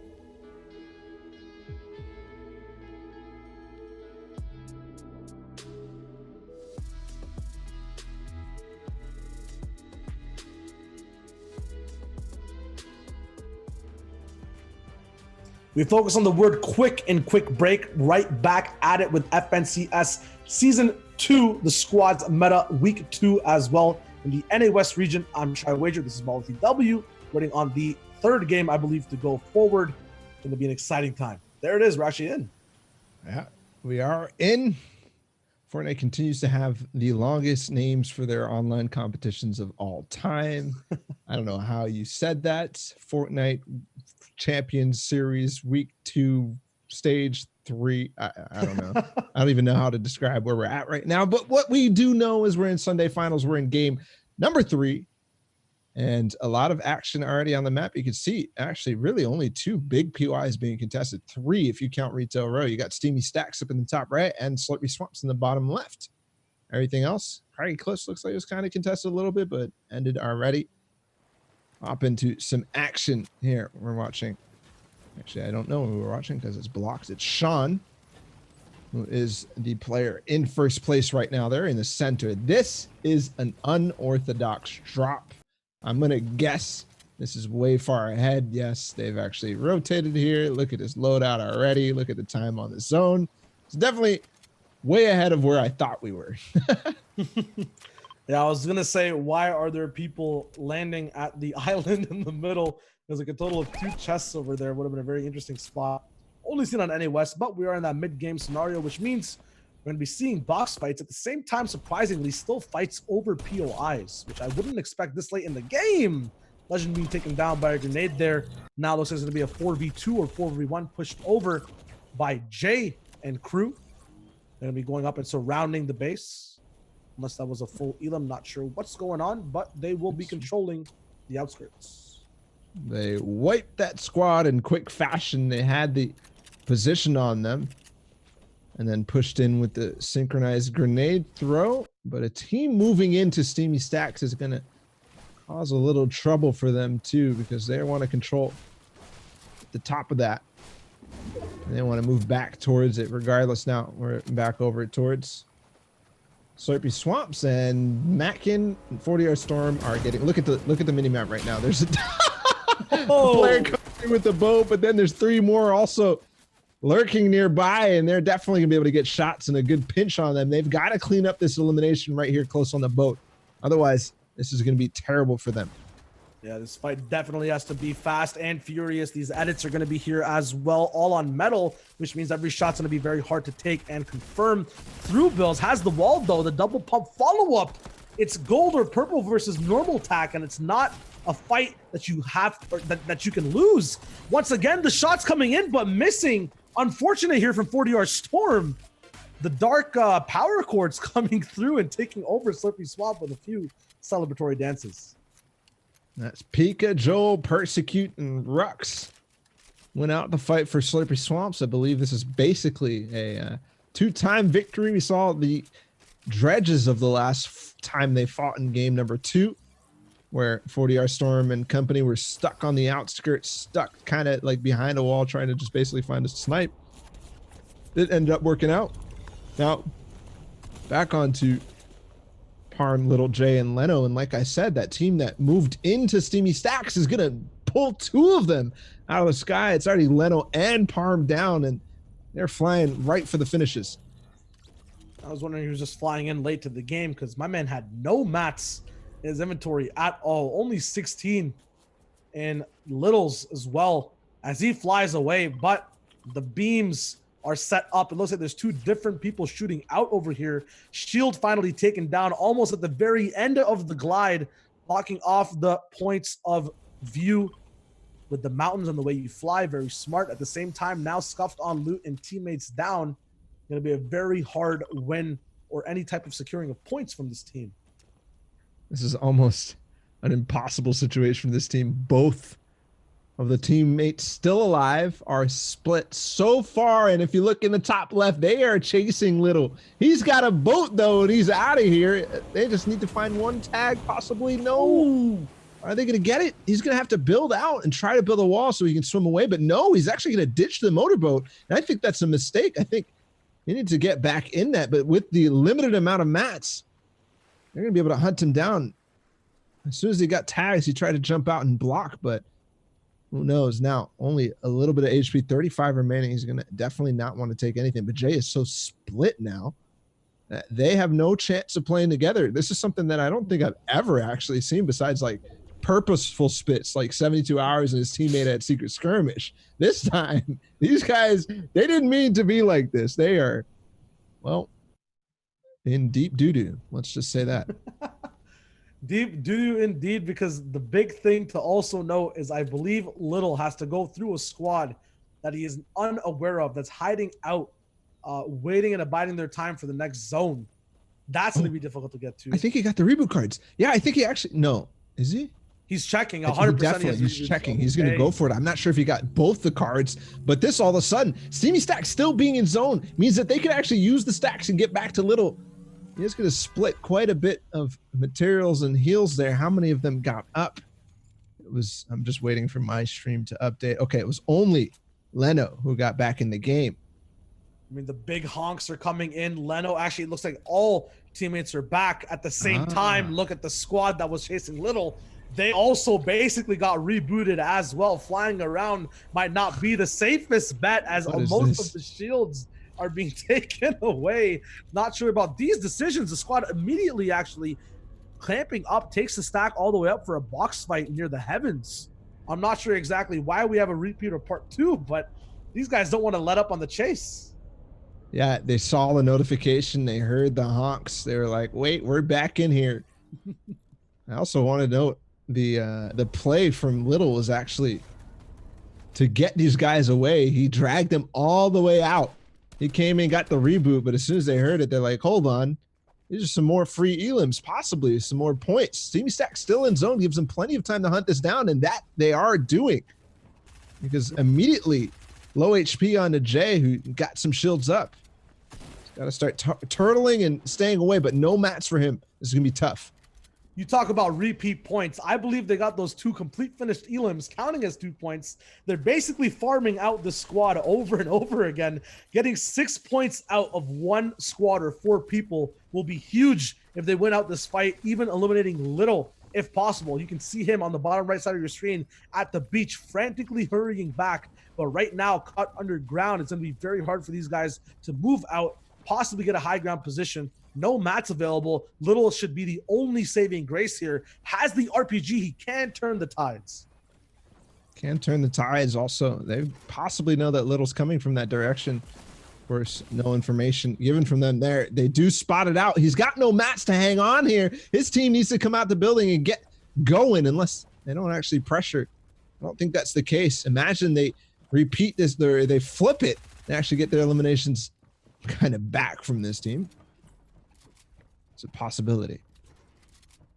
And more than 100 points to divvy out in a game is what I'm seeing right now in terms of the eliminations based on the reboot bans. This is going to be a long, drawn-out fight near Steamy Stacks, still in zone. The zone not going to be locked in for another 48 seconds now, kind of going backwards in time just a little bit to catch up on a fight with Reno Clef, who we saw earlier. He's in the center portion of the map. But look at the teams on the bottom right side. A lot of teams here. We are watching, of course, Arkrim, Sean, Symmetrical, and Falconer are in first place out of this NA West tournament so far. A nice little snipe there from Falconer. It's going to be really, really good in terms of Storm Surge because while we're watching that fight as Steamy Stacks, everybody else so far is kind of basing up. When we talk about the congestion, look at the center zone of second.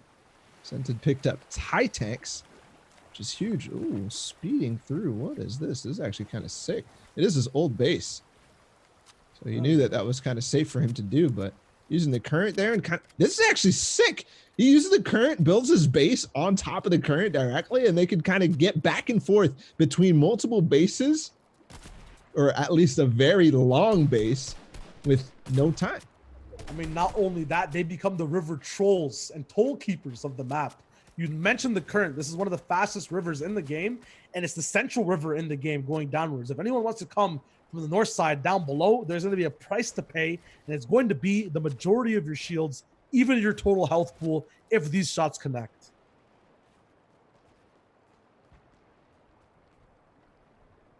See the Steamy Stacks in the background.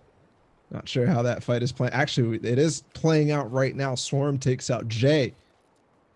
So the team that was hanging on for dear life, the team that was adding more points to the pool from getting the reboot van off, seems like they're losing, but you never know. Zesty Howdy picking up 2 or 1 in the feed on Caleb.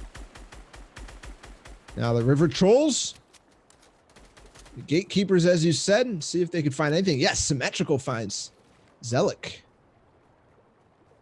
We talked about horizontal high ground in a sense, or the best position to be in one of our earlier games. To bring that back, the amount of say you have and funneling you can do horizontally from that river position is huge, especially knowing the fact that it's very hard to build. Right now, tuning in with Edgy, who does have one of his teammates down. Looks like it was Rex who gets eliminated from the game completely. Now a 3-man operation with only 1 elim, meaning that these guys need to survive to get their points basically counted. 1 elim is not enough to end a game with no placements either. Walls being blocked over. Every second matters on this rotation. You mentioned it earlier on. These guys always like being in a better position of the zone. Right now on the very edge, though, and it seems like they're going out of zone at the moment to refarm their mats. Yes. Look at it. Shambles in terms of materials. 30 wood, 200 brick. He's farming that up right now, but plenty of opportunities here for the farm to continue. I was scared for a second that that was going to blow up. I didn't like just blow up in his face. It takes a couple seconds. Obviously, you can farm that through. Now over towards the Frenzy farm side, we're watching Triggy, Vayne, Harmful, and Cool Penguin. Not sure who Cool Penguin is, but this team is in 2nd place. West, the pattern noticed right now is they're very edge zone reliant, finally pincering in when every team doesn't expect it. Everyone kind of rolling with that strat subconsciously, though, makes it so that a lot of chaos eventually ends up happening immediately. You saw it when there were 90 people left alive, suddenly down to 65 in a matter of seconds with Storm Surge. We'll see it once again because this type of playstyle leads to more stacked lobbies.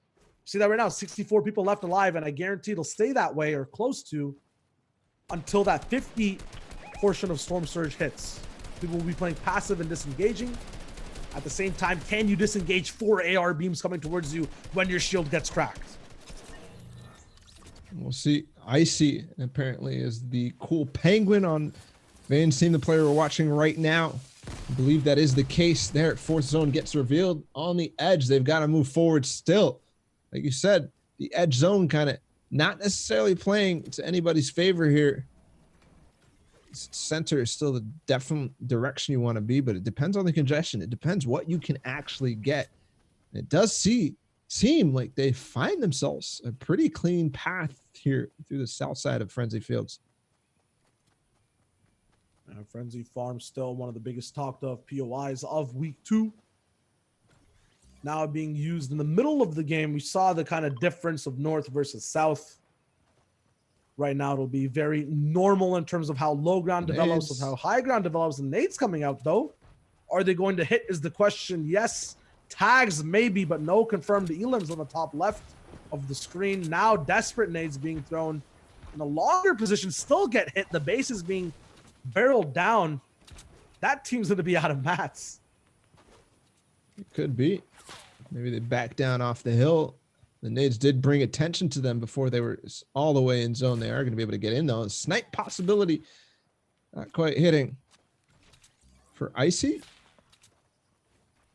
Now they do have the base in zone. Again, look at how much different, or no, just how spread the zone is. Everybody on the edge. Not a single person towards the center. Not a single person was in the center when the zone spawned, and also they're staying on the edge. That's how you know. Basically from 3rd, 4th towards, they just continue to stay and play edge for the possibility of catching that 5th zone. Half in, half out. 45 seconds left, and everybody is in except for one team. It looks like in the top right of the mini map. Donut zone is what I wanted to call it. No wheat in that middle. All the juiciness around the sides. 53 people left alive. Don't think Storm Surge will be a big thing. Big change from game 1. People kind of accelerating now. 300 damage above Storm Surge is exactly where Pico wants to be, though. In game 3. And they get half and half as the only squad in the actual half and half zone. So they dictate everyone's rotation for the rest of their game. The question is, do they have enough resources and eyes, or are people going to be fishing for bandages and great pumps in the storm? That's Rux. Ooh, picks out the shot there. Nice shot from Joel, the player trying to box fight on the other side. Doesn't realize that half and half out has a perfect view on you and a perfect angle on the behind of that player. Now, players starting to move in. Question, do they build up here or do they decide to stay small so they don't get the pressure? I believe they're opting to stay small. It's going to be a pattern that we keep track of game to game. Players now moving in. More snipes taken, not quite hitting.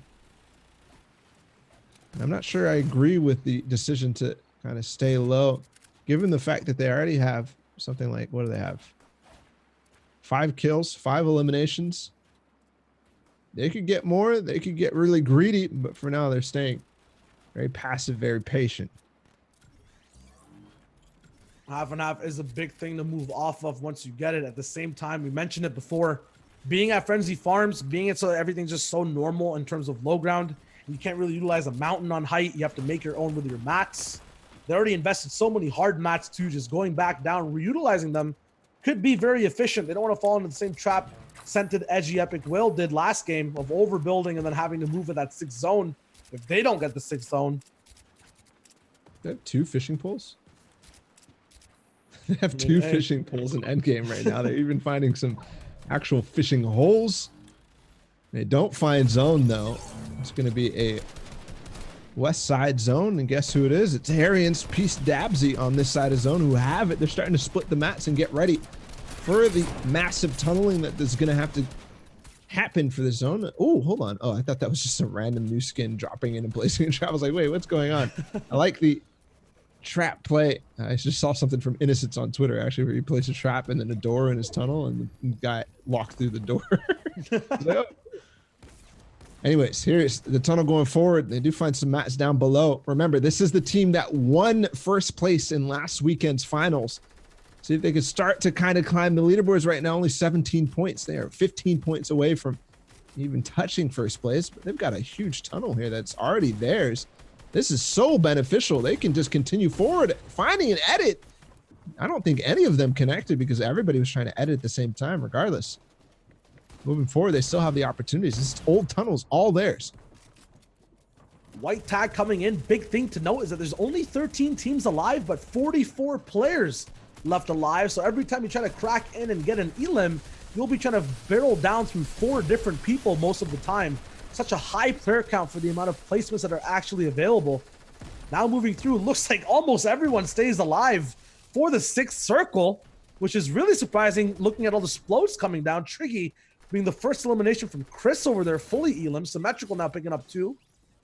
I guess due to splodes peeking out also on the boards with these guys all the way on low ground. Harryon's now developing a lot, gets blocked off by his own builds, but it's beneficial as he blocks off a few shots, has to get back up with his white heels, the fish to be exact, and no time for shields. They have to be on top.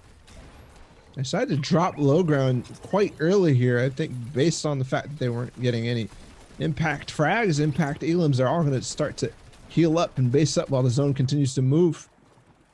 A lot of loot in the zone, no fishing poles available for them, but let's find a knock onto, or a full finish onto Scented. I'm not sure if he got credit for that, but he might get punished here as all of a sudden rockets are raining down. Players dropping down to low ground, 2 from the side. And there's pressure from all angles. Yeah, he's literally at 1 HP almost, and a dream. He has to move through. Any mistake will cost you the game. It's the boys who decided to play efficiently all the way on the top or the bottom side of the map, but the top side of efficiency and mat count and resource pool all together in the same tarp.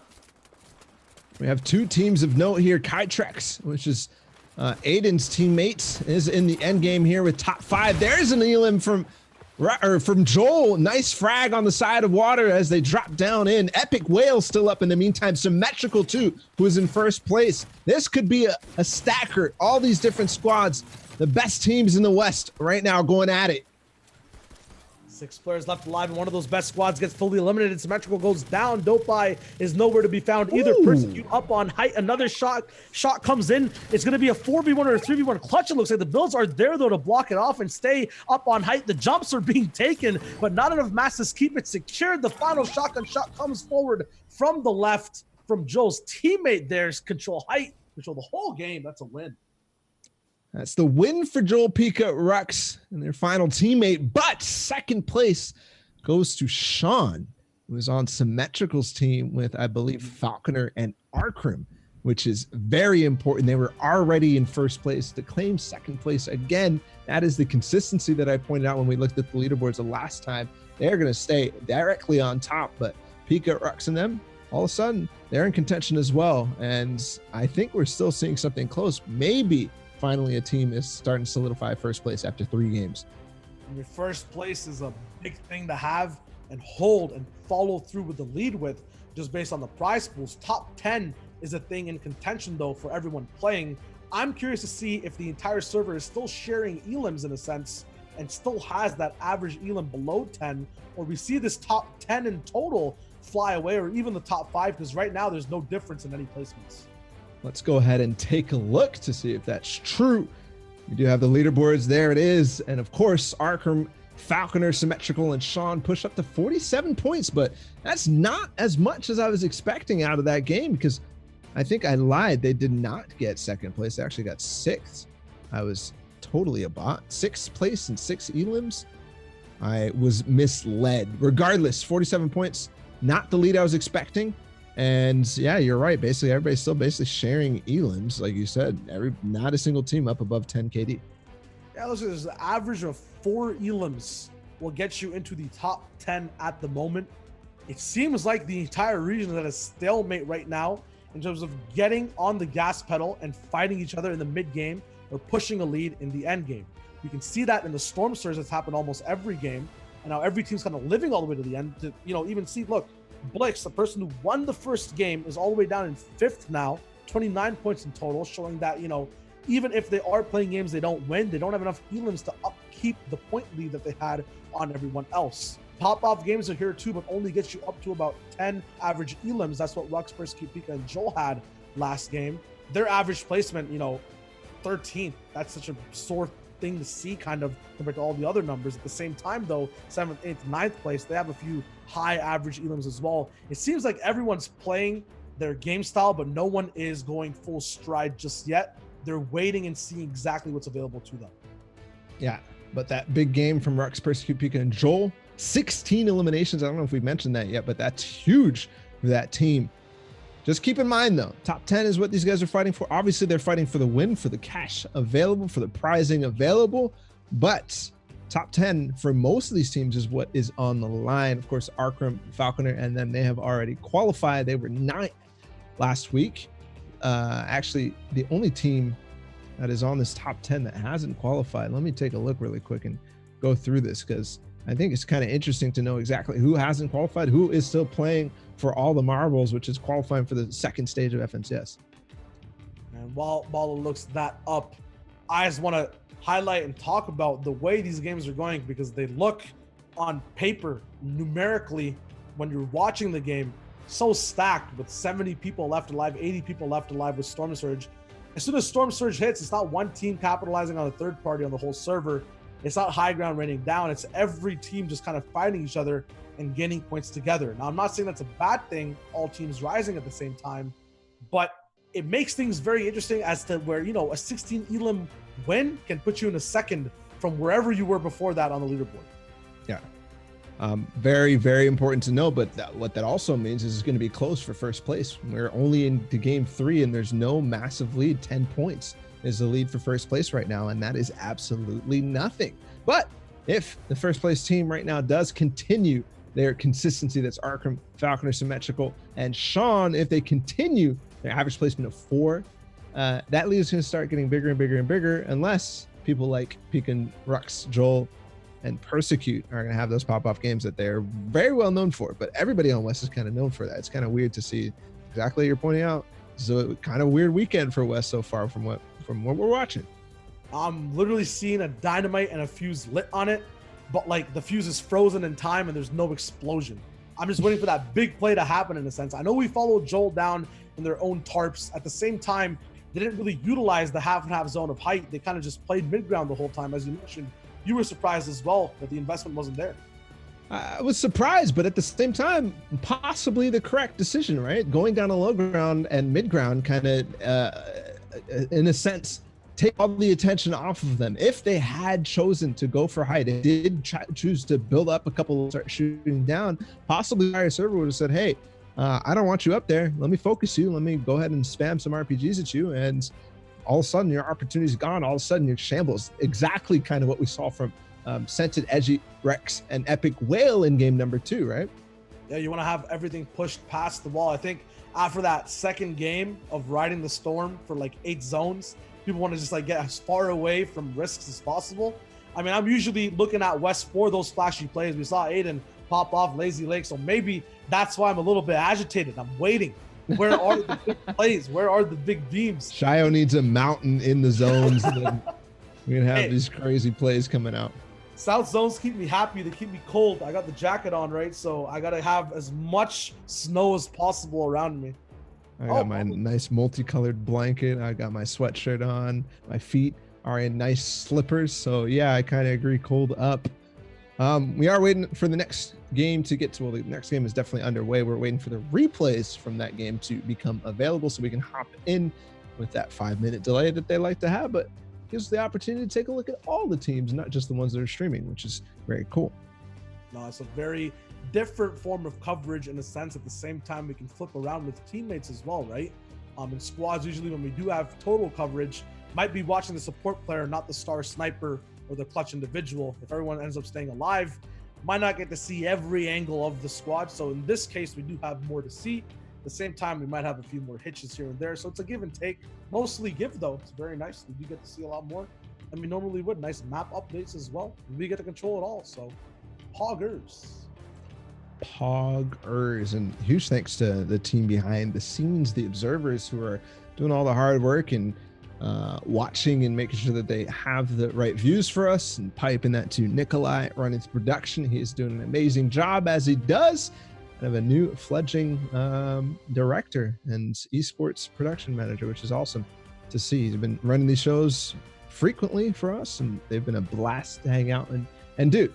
Let's get back to NA West though, because as you are pointing out, sure, it's not necessarily the high octane pop off moments that you want to see. We've seen some. Pika Rex and that team, obviously 16 eliminations in that game we just watched, game number 3.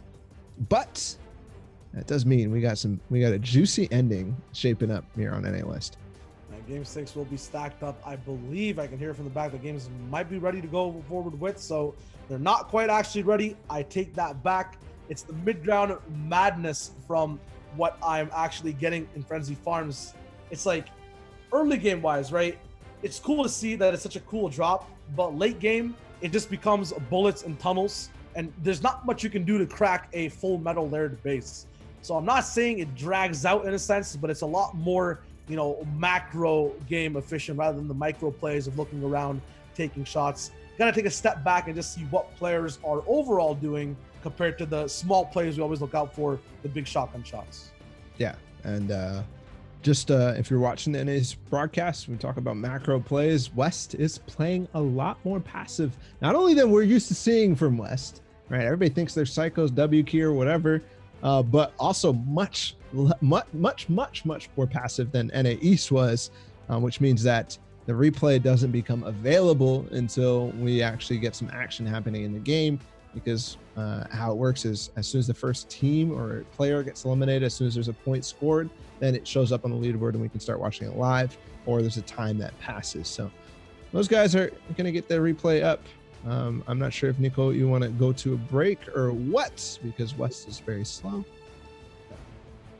We'll have 30 seconds until the next game is ready, is what we're hearing in our beautiful ears from a beautiful voice. So we'll wait on that really quick. We'll go over the format really quick, just in case you guys aren't sure as to what Fortnite has been over the past half a year. But this is actually for just this month. Format is always placement and elim based, game to game, over 6 games in the finals. So for now, it's 7th and 8th place will net you 3 points, 6th to 5th will net you 6, 9, 12, and 15 in total in those 4th, 2nd, and win increments.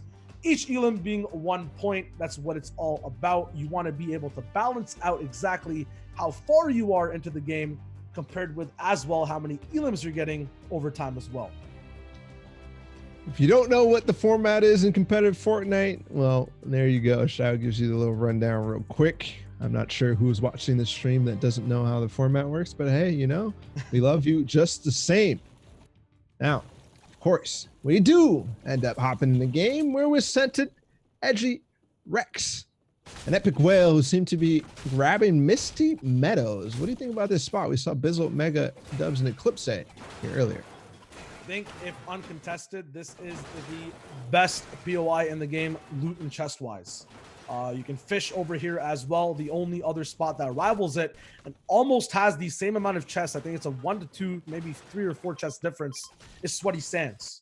It has every mat available to you as well. You might not be able to get 2,000 metal completely, but you get very close with every single person. And to fight in that POI as well is pretty straightforward and easy, broken down left and right. Right now, I'm not looking at left and right at all. I'm looking at PTSD from a squad at Steam Stacks rolling by really fast. I don't think these guys want to get farmed again. Uncontested, it looks like, or maybe giving up the drop spot. I can't see who's coming up from the north. I do see a few red arrows. They're not going to make the same mistake, though. It's going to be Little J and family moving over and surviving in game 4. Yeah, you have to remember, last time they were in Steamy Stacks, they actually beat the team that was contesting them. Okay, and then the team up from from the northwest, from the Craggy Cliffs like mansions, or actually I guess abandoned houses, moved into Steamy Stacks late and pushed them on the beach. I think this time they ended up getting uncontested at Steamy Stacks. This team down below might be the squad who kind of left the area, and Little might be in for a rude awakening. No, he's going to be very, very aware that the team drops here at the military base.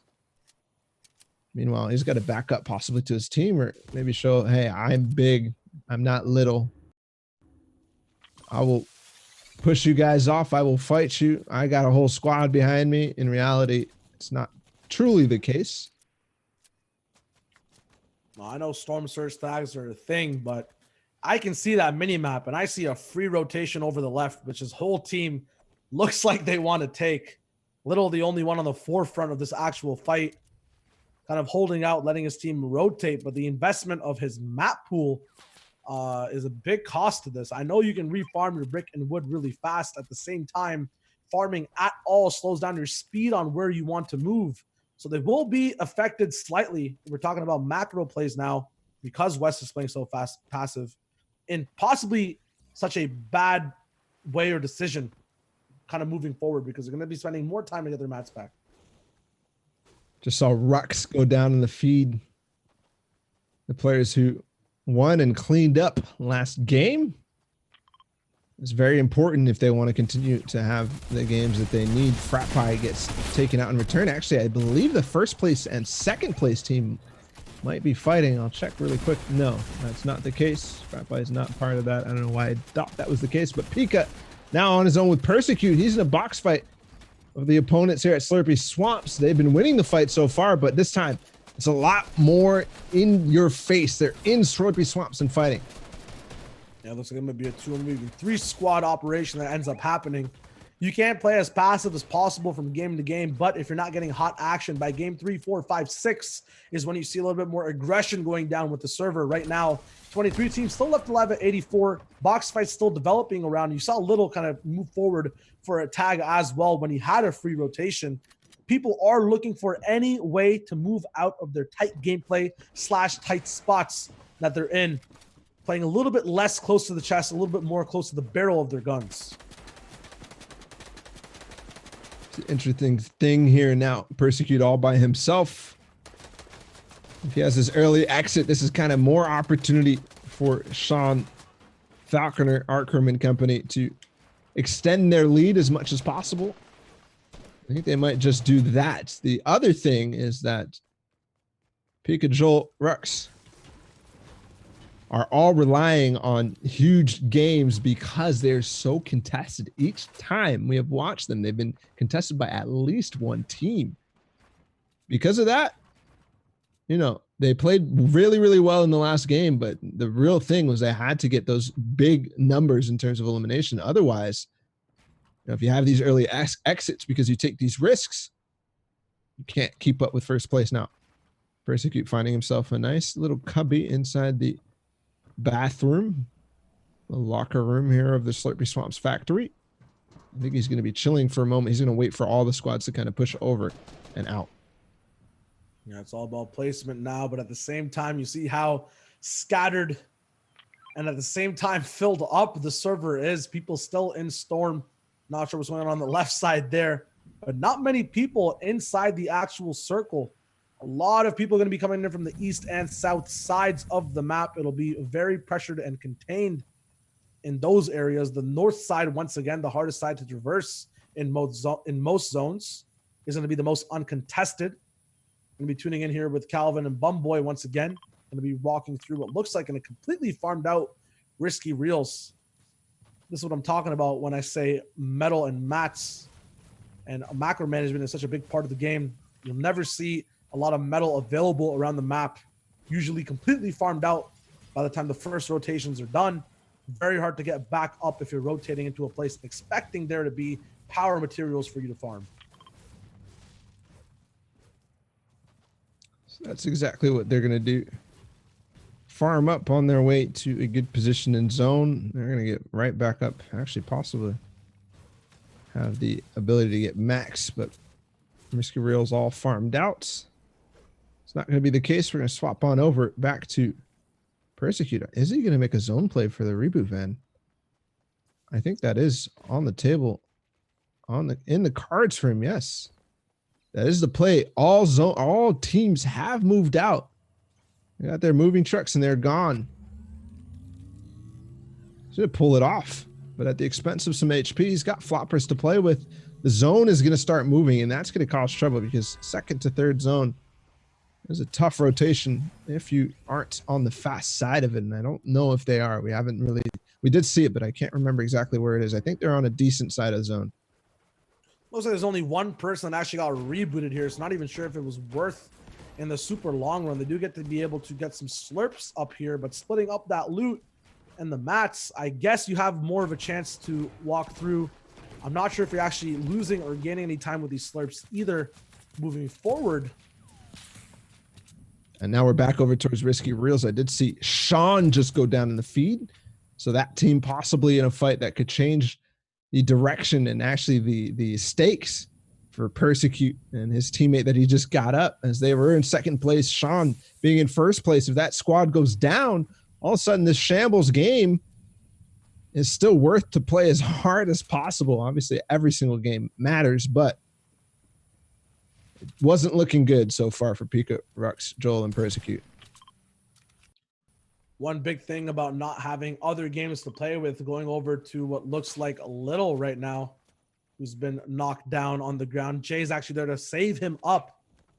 You gotta actually carry him, which is a mechanic we haven't really seen being used that much in these games too hard. Maybe in arena and scrims, but in the FCS, usually it's a quick elim, a quick team wipe that goes down. Unfortunately, not on natural low ground, so that RPG will stop the revive, might stop it again as well, as this metal's not built up enough to block it. Shots coming through, but the revive finally comes in at the very clutch timing and spot. 22 teams still left alive, and Storm Surge is about to be active in a mere 20 seconds. It will, and that's definitely a reason why you see this team getting pressured as hard as they are. And they've been struggling so much to get out of steamy stacks. With the way that players are playing, they've definitely got to make some adjustments. They made them this game. That's the reason you see them over towards Risky Reels right now. Third zone did reveal the fourth now. They're not too far away. Not too far, but not too much storm damage done either from those individuals. Looking over at the north side, which is the least occupied side in the second zone, at least when the third one was revealed, and now has a few migrants that moved over from either the right side of the map or the left side take over unclaimed ground. Be Bum Boy in the driver's seat or in the back seat that we're watching. His team's going to be moving forward here. Builds being used preemptively because it's better to use one of the resources that you have a few more of rather than the limited amount of shields that these guys have. Wood is always easily farmable once again. Now moving back into a POI, we just saw individuals leave. Risky Reels will be the central part of the map. Nothing to recycle here, though. We mentioned that metal so important in the early game. Now this player in a fight here. Inside of what looks like Salty Springs, he's going to go right for the box. It's Jay Rose, Kytrex former, and Aiden again with the W key. Aiden, every single team that he's a part of, he just gets in as much as he can. The trap goes down, though, and that's the difficulty of phasing into the box. All of a sudden, there's 3 soccer skins, Zexro-looking people, and they capitalize on a huge elim. It's all up to Aiden. I believe it's a 1v3. 1v3, but you have one of the biggest box fight stars. Doesn't matter how hard your pump hits an RPG in your box. While you have 80 HP, will hit a lot harder. A new squad is coming in. It's not all safety for the soccer skins down below, as the Calamity skins will be coming forward, as well as the, I'm just going to call this skin the Commando or Default.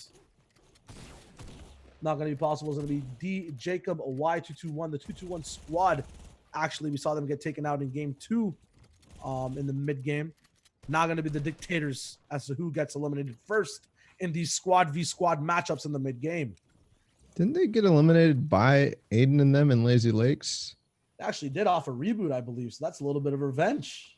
Yeah, a little bit of revenge coming in, but also interesting coincidence that both these teams are over here towards Salty Springs. We'll move forward. They're going to get in zone, though. Perfect here. I'm curious, too, because I would assume Aiden is dropping over towards Lazy Lakes. That seems to be a spot that he likes. But regardless, they're going to find themselves on top of the same storm fight.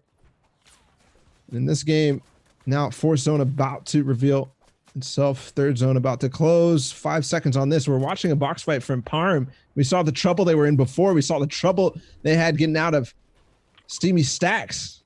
This time, they're rezzing another of their members. Leno is the player, and they're going to be so scarce on those resources. But if there's any team that can work in the end game, if there's any team that can work their magic, it's this guy. These guys are mechanical beasts. I don't know if anybody watches Jay's YouTube videos, but one of the most insane creative players I've ever seen, and also in game 2.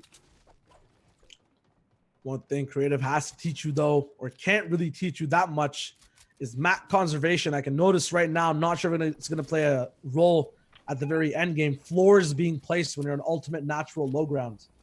Going to be something to take into account as the person boxing up and tarping. Every map counts towards the very end.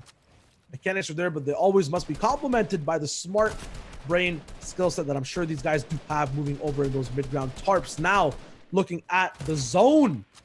Kind of unique, still kind of normal at the same time. We're at the middle of the map, meaning that these players on the island might have the best position, regardless of where half and half goes in, because they can control it, bouncing off those big purple bouncy orb looking things. We have a tunnel going towards one right now.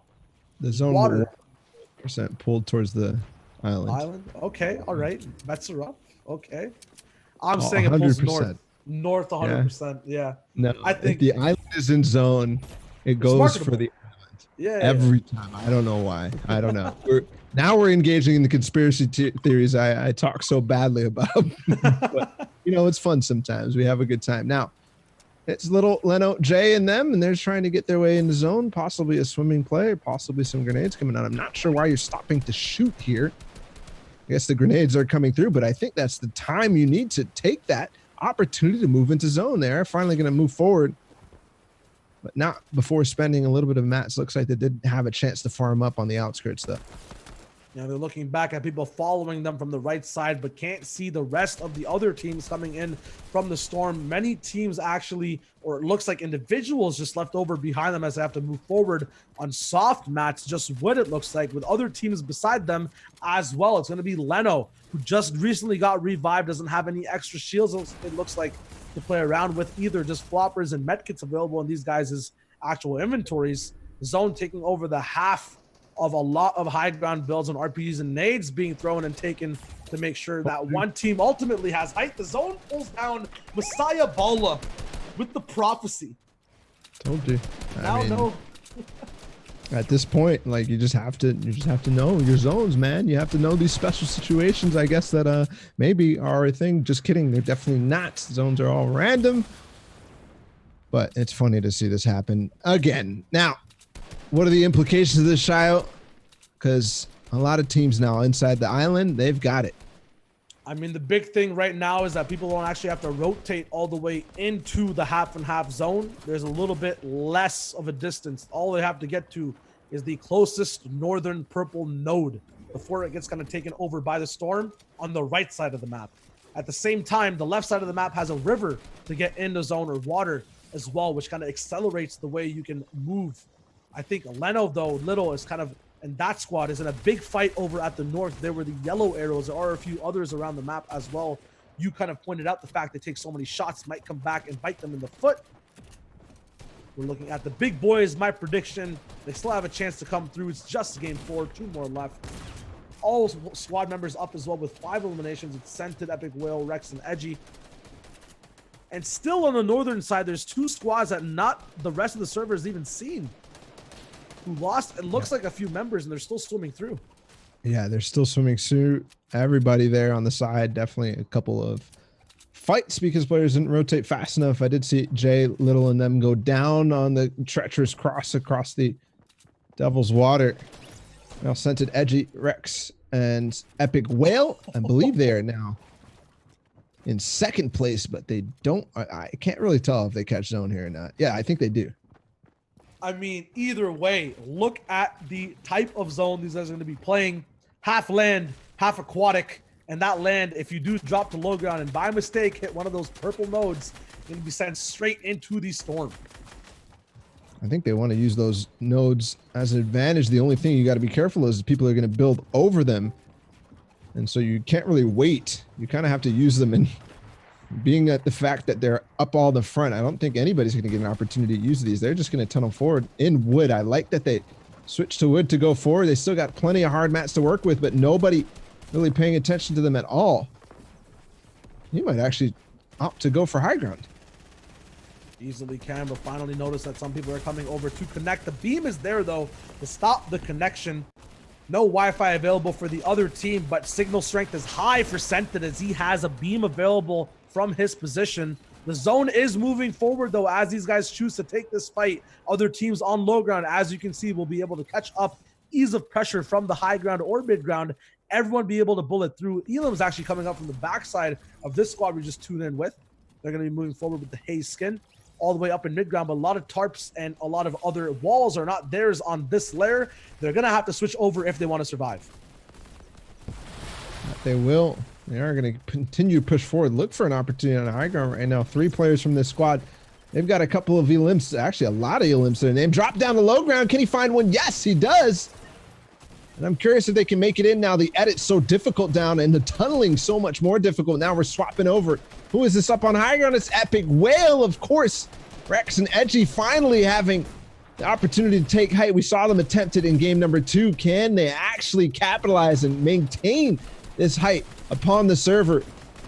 There's the wide view as well. Not many teams have made it across the river. I believe this is possibly the last squad. Yeah, it is the last squad. We're going down to the final moments here. Epic Whale is going to go on low ground. Edgy is fighting in the zone.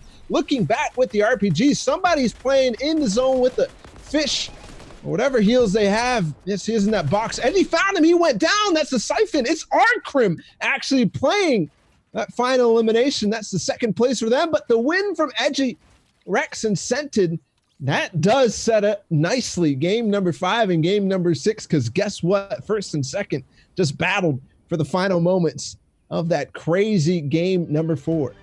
Yep, moving all the way to the end there. Arkram picked up some clutch eliminations to kind of siphon off of as well with the floppers in the storm, not only adding to the longevity of placement, but his elim count totally as well. All 4 players, though, left alive is very impressive from Scented squad. That's something you don't usually see. Usually people go down. We talked about pushing your lead from height. I believe that was an exact 10 elimination game. So that's a nice lead to push. The question is it enough? We have to wait on the leaderboards to see. We have them, so we're going to swap right over to them, and it could not be closer. Up at the top, 2 points separate these two teams right now. Of course, Arkram, Falconer, Symmetrical, and Sean maintain the 2-point lead over them. With that second place, they got 5 eliminations compared to Scented, Edgy, Rex, and Epic Whale. They got 12 eliminations in the first place, so they closed the gap. And with that, they have the possibility of making Chayo's prediction come true and making me look like a freaking idiot, which is cool. You know, I like it. I'm fine with it. Regardless, the rest of this also shaking up, and we have to look at the top 10 because it is close. It's close all around. At the top, at the bottom. These players who are playing for qualification, they have the opportunity. We're at 29 points. 11th place is 26. That's Maddie Sun's team with Tai Tai Coat, Bloob, and Ruma, who are slightly out of the qualification threshold. You talk about tiebreakers. Looking at this at the top, it is 64-62, but third and fourth, 42 points still up with each other. Big thing to mention as well, there are only a few teams that have that big point in terms of a victory royale that can break tiebreakers. Cool thing to see though is that 2 people battling in that spot, Blix and Rux, their individual squads, both do have an individual win and are only separated by 1 point. At the top 2 as well, I have a feeling that win will play a lot or will play a big part in the game of overall placement in terms of a tiebreaker between Scented and Arkram and their respective squads, as Rex, Liquid, Scented, Epic Whale, and Edgy are the only ones to have a win on that top 20-point lead. So the thing right now to note, Arkram's team needs a victory royale. Doesn't matter how many eliminations it is. You need to get that tiebreaker spot kind of, completely dissolved. They want to be in contention with their own points as well. At the same time, all these teams from 3rd to 9th want to be able to secure their lead and not fall behind and push their lead at the same time away from people who are the same point thresholds as them. So we'll see in game number 5 coming up whether these two teams are going to go head to head. We are going to go ahead and take a quick break while we load the next replays and give ourselves a chance to think about what just happened, because it's crazy. And West is getting all the central zones today, so it's very interesting. Regardless, we'll be back after a few short moments.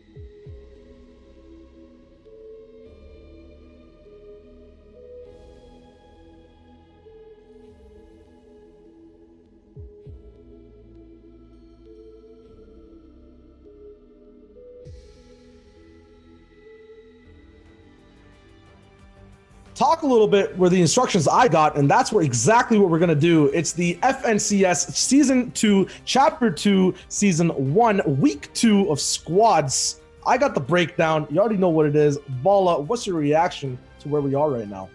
That was an amazing intro. Thank you for getting that all correct. What's my reaction to where we're at? Well, we've got a nail biter of a tournament because we are 2 points in between first and second place.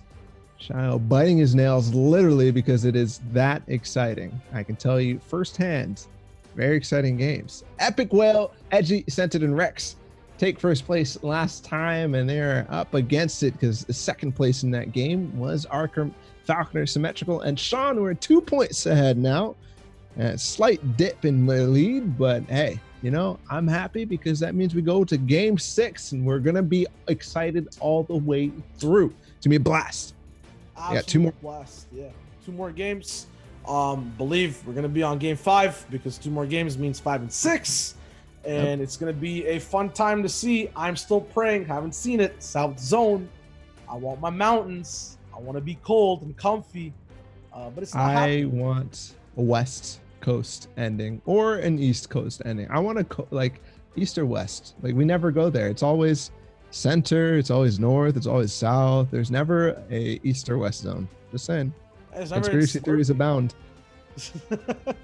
There's one little dude in the background just deciding the zone of every single game. Yeah. You're marketable. You're marketable. You're not marketable. This game is absolutely marketable, though. We have everyone dropped down already from the bus, looting up, got their mid-game fights done too. I want to look up in the top right at Steamy Stacks right now because there's nobody there. Little Leno, Jay, and Parm are finally going to have something that they haven't had yet at all. Looks like Craggy Cliffs was the moment that they chose to, go for it. Regardless, Risky Reels also kind of uncontested. Looks like that team is pushing towards the center island, possibly that Aiden team.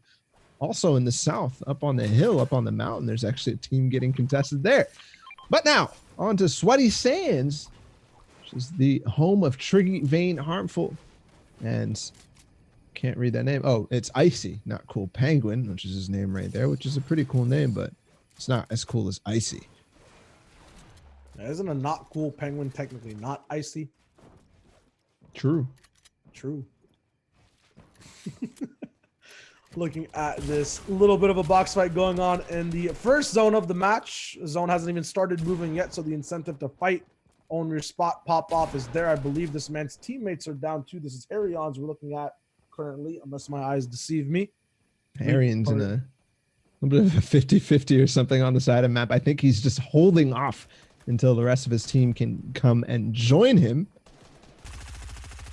And yeah, that is going to happen. Somebody comes and now it's time to play. He comes out. He's already got one elimination. I think he might have been 1v2ing for a little while.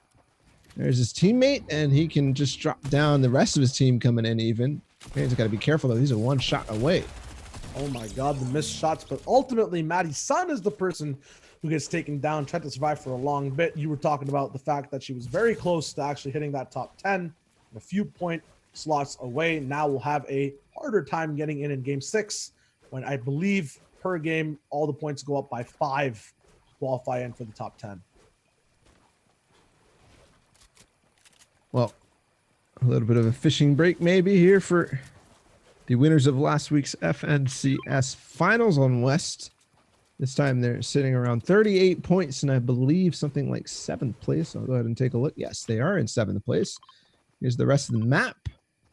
The team is actually pushing Sweaty Sands, which I find very uncomfortable, but you know, they do what they want to. Look at Northwest too. Look at how many players are just sitting on the island still. The zone is coming in. I'm not sure what West is eating, but all I know is they're not zooming towards zone. Where are Rex, Edgy, Scented in them? Because they moved out of what, Misty Meadows in the last game we saw. I think they actually are moving away towards zone 2 or away of zone 2. The other question I have is where's Arkham, Falconer, Symmetrical, and Sean? As I say it, we swap. Perfect. Arkham, Falconer, Symmetrical, and Sean looks like they have some sort of landing in the center of the map. They're already going to be based up in the middle of first zone with max materials. Purple tac shotgun and a gold sniper for Arkham. So some good loot too. They must be somewhere really nice that I'd like to move into. Yeah, some stinky gameplay here. The sweat dripping just from the loadout. And now they kind of have full reign of fake base, which is something not really talked about much in terms of analysis that people just make. Actually, that might have just been a fight that came out in the beginning. But a lot of times when you do base up, you can make a fake base that tracks nades or shots that you can keep track of close by to actually see, kind of like a ward in other games.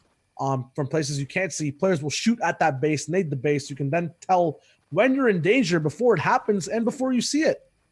Pro tips with the Shy OTW combo or ball of wager, whatever way floats your boat. Now the nades will come in if there's someone in that base. They will just in actually at the time.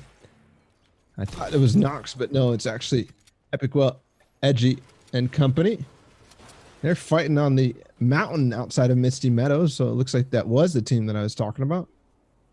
They're going to move right back down towards the bridge and towards zone. Question is, I only see 3 names up right now, meaning that these guys are going to be playing at sort of a disadvantage. Poor Rex. He didn't even make it in or something, possibly. Not sure what exactly the replay system would tell us if somebody did not make it in the game. I'm assuming they just don't appear.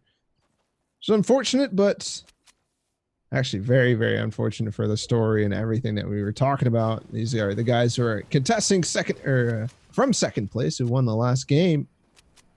It's always rough to see. We'll be seeing a lot of the rivers being used and sniper shots being taken, almost hit.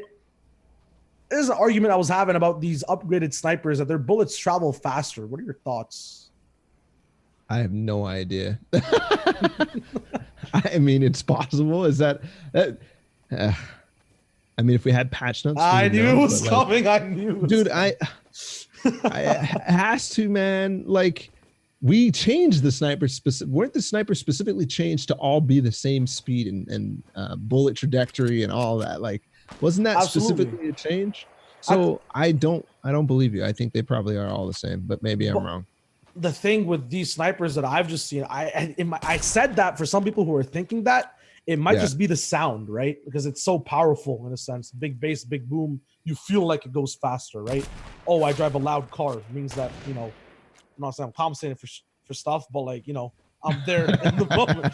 It's like maybe that's why they think the big sniper's faster. It might be a little bit of a placebo thing. At the same time, you never know. They do change the reload speeds, not the scoping times, but the variation of how often you find these snipers over some of the content patches and big patches they've had over time. Well, Shao, let me tell you. I mean, it might be placebo. It might not be. Coin flip is still in the game. Coin flip is not in the game. I don't know. There's no way to really know, especially when we get told one thing and who knows. So, we're probably dealing with snipers that are the same speed. That's what I'm going to say. I'm just going to guess that.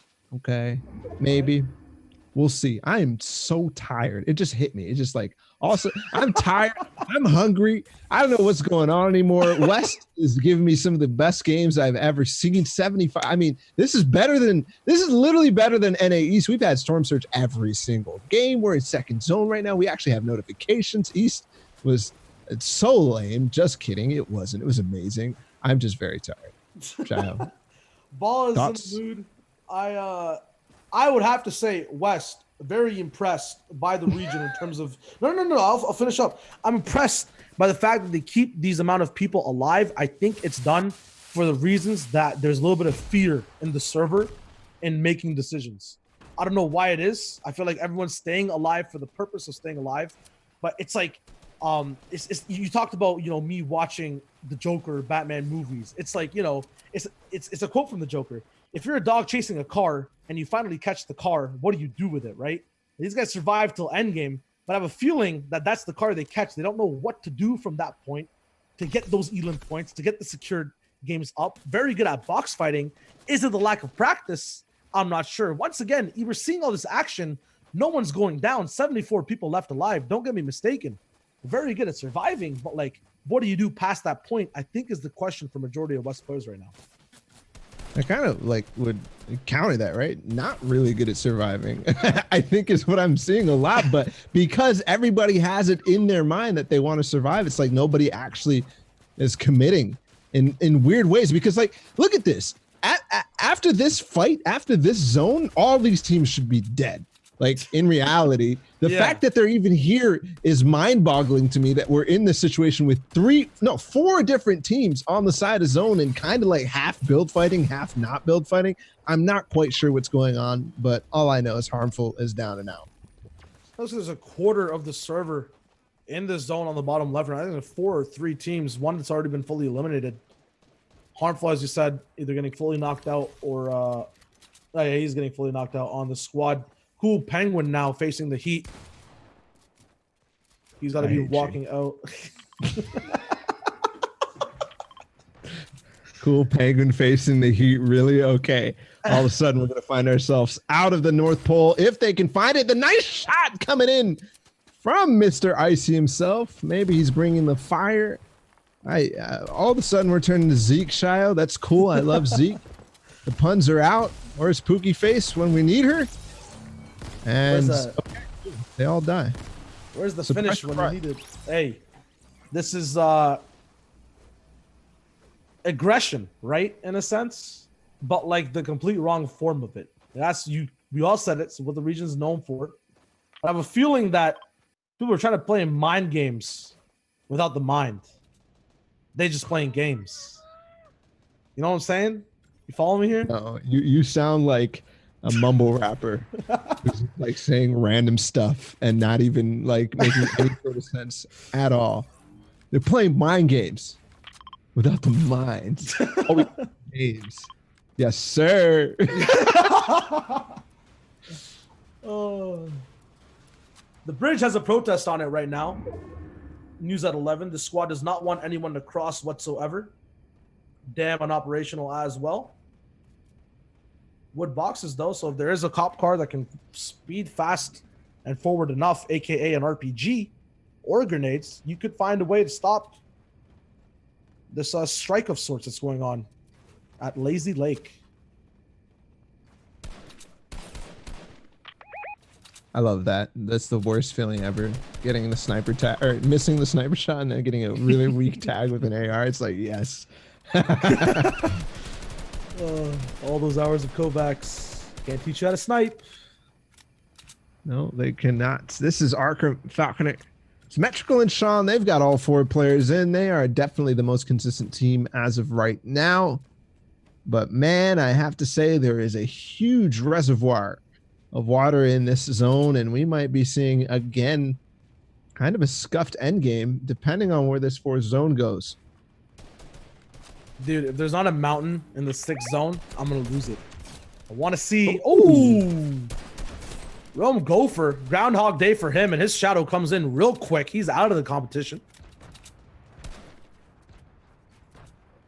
Loot available for him as well. I was gonna go for a pun, but you interrupted me. So you know what? I'm not gonna do it anymore. I'm upset. That was a nice play though, actually. Yeah. The grenade double, the grenade sniper combo with like a couple tags in to make sure that that wall goes down. Not sure why they weren't turbo building, but you know, that's a question for another day. As a wise man once said, it really do be like that sometimes. We are getting way too deep in this broadcast right now. Way too deep. Here, Epic Well, Edgy Scented. They're going to start to find a way towards center. Up on the north side of this reservoir. It's going to be tough to find a good position here unless they swim all the way across the way. And, you know, you might get that mountain ending shy if 6th zone decides to pull north. I mean, these guys might not be able to survive if they become beached whales. But Nades, though, can turn the tides. 100 damage pack coming through. And a big knock. 3 shots back to back on Tavern, previously known as Turtle Tavern. We're getting quickly aquatic right now. The mammal on mammal action. Our turtles mammals sound off in the chat. No, they're reptiles. True. Chat, don't fail me. That's okay. So the nades come in. Surprise, surprise. They found themselves in elimination. And the zone is moving. Water is wet. Just kidding. It's dry. Wait. We could talk about this. We can talk about this hard over here for this. Water is 100%. Oh wait. Water makes things wet. It's neither wet or dry. Boom.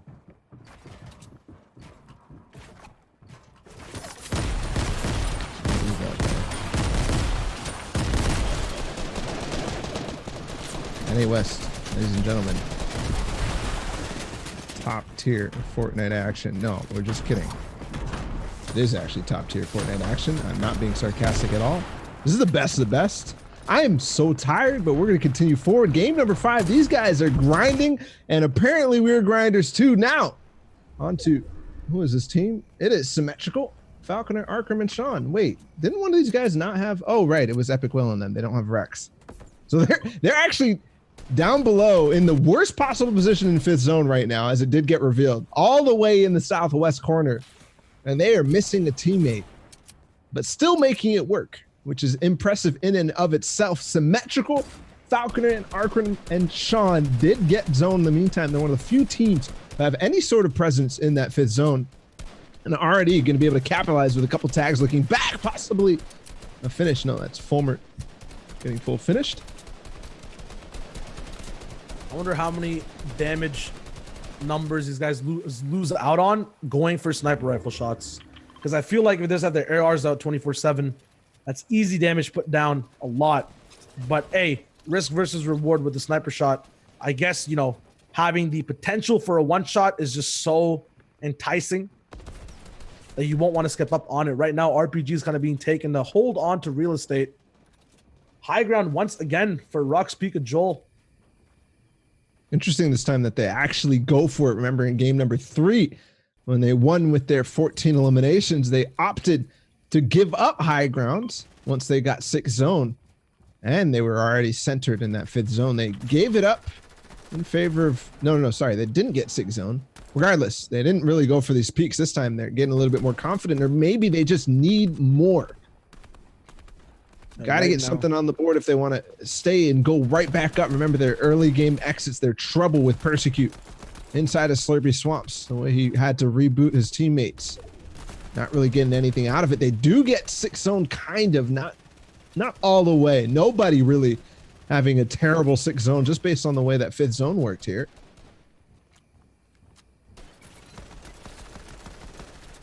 Cool thing to know as well on that 6th zone, once it locks in, low ground is going to be completely surrounded by water. Might be a little bit of land available on the north side.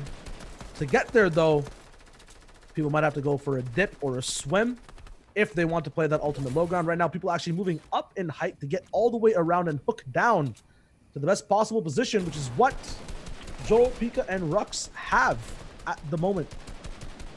Directly down under them, they possibly could find something, but they've got to be careful, because on the other side, I believe that's Leno, Little, Parm, and Jay, who are known to definitely fight for height. They are going to go ahead and go down a little bit. I like the slow, confident play coming out of Pika, Rux, Joel, as they go down slowly and methodically. One player staying at the back, one player going ahead, making sure that they have space to work with. The RPG pressuring the teams that they need to. Thing is, will the pressure come out at the right times? Is it enough? And do these guys have enough mats? Just 3 people. You have to remember, Persecute has been eliminated from the squad since, I believe, either the 2nd or 3rd zone. So all the mats used on rotation to protect to get to this point, all the mats used for tarps to get to this point, are going to be 1,500 less than every other normal squad that has 4 members left alive. 10 teams remaining. We're getting close to the placement points. Looking for shots.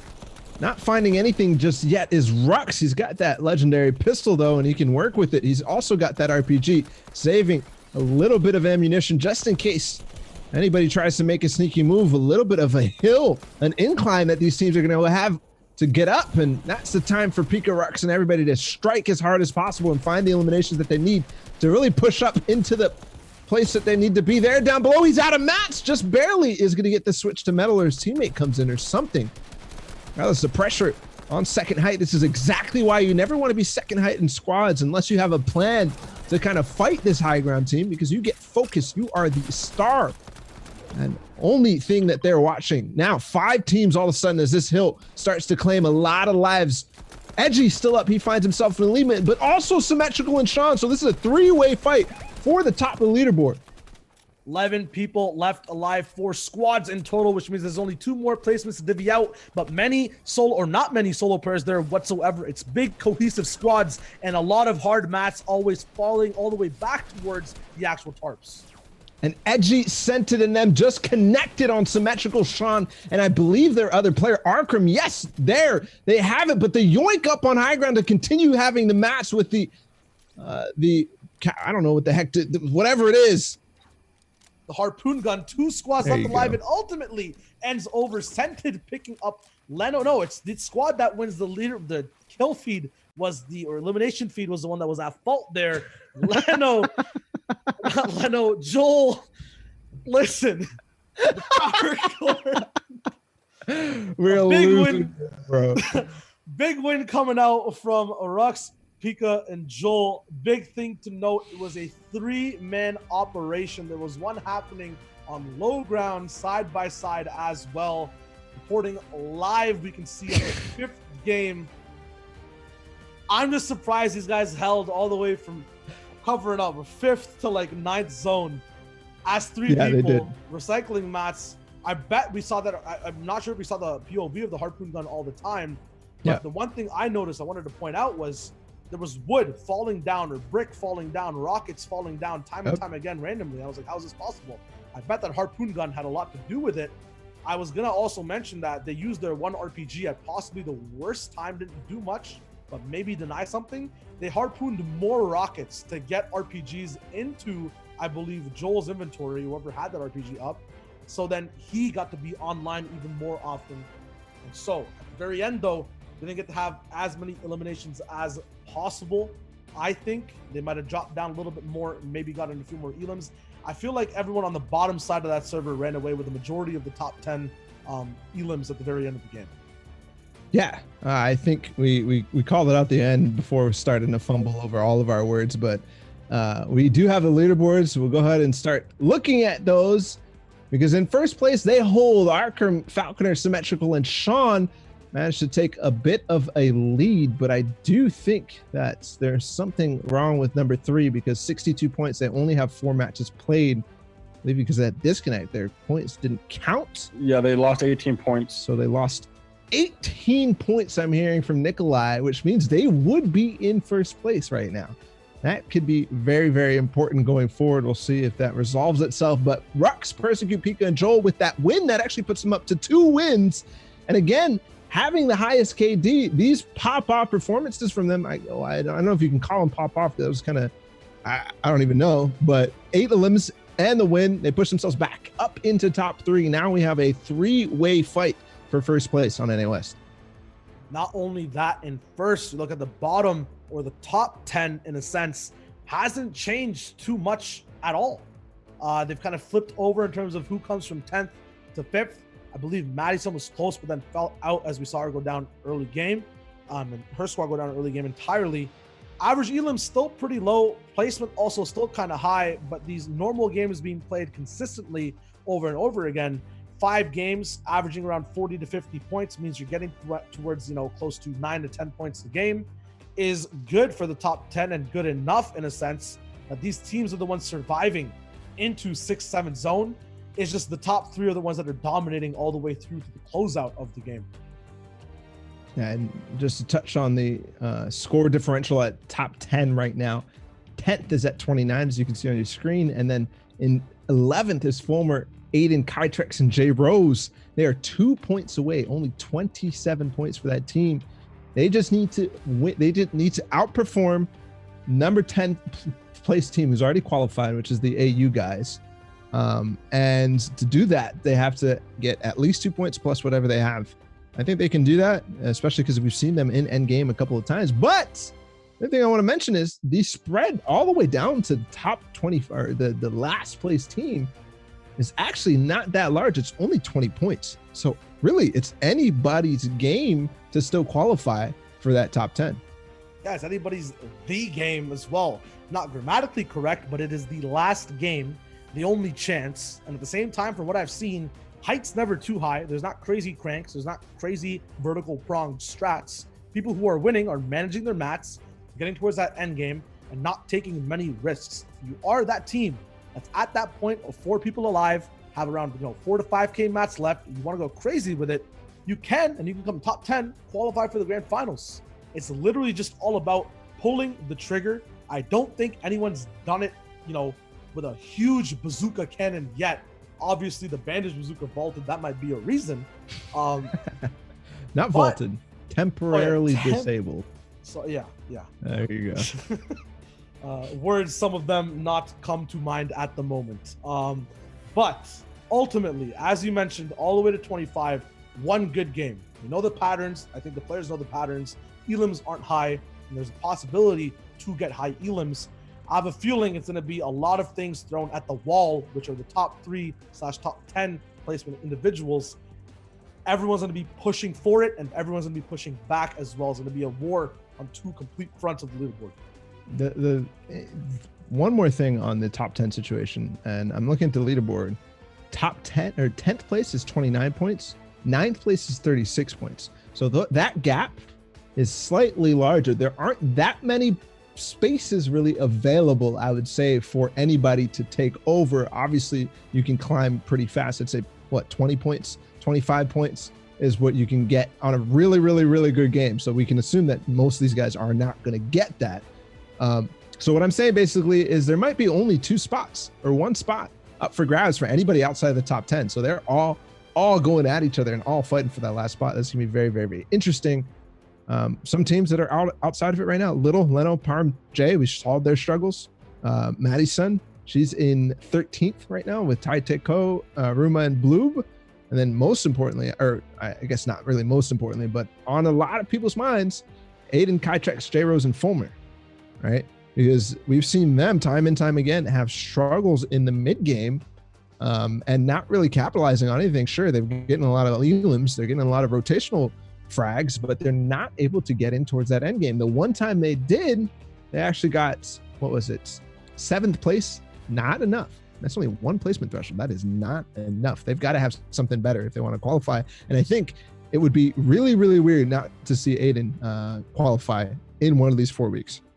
Yeah, no, I even saw Fulmer's name. You touched on it in a little bit.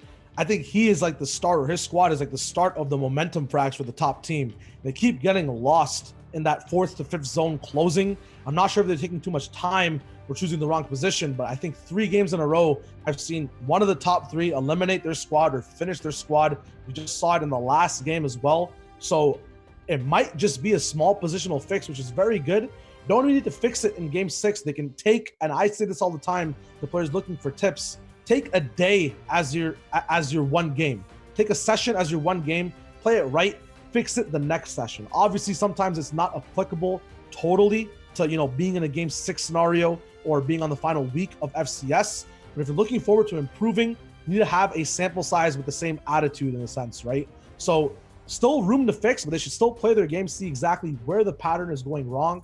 We can see it easily with Little, though. You mentioned they're not, in contention for the top, even though we see them a lot. Taking a lot of extra shots, they can be rotating with the utility they have, but they're turning their utility into anchors in their inventory completely, giving them, not only no points, sinking all the way to the bottom of the ocean, but positionally making them stuck. A lot of the times they focus too much on being aggressive on teams. The good thing out of that team that we should note is that Steamy Stacks is now finally uncontested. They pushed it off. They pushed that team off and are able to work with it a little bit more, but I think they're playing scared out of it, and that's causing them not to find any good spot in 1st and 2nd zone. I think in order for that team really to do good, they've got to catch at least 2nd zone up at Steamy Stacks. That's a big ask. Yeah, it is a big ask, because who knows? I guess they're not marketable enough. I guess the guy who's clicking for the zones is not, he doesn't realize that they're trying, they're struggling. Regardless, top 3 is, again, very, very close.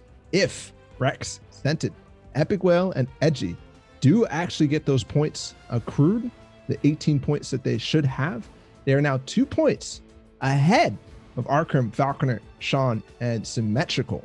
So that 2-point lead all of a sudden is just swapped, but it's still only 2 points.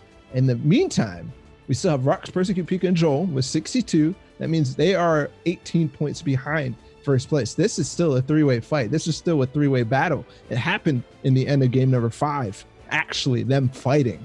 This time, we'll see.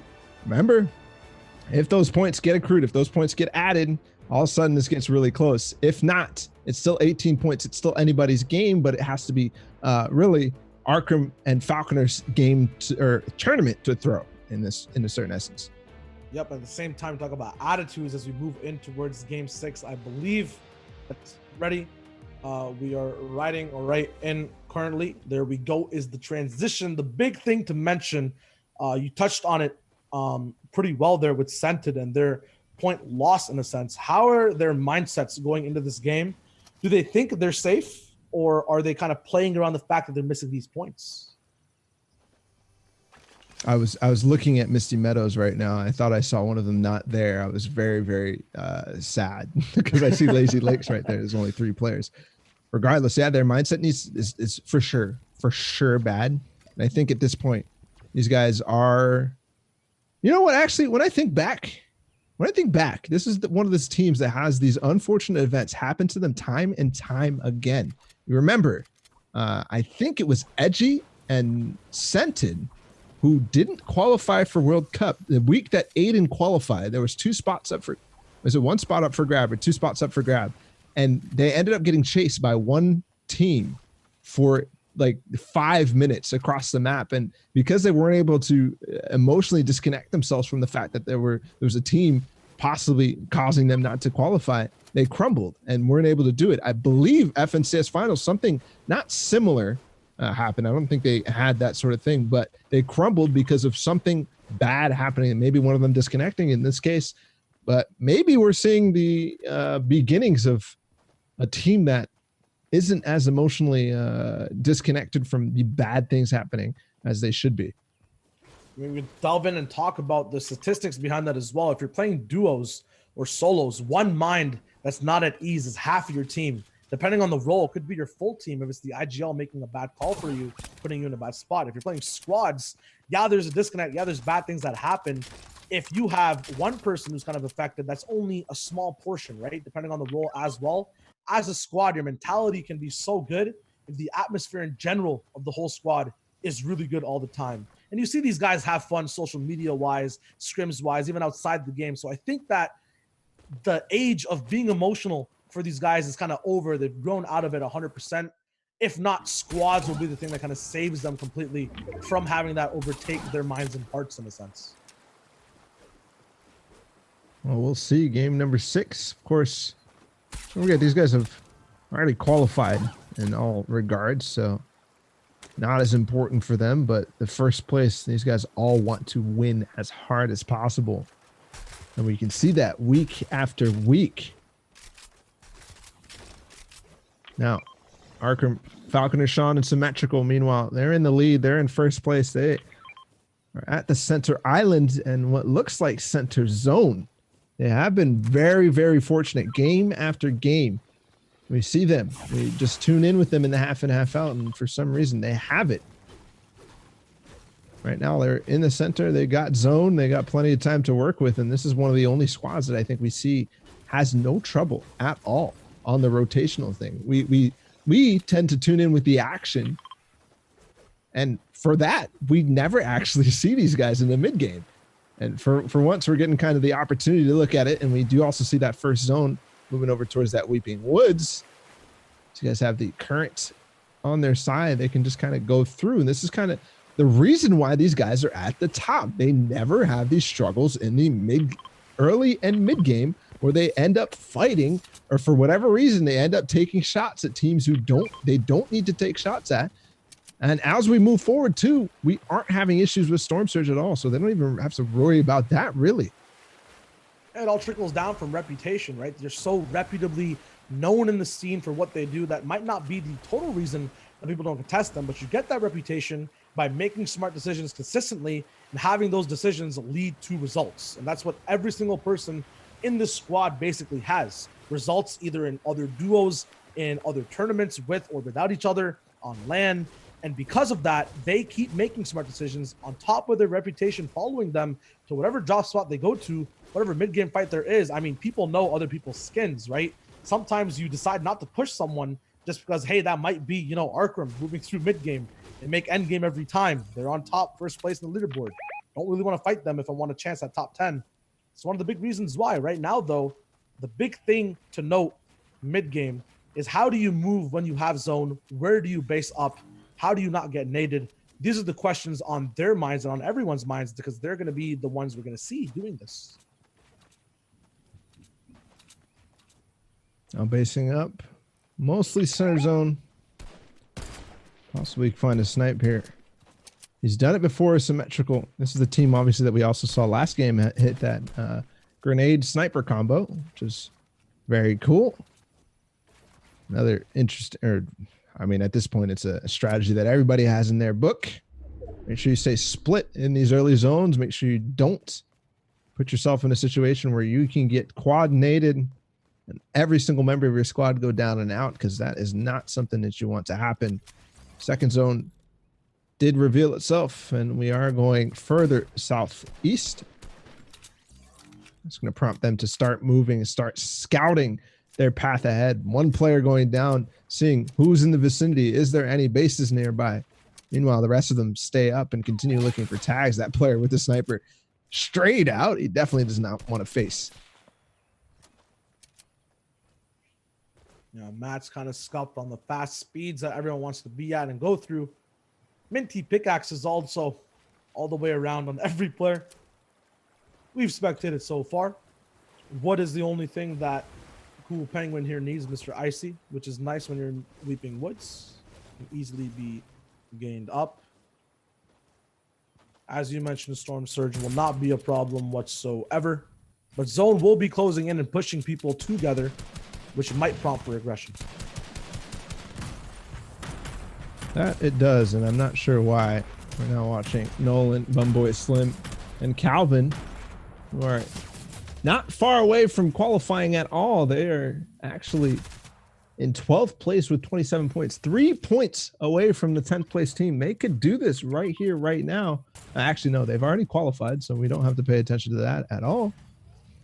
All they could do, I guess, is take those spots from the top 10 as it goes forward. But anybody who has the possibility of making it into the top 10 anyways, it's probably going to qualify through FNCS points. It's all about the seeding, which I think people should take very seriously. I think it caught everyone by surprise last season, because everyone really paid attention. That individual didn't getting sniped over at the leg, the wall being placed 1 second too late. But everyone paid attention. Oh, Storm Surge actually comes in. So to that point, everyone actually needs to get on board and doing damage. Even though some people do like to play a little bit safer, a mid-air snipe does miss, and builds are not placed before shots are taken. So Bumboy takes a little bit of shield damage, investing a little bit of mats here too to shield back up and look for any shots possible. I do want to correct myself while this fight continues on the edge of zone. Bumboy and company, part of that team qualified, so this is actually a separate team. I think 2 players have been swapped. Not sure what the deal is with that, but Bumboy got 6th in the last time with Nolan and Slim playing with a player called Endothermic. This time they are playing with Calvin. So who knows what that means? I mean, sometimes just because you're successful doesn't mean you're going to be playing at the best you can play. Things also happen in terms of people not being able to reach finals. And with the confidence people have in West, with the small talent pool there is of completely unique, talented players at the very tippy top, if you're confident in qualifying again, you can go straight for it. We saw elements of that happen last season in multiple regions. This might be the start of it again in the West region. We have a nice aerial view of the middle of Weeping Woods. Curious to see who has this power position. Zone will be moving in, though, and changing up exactly where the best spot is to base up. give you a guess on who it is. Actually, I have no clue, and I'm not sure if we'll find out. We're now watching Harmful, Icy, and Triggy and Vane, who started out strong, but didn't start to have any success in the next couple of games. Scented, meanwhile, did just go down to Persecute, a very, very important Elim. Remember, they are in first place. Persecute in third, if all the points are working as intended. So that snipe being huge. Obviously, we got to take context to it as well, because third zone means that people are most likely very spread, especially those two teams. One coming out of Slurpy Swamps and one coming out of Misty Meadows. They for sure are probably somewhere, centered and have some space between them. Probably not going to be able to convert that knock. Now we're looking at Aiden Kytrex, J Rose. So they're missing a player. Unfortunate. They also very close to the top 10. We talked about it a lot at pregame. 3 points separates them and top 10. So they can do it right now. But again, looks like they might be succumbing to a lot of the positional errors we saw early on in the tournament. Slowing down and boxing up rather than pushing into this team is already a change in that. The best case scenario right now would be to go downwards towards the southern side. There is one squad with the ultimate game sense to do so. Looks like it's completely free and below a hill, which means that this high ground won't be able to touch you at all whatsoever until you peek your way all the way over when zone actually touches in, or the safe zone, should I say. Right now, though, these guys are safe, but thinking about the future-proofing your strategies as well. Will they be able to survive and get to the next zone if they don't have it? With this much pressure horizontally, just look at the teams kind of based up like dominoes, one after the other. Pink to yellow to green to all the way to the blue team on the mini-map in the bottom right corner right now. RPGs coming through aren't going to be that impactful in getting height, though. If you want a box fight, you don't need height at all. It's going to be beside the person you want to pressure. That is what Aiden wants to do currently, but looks like everything's going to have to slow down. Zone gets revealed. That's the kind of impulsive play we see Aiden make time and time again. As soon as that player get dropped, he kind of immediately goes for the box fight, immediately goes for anything, even though not necessarily opportunity was there. They did split them between. Always means that there's a little bit more to deal with regardless. No Storm Surge this game. 18 teams alive, which is slightly lower. A lot more full squads getting eliminated in this game. As we mentioned in Game 5's closing / half and half moments and the pre-show, when you have everything on the line, you only need a 16 elim win to take everything up from the top. People tend to play more aggressively. Right now, Rex getting multiple elims, taking down Flakers, who we saw all the way back at Lazy Lake / Retail Row in Game 2. Getting some nice early game frags right now. Can't hang out with the big boys in the late game. Here's that fourth zone. Goes even farther northeast. So it caused a lot of problems here for Aiden. This is not looking good. I think definitely the play is exactly what he's kind of opting to do right now, which is go north and away. Let these teams kind of edge their way straight in. Meanwhile, we'll come from the edge and go away from where everybody else is. Now looking at Arkram. Falconer, Sean, and Symmetrical. I believe we did see a knock from Persecute onto one of the Epic Whale guys, so I'm curious if we can get an update on that. Meanwhile, these guys are making their rotation in. We saw them all the way on the west side, basing up on the mountains outside of Weeping Woods. Now they've made their way all the way towards the center, looks like, of Weeping Woods, and I think they've got a good path here in, but it's going to be met with a lot of congestion. I think they're going to want to possibly take something else. Oh, the RPG comes in, I believe, from that team themselves. So good use of pressure and movement while going through, which is something we didn't see from the other teams. Somebody we saw little, Jay Parham and company, they threw those grenades in the last game number 4 and did not approach and did not take a position of strength over the players they were pressuring, rather opting to try to go for tags and knocks, not finding anything. Yeah, getting that pre-position is important, but translating it is the name of the game in terms of getting points. Right now, being in this position and being in the idea of aggressive nades is what this squad is going for. have the ping set, have the nades thrown. Will they connect is the question. Storm rolling in from the very same side. Not sure if tags are there, but the fact that they're not pushing, tags are there actually. A few tags coming in, maybe a knock as well. Not sure we'll have to follow up, but the tags putting down enough pressure to get the team or the rest of the server to focus that squad. Allows these guys to move, and they can if they choose to, or they can stay in the base. It is a very heavy investment on the edge side of the map. Speaking of edge, I did see Aiden, Kytrex and company all go down. No, not all go down, but they did go down on the side of zone. I believe they got caught up with that drop and didn't push their way in while the zone was about to close, and that might have cost them the game. Meanwhile, Arkham does go ahead and finish an elimination, not his own, but does put himself up. There's a Storm Surge and just actually finishing out anything. Symmetrical right now is actually fighting the remnants of that entire fight that went down near the care package on the southwestern side. He knows after looking at the kill feed exactly who is at the bottom at the moment, and that the fact that this squad is not strong enough, they're going to be actually rotating above them.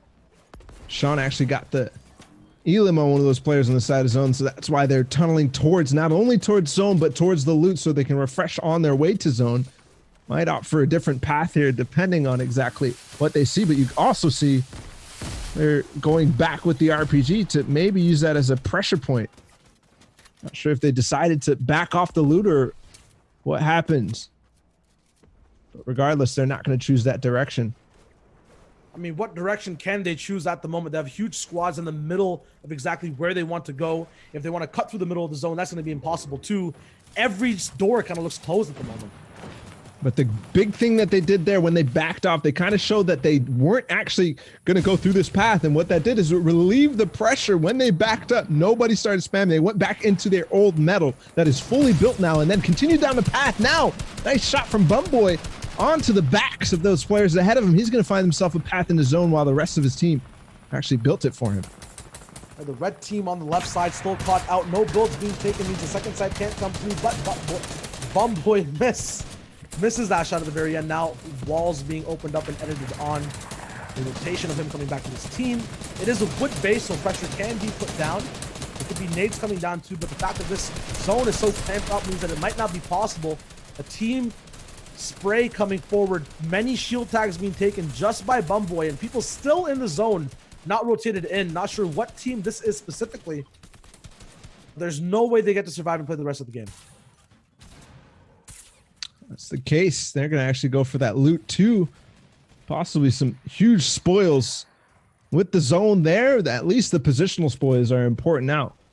Watching Harmful, Icy, Tricky, and Vayne, they look to be in a bit of a box fight, at least controlling their walls right now. Some power weapons on in play as well, but the mat situation is awful for this team. That means they need to find something immediately if they want to go forward. Top 12 right now. Maybe they want to just outlast a little bit. Who knows? Maybe they've already split their mats. Can't quite tell right off the bat just because I see their loadout. They are chasing down a team though, and all going for it. That's good for them. But the player coming in from the back gets actually the cone off, which is huge. I don't know if you want to continue chasing here as your team has gone forward. Actually, they've gotten wiped. No, not wiped. Only Vayne went down. Vayne went down to survive, but there's not enough mats available for Harmful to kind of find his way all the way back. Game 6 means this is his last chance right now. Sees one individual right in front of him. He is wearing a pink shirt, but not part of that hot pink squad whatsoever. Finally finds his way back to his teammates, but there's another team in there in the tarp. They stopped their path all the way in. Game 6 of the West Finals. No chance for them to get any more points. Arkham did go down. I think they traded with actually Vayne and company.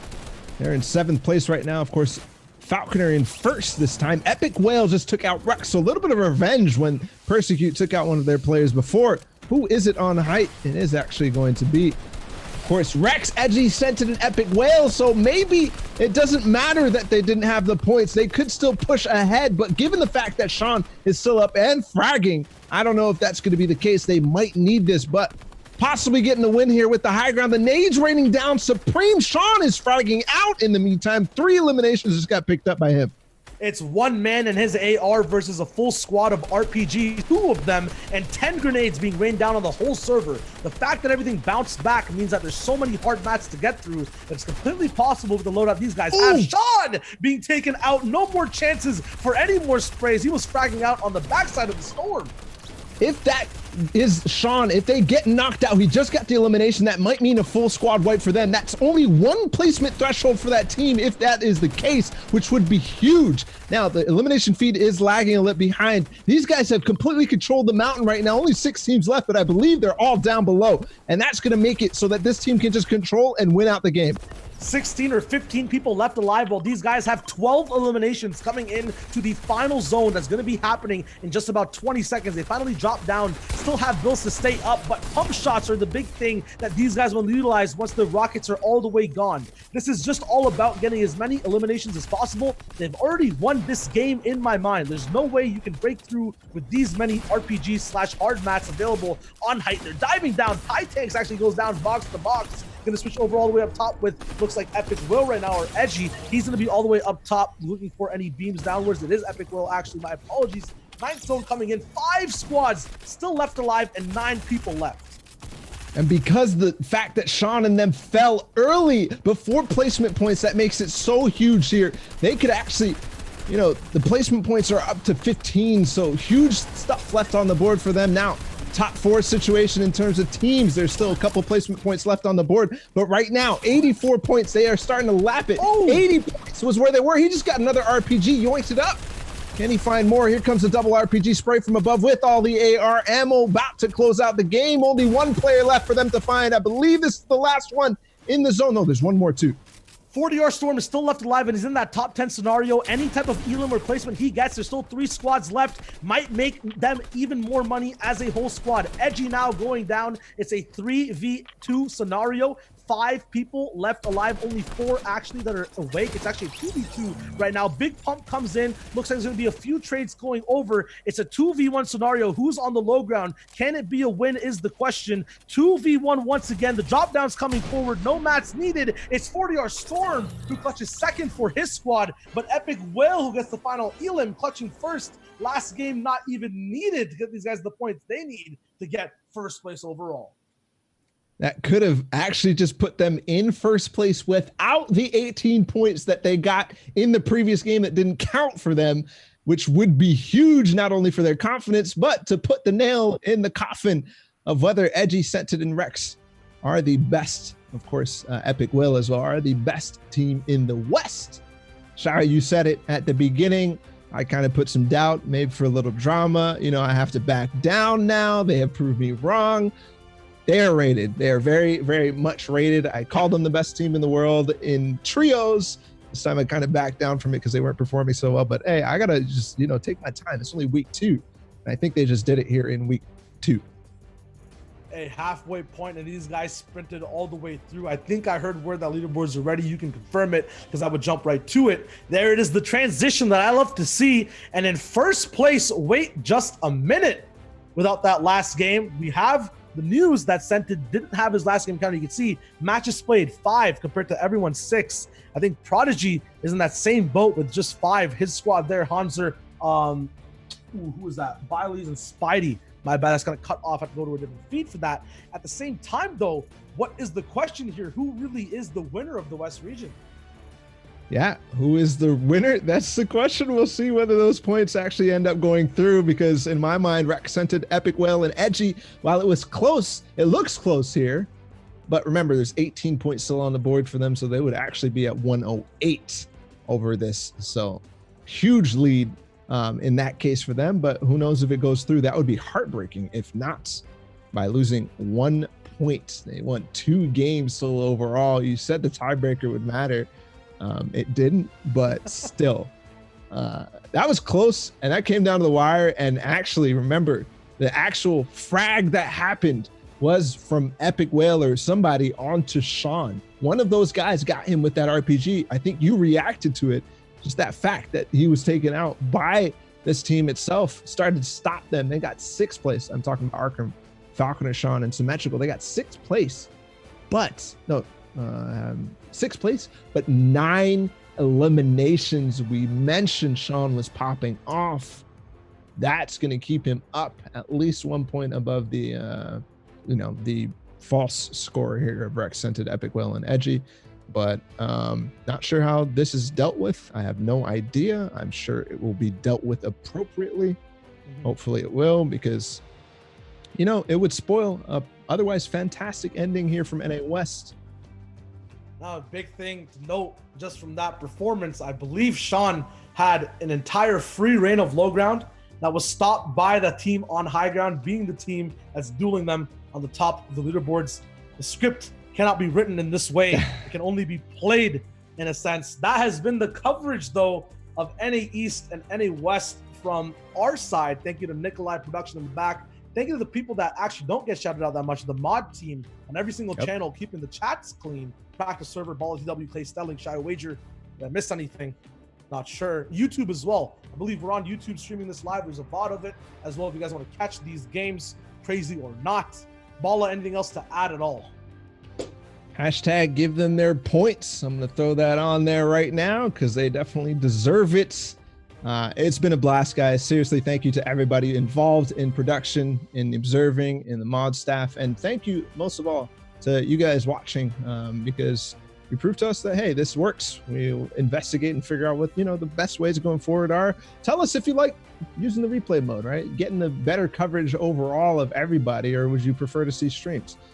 Because that's definitely something we're debating right now, at least production is. So I think, Shayo, with that said, I had a blast casting with you, man. I always do. Love you, dude. And I think I'll see you next weekend, right? Yeah, I'll see you next weekend. We'll be right back here to do it again. This has been the FNCS Chapter 2, Season 1, Season 2 of the FNCS Squad Week 2. My name is Shy Wager. That's Ball TW.